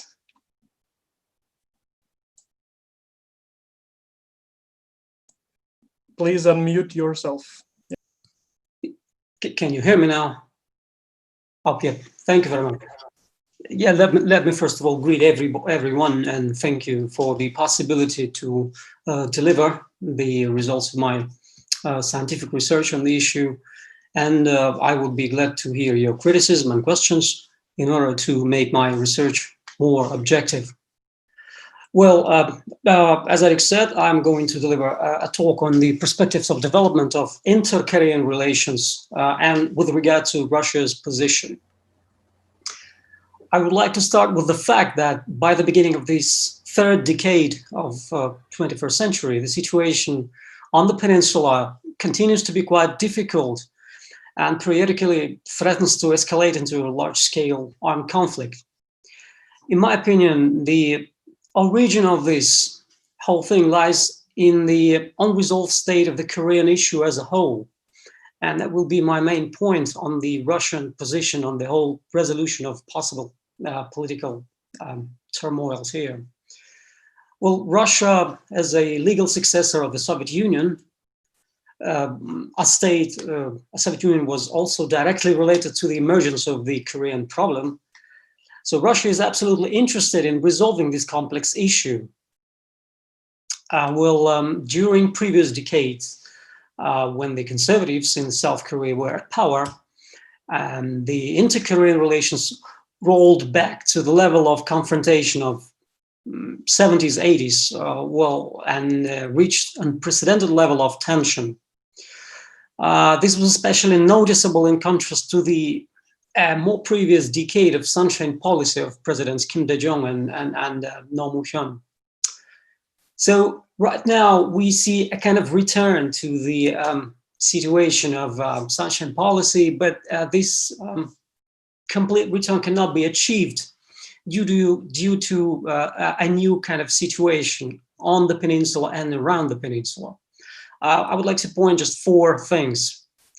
First of all, it should be noted that during this period, North Korea de facto, factually became a nuclear power with various types of nuclear weapons and the delivery vehicles, which eventually led to economic sanctions against the Pyongyang, which put the country into the situation of almost complete isolation. I should also mention the sanctions by South Korea, which are also imposed and making hard to continue the inter-Korean economic cooperation. Secondly, the political and diplomatic methods of resolving the North Korean nuclear issue, well, primarily I'm talking about the 6-party talks, were completely removed from international agenda for a long time due to serious contradictions between the key participants. Third, I would say that during this period, the situation in the region became much more complicated as a whole, which was a result of the growing political and economic contradiction between the United States and China, which also affects and polarizes the Korean Peninsula. And finally, all of the above naturally led to another important circumstance. This led to normalization of relations between China and North Korea, which in fact got them into a kind of general coalition against the United States and South Korean alliance, which again affected the inter-Korean relations. So what about Russia in these new conditions? Well, despite the fact that in recent years and the current international situation, the main foreign policy efforts of Russia are obviously concentrated in the Middle East, Syria, Ukraine, well, Belarus, and the Korean direction would seem like on the sidelines. Nevertheless, the Korean Peninsula remains one of the most important regions for Russian diplomacy. Russia's traditional interests are to maintain peace and stability near its borders, as well as in the region as a whole, because the geographical proximity of and dense population of the Vladivostok regions and so on, which are bordering Korea, also affect they are the sphere of interest of Russian foreign policy. This important provision is stated in the foreign policy concept of the Russian Federation. It's one of the most fundamental principles. Well, in general, I have to say that Moscow welcomed the inter-Korean rapprochement that happened in the beginning of the century. And one of the first visits of the Russian President Vladimir Putin, one of the first foreign visits was to Pyongyang. Despite the cooling of inter-Korean relations after conservatives came to power in South Korea, Russia nevertheless continued to support and promote inter-Korean dialogue. And one of the paragraphs of the foreign policy concept of the Russian Federation puts political and economic cooperation between the Pyongyang and Seoul as the most important condition for maintaining peace, stability, and security in the region. After the critical year of 2017, the next year was a turning point in inter-Korean relations, thanks to the historic US and North Korean summit, and of course, the summit between Kim Jong-un and Moon Jae-in. It might seem that the efforts made at the peak of this crisis by the foreign ministries of Russia and China, and I'm referring to the joint statement of the Russian and Chinese foreign ministries in July 2017, were moved to the background. And it seemed like Washington, Pyongyang, and Seoul may well solve the accumulated problems on their own. However, the next year, 2019, has shown that the effective dialogue is impossible without multilateral efforts and initiative. The current impasse in the US-North Korea relations and the cooling of inter-Korean relations, in my opinion, have deeper reasons than the parties try to imagine accusing each other of disrupting negotiations. The important point that I'm trying to substantiate here is that Russia understands this very well, and this is reflected in a number of official documents. One of such documents is published on the website of Ministry of Foreign Affairs of Russian Federation, and it is called Russia and the Settlement of the Situation on the Korean Peninsula. And it says, one of its paragraphs says, that Russia always points out that it is necessary to approach the settlement of the problems on the Korean Peninsula, including the nuclear one, in the context of a comprehensive solution to the entire range of issues existing between the parties involved. This indicates that Russia sees the current crisis as part of the larger problem, and also that a solution to this crisis must be sought only in the context of a general settlement.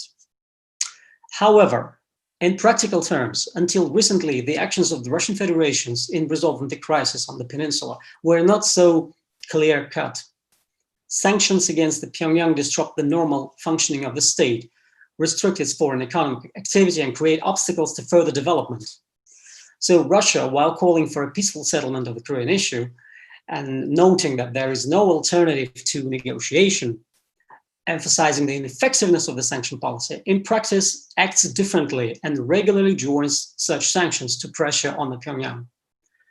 Russian officials have repeatedly openly stated that the sanctions pressure on Pyongyang is disproportionate and directly harms the population of North Korea.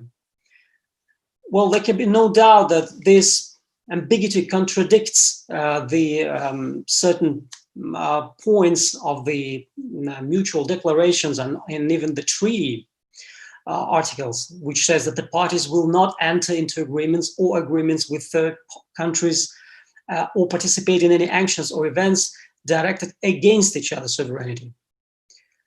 It is important to know that Russia, as a supporter of maintaining of the current nuclear non-proliferation treaty, condemns the Pyongyang's withdrawal from the treaty and calls on the denuclearization of the peninsula.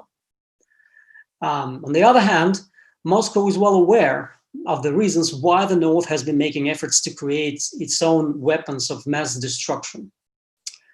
The famous quote by Russian President Vladimir Putin is like, he said that the North Koreans will eat grass, but they will not give up this program if they do not feel safe. He also mentioned that the use of sanctions in North Korean case is already useless and ineffective. It should be recognized that such inconsistency in Moscow's foreign policy in resolving the Korean issue is in contradiction with the bilateral obligations documented in the treaty between Russia and Pyongyang and DPRK. Such foreign policy actions do not contribute to stabilization and the normalization of the situation on the peninsula. So, what are the prospects for the Russian policy towards the two Korean states based on the above?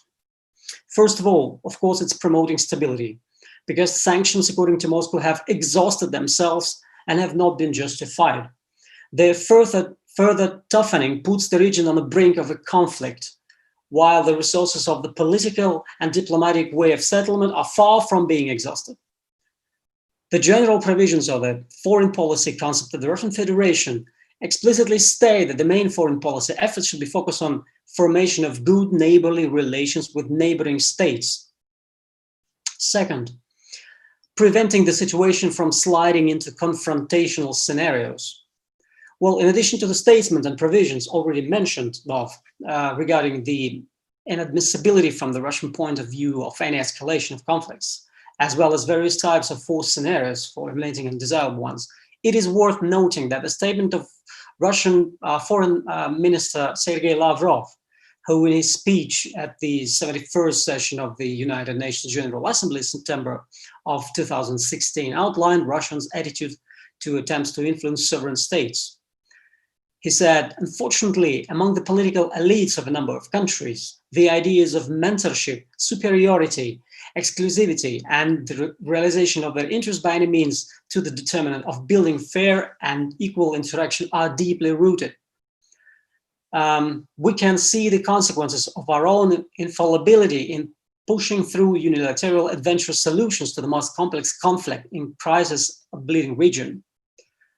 So another point for Russian diplomacy would be promoting inter-Korean contacts and cooperation despite the sanctions and the pressure from the United Nations. Because promotion of political and diplomatic efforts in this broad dialogue and comprehensive resolution of contradiction between key partners in the region is of absolutely importance. The historical experience of the recent past has clearly shown that the peaceful cooperation between the two Korean states primarily in the economic sphere, is quite beneficial, and it contributes to the stabilization of the general political climate on the peninsula.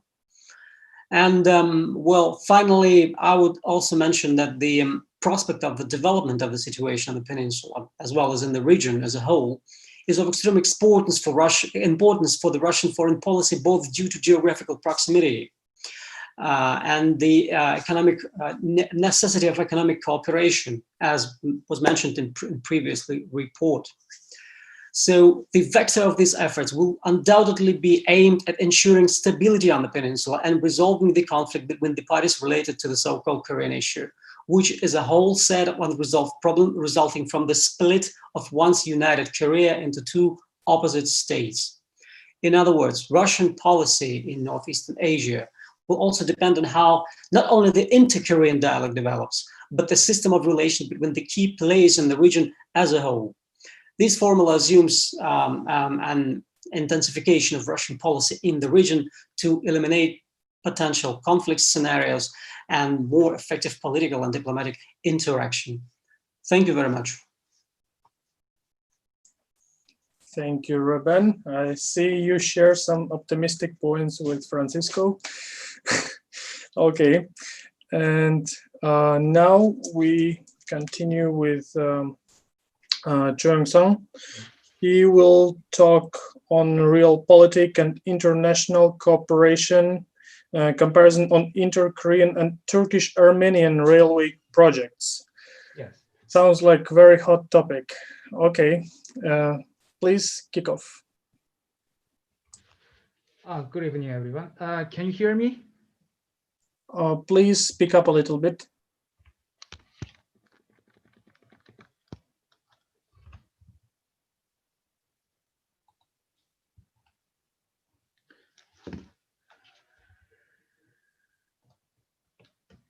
Can you hear me now? Yes, we do. Oh, okay. Then,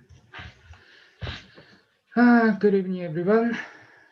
Actually, this is the first time delivering my paper in English, so so maybe it is very. I hope it is very good experience for me. Now, let's begin. Okay. Sorry. Today, my talk will deal mainly with the comparison between inner-Korean and Turkish-Armenian railway issues and factors which restrict and some limit it. In some of this year, to striking incidents with blowing occurred both in Northeastern Asia and South Caucasus. The one is explosion of a liaison office by North Korean authority. The other is the prelude of ongoing military clashes between Armenia and Azerbaijan. Such events would lead to a deterioration of not only relationship among the parties, but also the alignments which would be easily affiliated with the potential and deepened military conflicts. Moreover, under the circumstance, cooperation project plans designated for declining tensions in the region would be halted. The cooperation refers to not only interactions among the parties, but also relationships with the alignments and international organizations. Third, it may be questioned whether it is plausible to compare inter-Korean and Turkish-Armenian cases, as the counterparts of Armenia in military clash is Azerbaijan, not Turkey, regarding relations of Seoul, Pyongyang. However, given that two Koreans have strived to improve cooperation in spite of a long-time ceasefire situation and conflicts, it would be more adequate to compare Turkish-Armenian case with the inter-Korean, since the international railroad symbolized the relationships of participants in which at least disputes are under control of countries. Also, there are common points in the capricious rapprochement mood. The former is Trans-Korean Railway Project, and the latter is Kars-Gümrük Railway Project. First, I'd like to get to the point with the question. What factors lead to restrict attempts to these four undesirable counterparts? At first I employed a balance of threat theory. The regional counterparts perceive each other as threat. Given that the theory, strategy is to read main actors to make alliance with the powers to resolve security concerns. The theory is plausible to explain main actors' actions in both regions as location, geographical proximity. South Korean and Azerbaijan's economy is maybe it may refers to aggregated power and offensive capabilities. Is North Korean nuclear weapon and offensive intentions.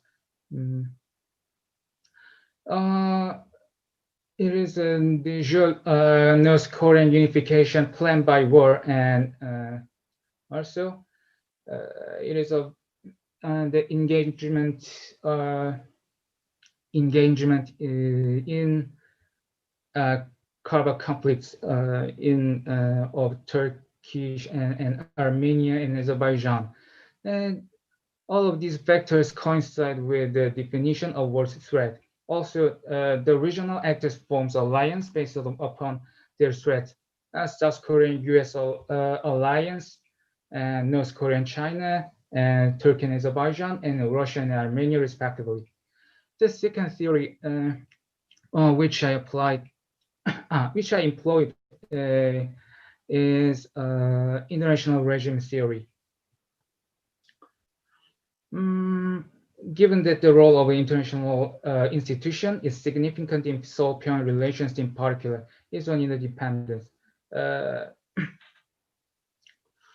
Yet I'd like to admit that the regional or great powers that facilitate the other tend to pursue an open other that is favorable for them. So I borrowed also the logic of hegemonic stability theory. Moreover, even the balance of the power has been observed in the system designed to promote cooperation and peace. And the regulation in system might undermine the interests of participants by a resolution or agreement among superpowers. The last logic is on domestic factors.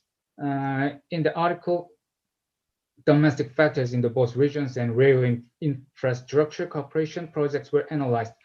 By accepting the assumption of democratic peace theory that domestic politics affect foreign policy, I'd like to pay attention to the decision-making of the democratic and authoritarian state leaders and whether it has a correlation with external factors.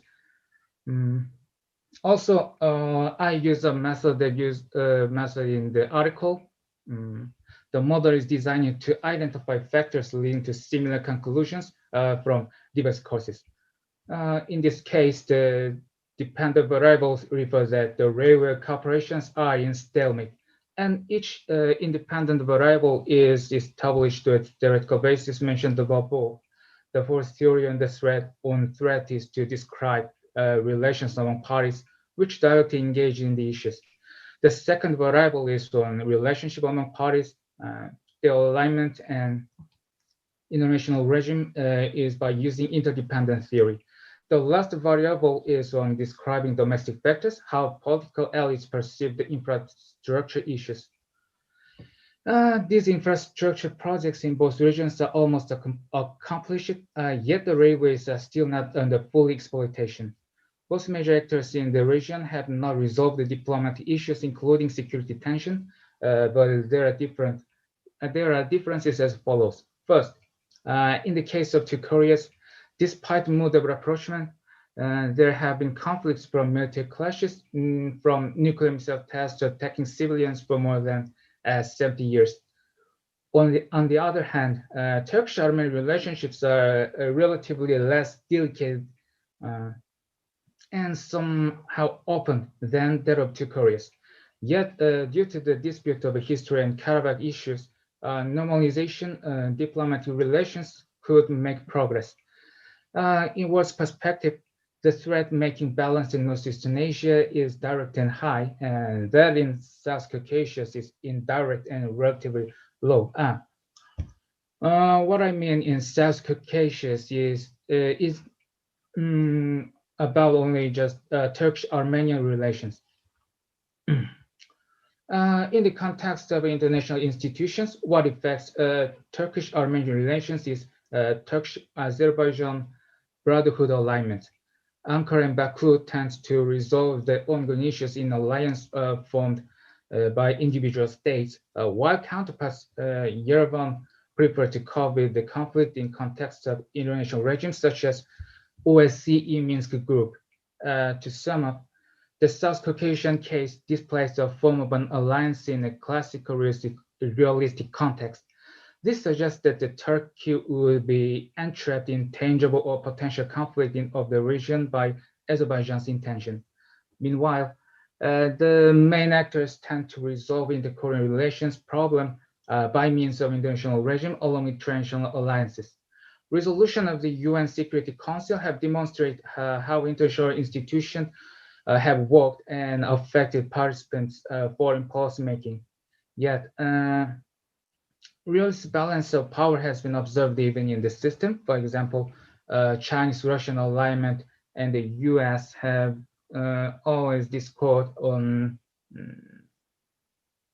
about sanctions against North Korea for railway infrastructure corporations, and Washington is reluctant to source improvement plan of cooperation with Kim Jong-un. Also, there are also differences between domestic politics toward the infrastructure.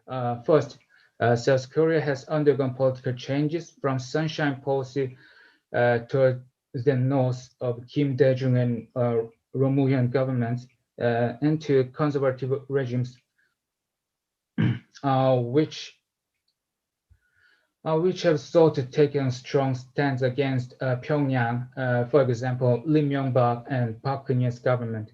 However, even these conservative regimes prefer the rhetoric of inter-Korean railways for reputation and approval rating. While North Korea, whether Kim Jong-un's intention is significant in policy making, also views the project as breakthrough to overcome economic crisis and to obtain approval from their royal political elite. Meanwhile, the domestic policies in Turkey, for example, AKP party regime and Armenian People Pashinyan government have been relatively stable. But the railroad connection was not a prerequisite for improving relations for them. Rather, it was merely one of the follow-up measures after resolving the historical and Karabakh issues.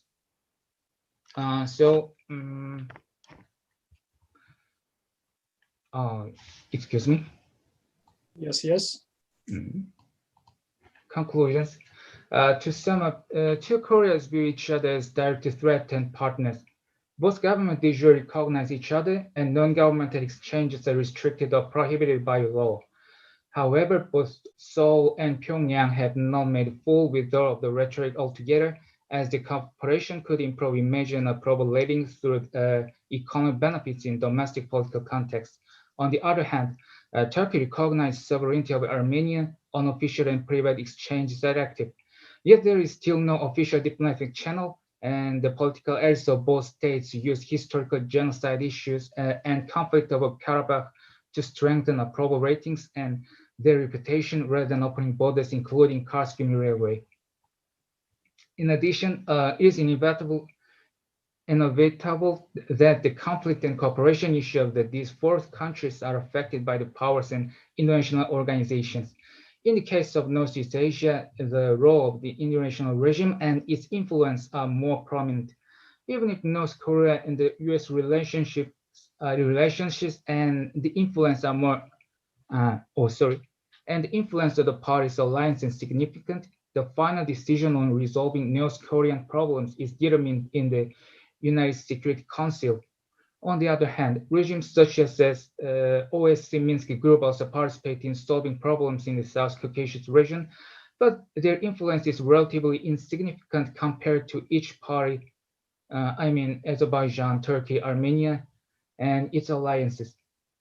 Turkish-Armenian dispute could be defined indirect threat, yet Turkey would be affiliated with Azerbaijan and Armenian clash due to alliance with Baku. Then among these different independent variables, which variable did lead the others to the same dependent variable? It could be said that aspect of relations and as various type of actors, for example, nation states and its alliances and international organizations fundamentally seek their interests through the principle of check and balance of power, while expecting economic growth and reduction of security threats through increased interdependence, even in the face of tangible or potential military clashes.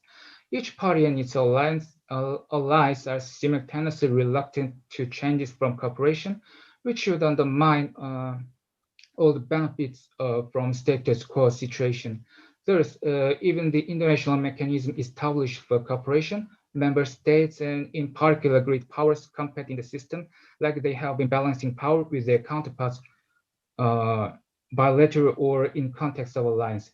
Cooperation among nation states on this occasion may be undermined with the framework of international regime, where the will of powers is embodied like in the Korean case, or take a backseat while the parties seek their internal and external interests by confrontation or this appear to like Turkey and Armenia. Yeah, that's it. Okay, thank you very much for this thought-stimulating comparison. I bet current escalation doesn't give us much optimism about railroad between Armenia and Azerbaijan soon, though. Yeah, and we can proceed with last but not least presentation by Jaime Tamayo Romero. He will talk on obstacles for peace in the Korean Peninsula, security dilemmas, and domestic politics.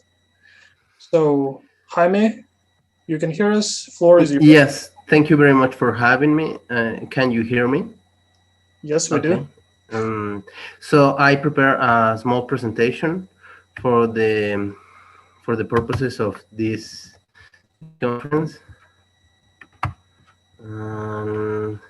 So what I want to talk about today is what have been the obstacles for peace in the Korean Peninsula.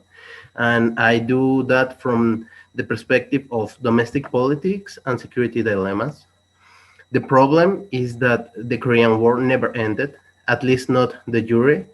There was never the signing of a formal peace treaty. What happened was that there was an armistice. So even if there were not full-on military clashes, North Korea, the United States, and South Korea remain at war. And periodic military incidents continue to happen.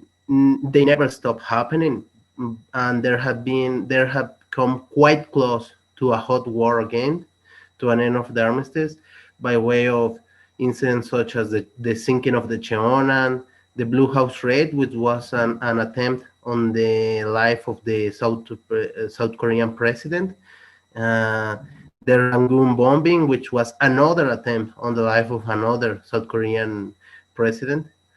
And also, the United States has kept uninterrupted military presence in South Korea, and both countries continue to carry out together military exercise aimed specifically at North Korea.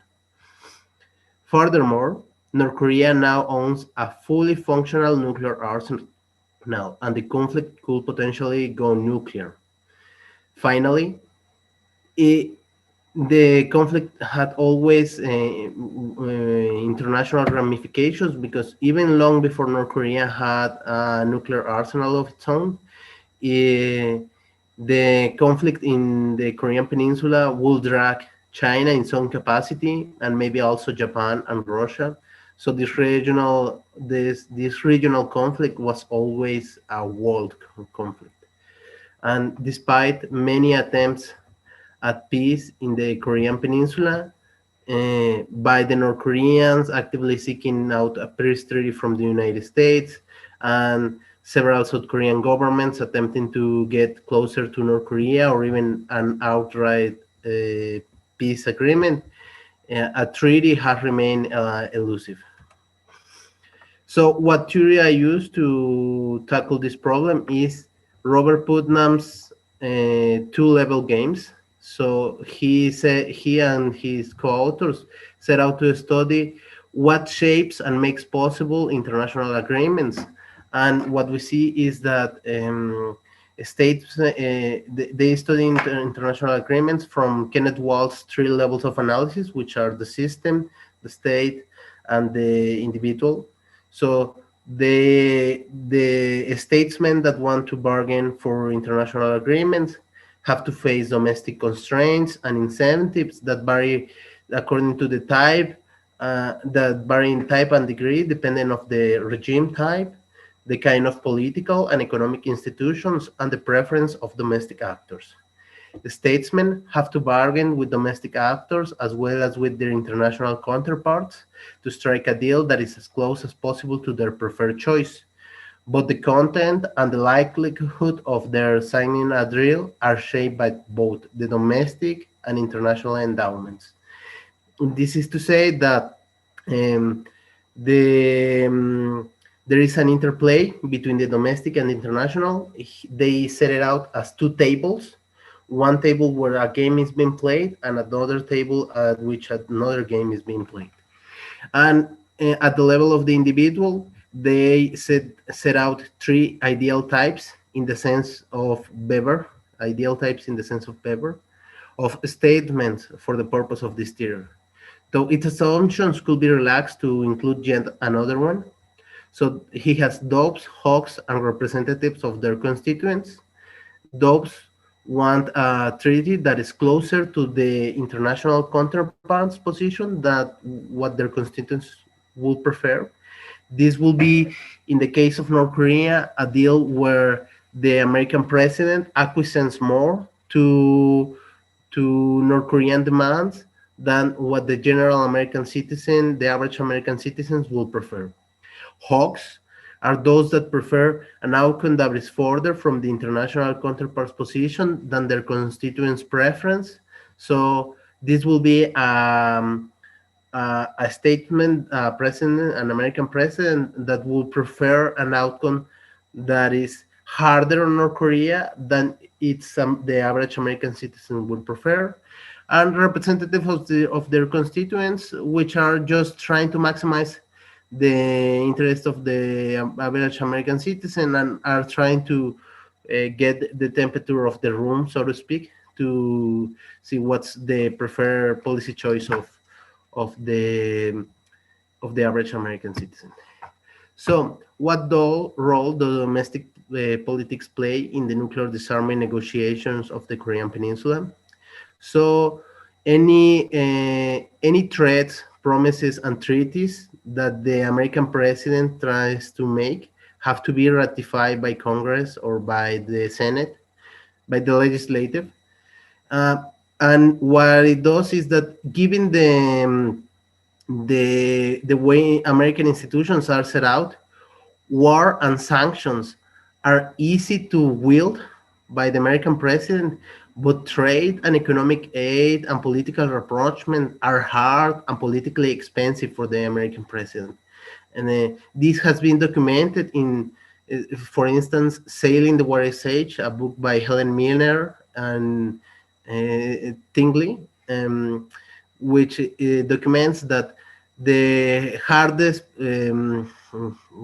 tools of foreign policy that the American president can wield are those that are pacific, and that Congress and the Senate and the American political system in general make it easier for the president to use war power unchecked, but economic power is very much contested. So we can see that with Obama in Libya, that he basically went to war without asking permission from Congress, and everyone in Congress, even the Republican opposition, was okay with this, and some even cheer for it.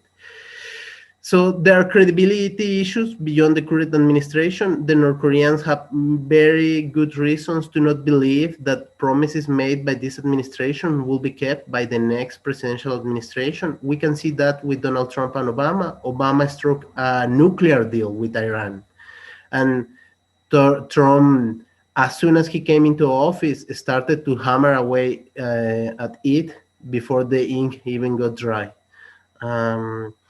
And in the case of North Korea, this happened with the deals that the Clinton administration reached. The very hard to achieve 1994 agreement of Geneva was wiped away by the Bush administration. And even before they did this, they had entirely different policy commitments that were very hard.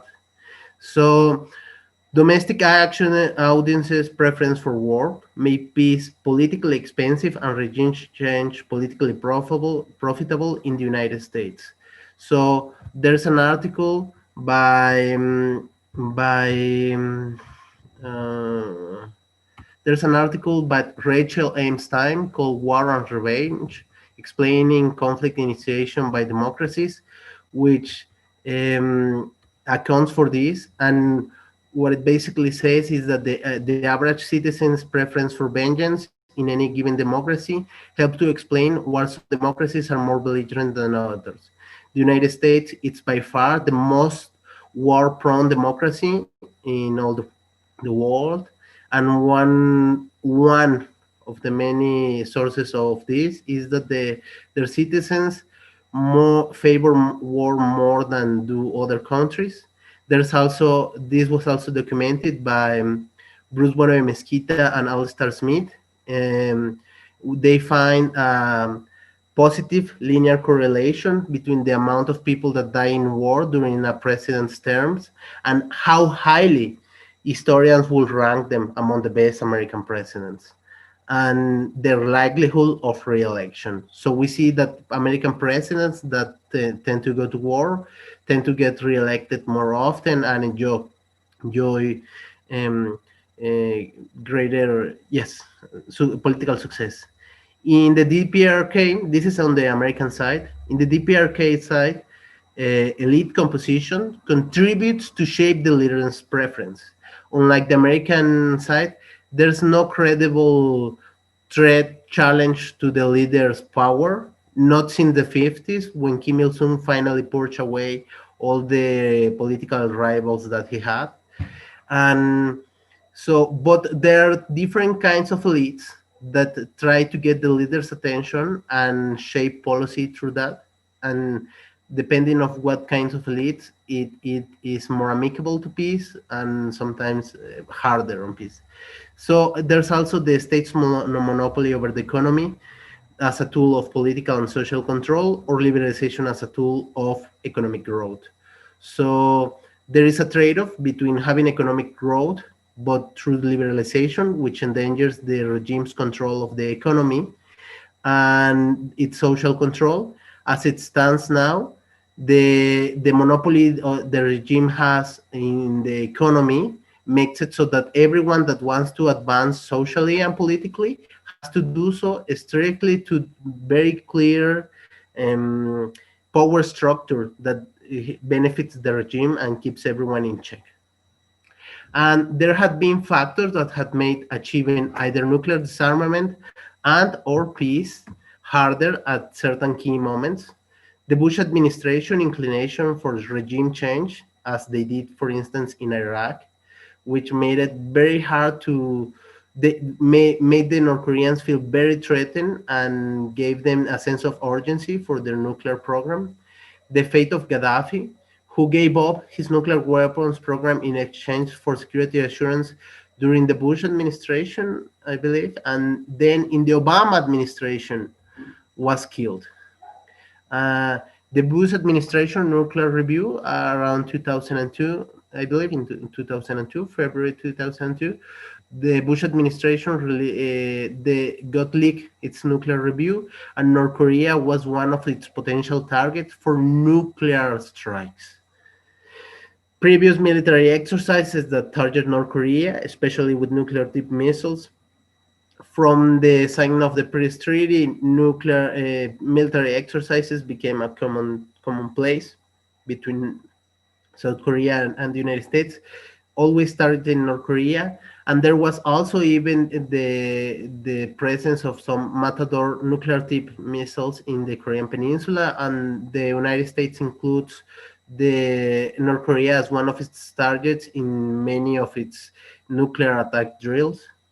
There have been constant sanctions. There have been particularly pervasive since the 90s, but they come and go, and they're often very egregious for the North Koreans.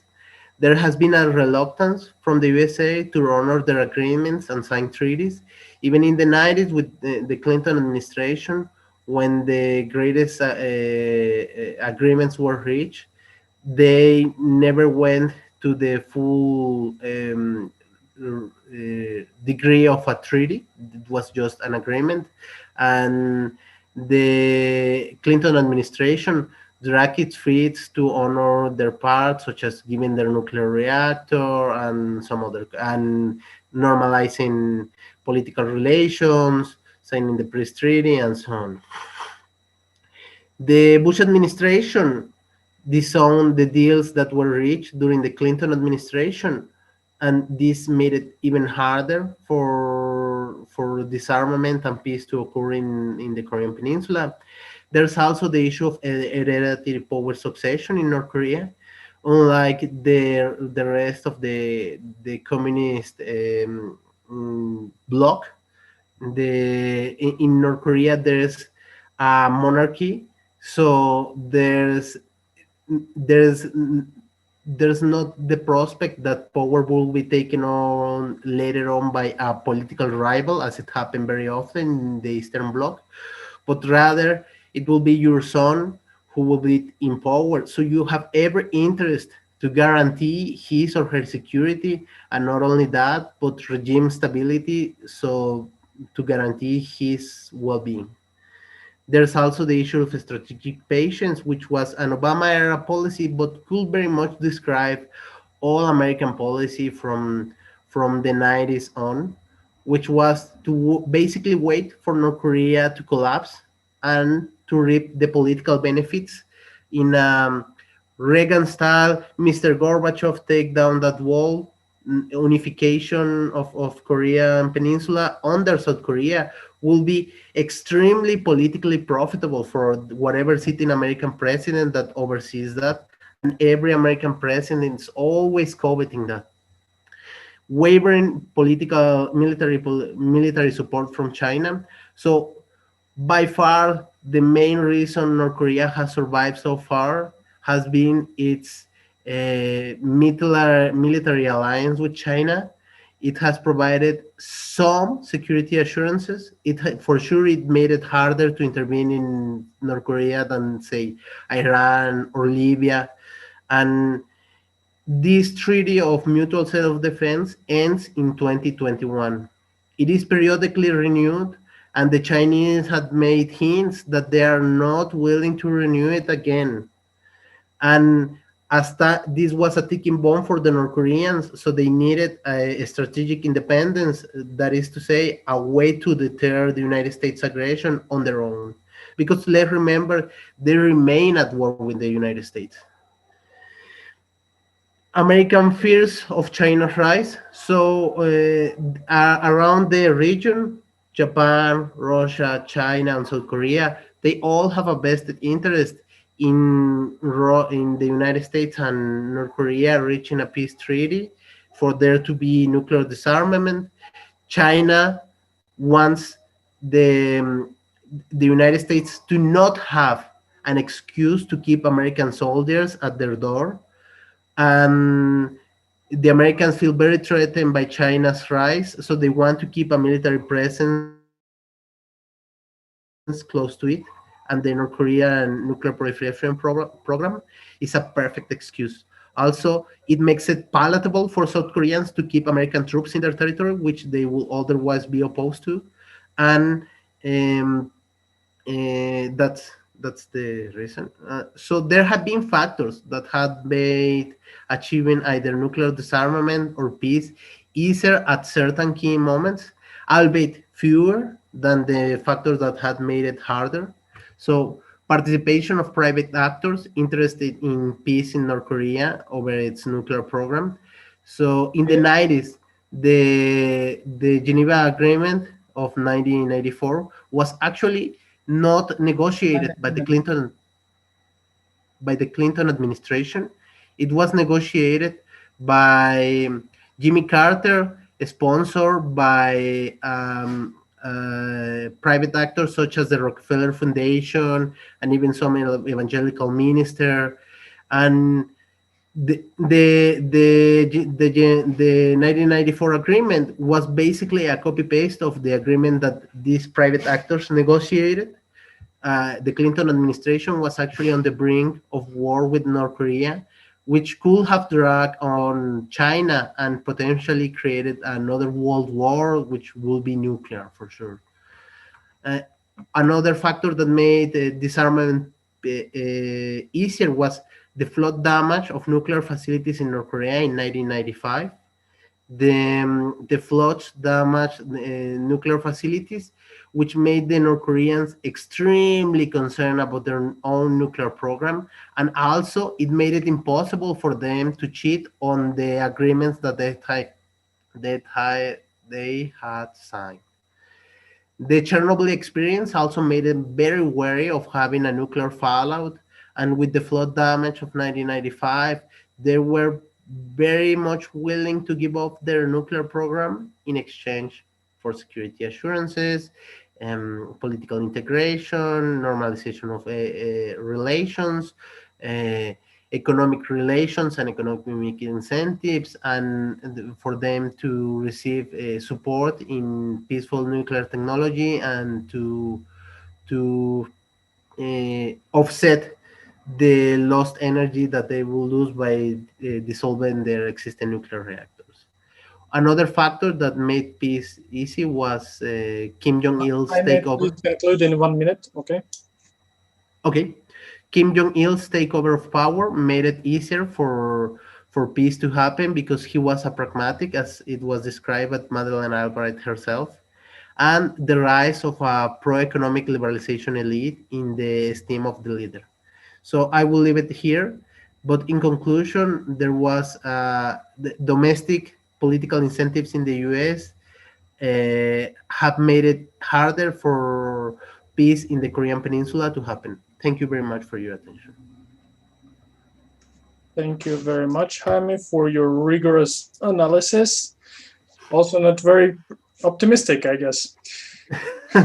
Well, I did wrote about some possible solutions to these security dilemmas, but I will leave it for the Q&A if someone wants to ask me about them. Yeah.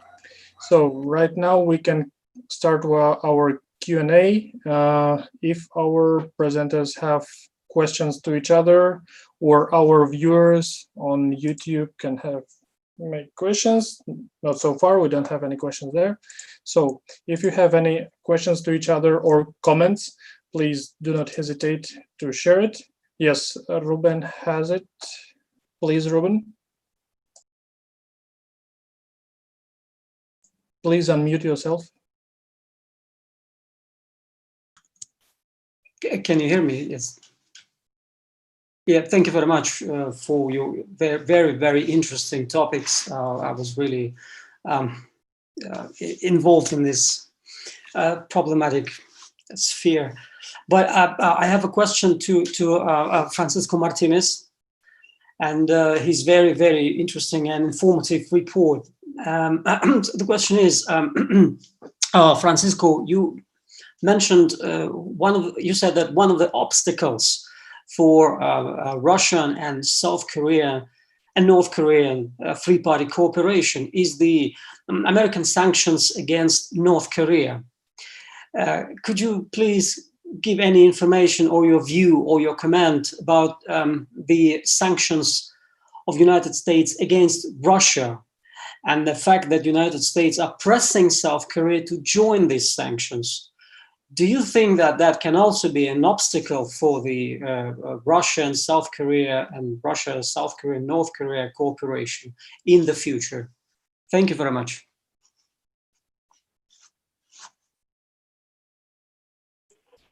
Can you hear me now?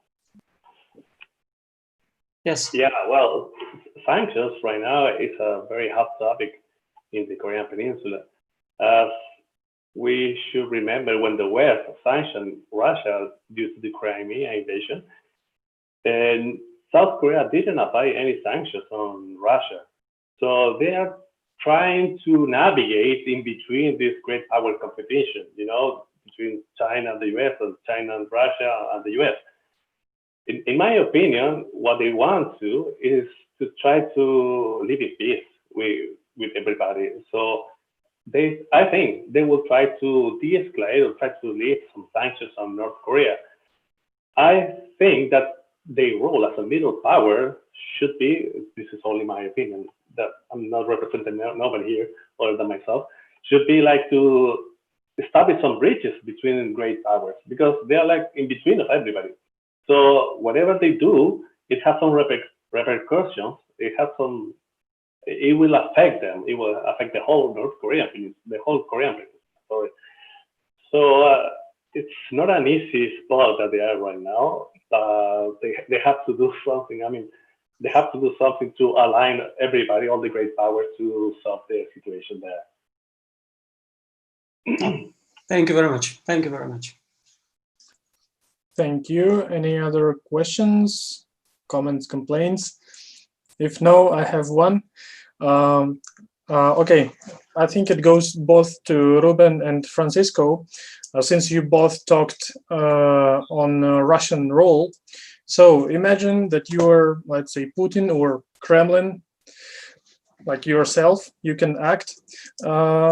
And you talked about regional cooperation, but what can you do currently? What Russia can undertake, like real projects or like real activities that it can implement? Because in my opinion, right now, Putin's hands are quite tied. He cannot act freely. Please share your opinion on this.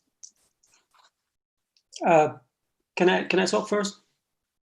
Yes, Alex, thank you very much for the question. It's a very good question. It's a very actual question at the moment, because you're absolutely right. Right now, the possibilities of Kremlin are quite limited. They are limited by sanctions against North Korea. They are limited by the sanctions against Russia, and they are limited about the current contradictions between the key players in the region. However, even just as an example, what can be done and what we actually did. We understand that the current confrontation was on the verge of a military conflict back in 2017, after the number of missile launches and the nuclear tests by North Korea. The whole peninsula was almost on the verge of the war. And in the middle of this crisis, I mentioned in my report, in July 2017, Russia and China together made this whole statement, and the program of it was called freeze to freeze concept. At that moment, nobody reacted to this initiative, but in fact, in reality, all the key players, the United States, the North Korea, and the South Korea, acted in accordance with this idea, freeze to freeze. So North Korea freezes its missile and test launches and nuclear tests. United States and South Korea freeze their military exercises.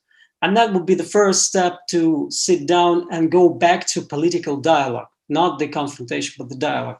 So I think this was a very good example of how Russia can be a kind of a third party between the US and China, US and North Korea, and so on. So we could be this balancing third party. And we continue this initiative. Probably you've heard that this paper was further developed and just before the outbreak of the COVID-19, it was agreed that this document will be edited and given to all the parties, even to Japan. But due to this, the pandemic, it was kind of it was stopped. But I think this could be a very good situation where Russia could show its political abilities. I hope I answered your question. Thank you so much. Francisco, would you like to take on it? Yeah, thank you, Ruben. Very insightful, your answer. Thank you very much for it. So in my opinion, Russia has a lot to do in the Far East region. But we must bear in mind that the Far East region, if I'm not wrong, only has like 6 billion people. And the threat of the Chinese, like they are, I mean, it's not a threat, but the immigration is a big threat that they are facing right now. So the one thing to stop that threat is to improve the livelihood of the people that live there and bring some Russians to that area. And to bring that, they have to invest over there. So to invest, to bring South Koreans or Japanese to invest in that area, they have to help with to lift the sanctions. But also, that means Putin has some ego. They were a major power like 20, 30 years ago. So they are not going to beg to the UN Security Council or to the US to lift the sanctions because they have their status, you know.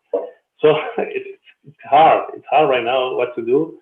I don't have the silver bullet for this. So, I mean, that's why policymakers have different positions and they have to make tough choices. But what I would like to see in the future is some more cooperation, you know, and Russia to have a specific role in the denuclearization of North Korea. They can do much more. Right now, they are not very, the political stature is not that much right now. It was before. Right now, there's not much, but they can do more. Thank you.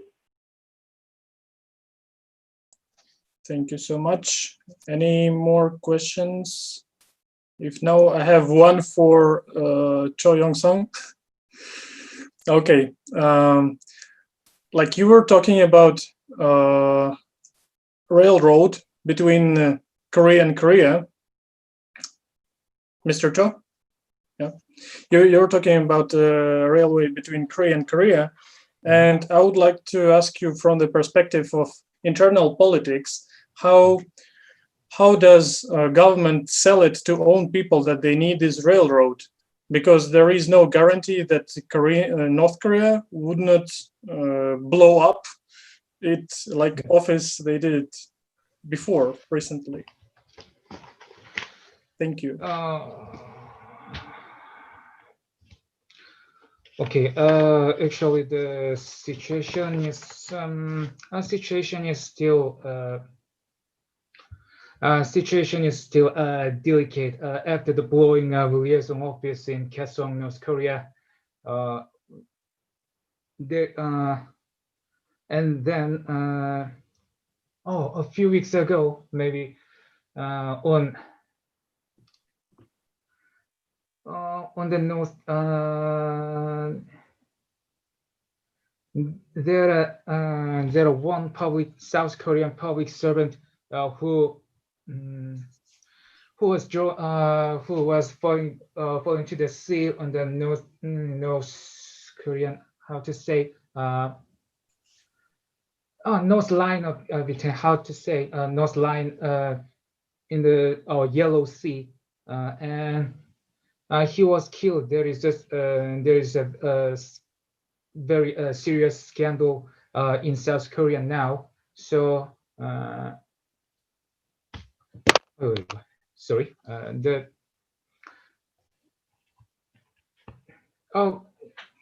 can you hear me? Yes. Yes.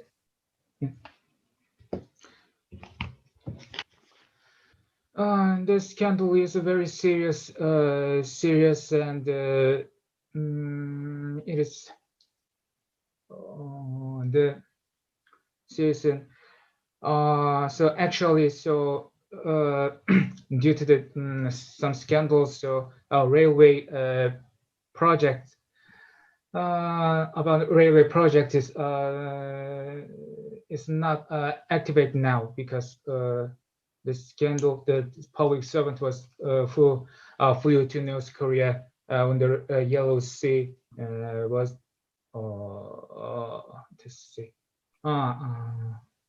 disappeared and killed. So it's going still negative, more and more negative. The situation is going.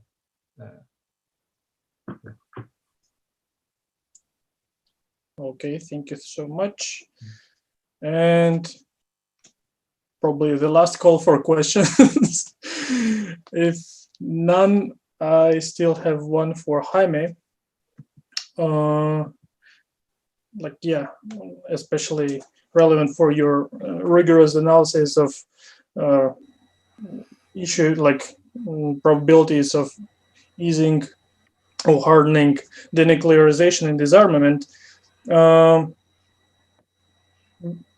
Do you think there are any real useful mechanisms that can be evolved in nearest future, let's say 10 years, that can guarantee that DPRK, in case of disarmament, would not be invaded by the states and allies, and Kim will not be imprisoned or killed like Gaddafi? Yeah, so, well, what I will think is that any mechanism that it will be possible for the North Koreans to reduce their nuclear arsenal will have to have domestic security assurances from the United States. They have explicitly asked for a law or some ratification from the Senate and the Congress, so that the American president, past the administration that signs the treaty, will have strong domestic political incentives to honor peace with them. They will also want economic cooperation that makes it expensive that makes it so that there's something to lose if the United States or any other country wants to engage hostility with them. So unlike Iraq, that didn't have economic exchanges with the United States, they will like that. And it will probably require some. It will probably require some. It will probably require some sort of multilateral security assurances, some sort of multilateral mechanism where the grievances and whatnot could be resolved, and and finally the acceptance of North Korea as a nuclear power.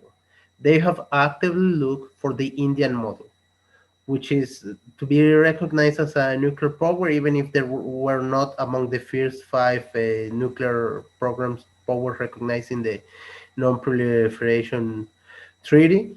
And they could maybe cap their program at the level that it be when this treaty be signed, so it will not grow beyond that. And as a way to save face for the American president that gives them this, they would probably be willing to destroy all their missiles, all their models, the ones that are more or less obsolete by now, much the same way they did with their enrichment facilities in Yongbyon that were no longer useful. And they destroyed them, claiming it was an accomplishment of President Trump to sweeten the deal for him to sit at the table with them, for him to save face with his domestic audience. And I think this is doable, but it will require pretty much a perfect storm in the American political system, and it's not likely to happen, at least not with this president, because what will happen with this new president is that he will do anything that his predecessor made, the opposite. So, which is what Trump did with Obama. The Iran deal was not a bad deal, but to distance himself from Obama, he undid the Iran deal. And I think this is what Biden is already signaling that he will do, that he said that they will not sit at the table with dictators. And this is pretty much a way of saying that if Trump administration was friendly toward, maybe closer or not as hostile towards North Korea and Russia, they would probably be more hostile to North Korea and Russia. Nice. So there's cause for optimism, but just not right now. Thank you for your postponed optimistic input. Yeah, I think. Do you have any questions? If no, we can probably roll up. It was a very fruitful discussion, I believe. And thank you all for your contribution. Very good food for thought. Yeah, thank you very much for having me. Thank you, all of you, for your speeches. It was very insightful. And from this corner, I wish you the best in this COVID-19 area and stay safe. Goodbye. Same here. A huge honor for me that you will have me in this conference with such distinguished participants. And I wish you all the best. Be safe in this quarantine. Thank you very much. Thank you very Thank much. you very much. Bye-bye. Have a nice rest of the day, evening, or whatever you have, depending on your time zone. Thank you very much, Eric, for having us and for leading this section. Thanks so much. Bye. Thanks so much. Bye.